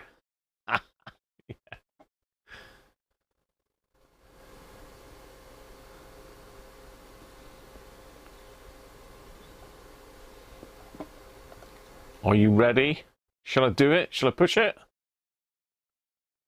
Shall I push the button?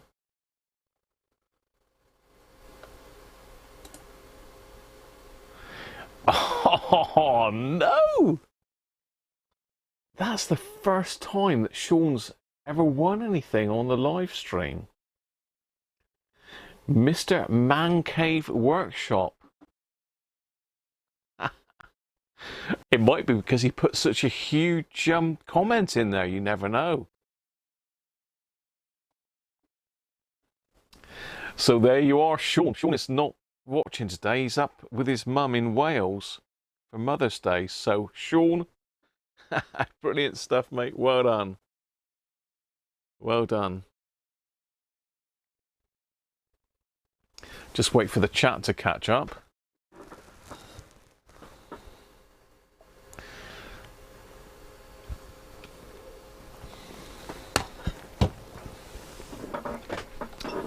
Thanks, Spanky. At least we had a drum roll.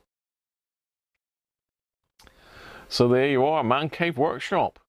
There's one of the Walkman, so I've got to get that off in the post to him.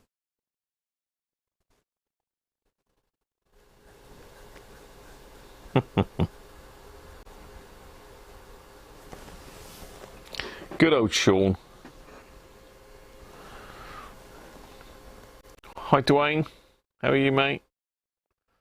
From Tennessee. There you go. You've got to be in it to win it, people. And that was quite a good turnout, actually. 50 entries on that one. 50 entries, and Mr. Man Cave takes it. I better send him a WhatsApp message in a minute. Oh my, let me WhatsApp him a minute.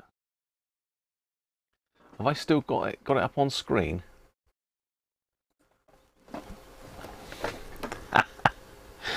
Let's take a picture of that and send it to the caveman. With some abuse, of course.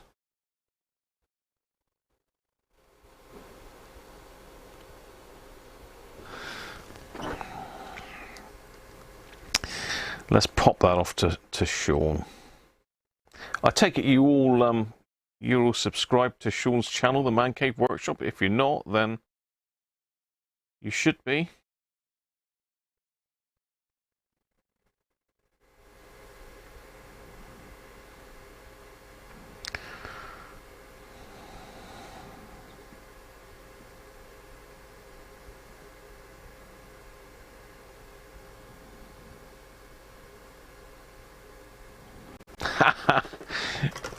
He won't believe that.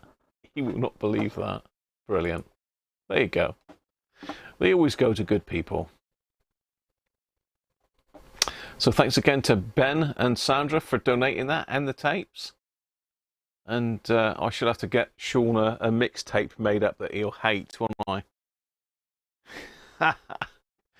Brilliant.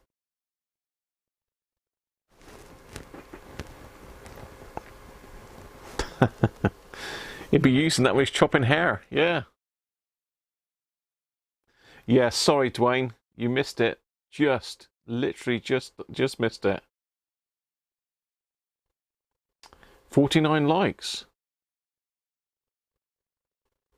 You're too tired now, Harvey. This is the excitement, Harvey, wasn't it? So there you go. That's headed off to Mr. Man Cave up in Manchester.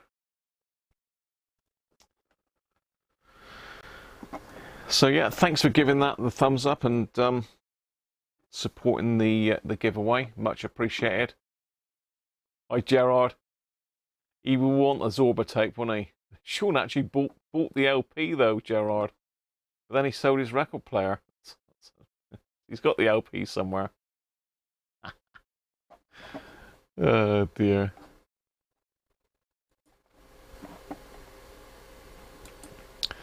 There's a new certificate for this giveaway available. Check it out.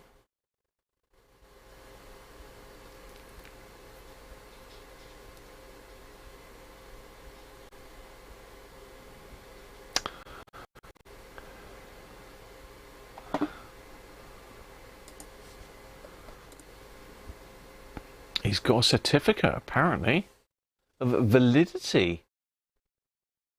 Validity.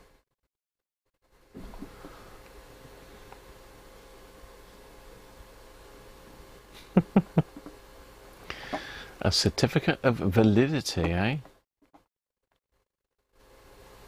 Sean will love it, yeah.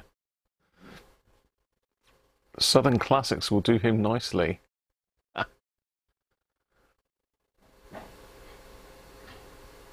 Oh, 55 likes here. Yeah, well, thanks for giving that thumbs up, people. Much appreciated. And your super chats and your tips. And my Patreons and channel members. Everybody with a little star by their name is a channel member alert. The different colour stars mean they've been channel members for different lengths of time. But thanks very much for your support, everybody. And I've got more giveaways. I've got oh, what have I got? 1, 2, 3. I've got about 4 more giveaways still to do. Yeah, you'll have to, Spanky, yeah.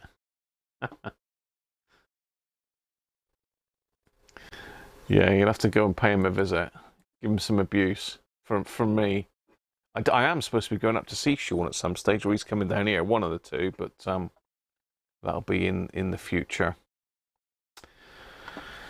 So that's really that's pretty much it for today. Hopefully you've enjoyed the cassette, the radio cassette speaker fix, which was a bit of a shock. I really didn't think it was going to be the speakers, but there you are. It was. And I've just got to service the deck on that one. I'll check the power supply caps, but the rest of them should be okay. We need to just have a look at that stereo issue. Apart from that, hopefully it won't be long before that's winging its way back to John over in the New Forest. So thanks a lot, everybody, and I shall see you all next Sunday, if not before. If you're a channel member or Patreon, then I've got a couple more repairs in at the moment, which I'll be working on in the week. So cheers, everybody. Cheers, Dwarf. Good to see you, mate. Thanks, Danish. Appreciate it, mate. What's better for me, Patreon or channel membership? They're both about the same, Spanky, really.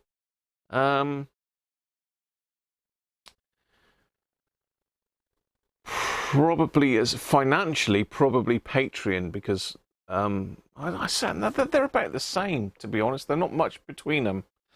So anyway. Cheers, everybody, and I'll catch you in the week. You drop us an email if you want, Simon. I'll let you know, mate. Cheers, all.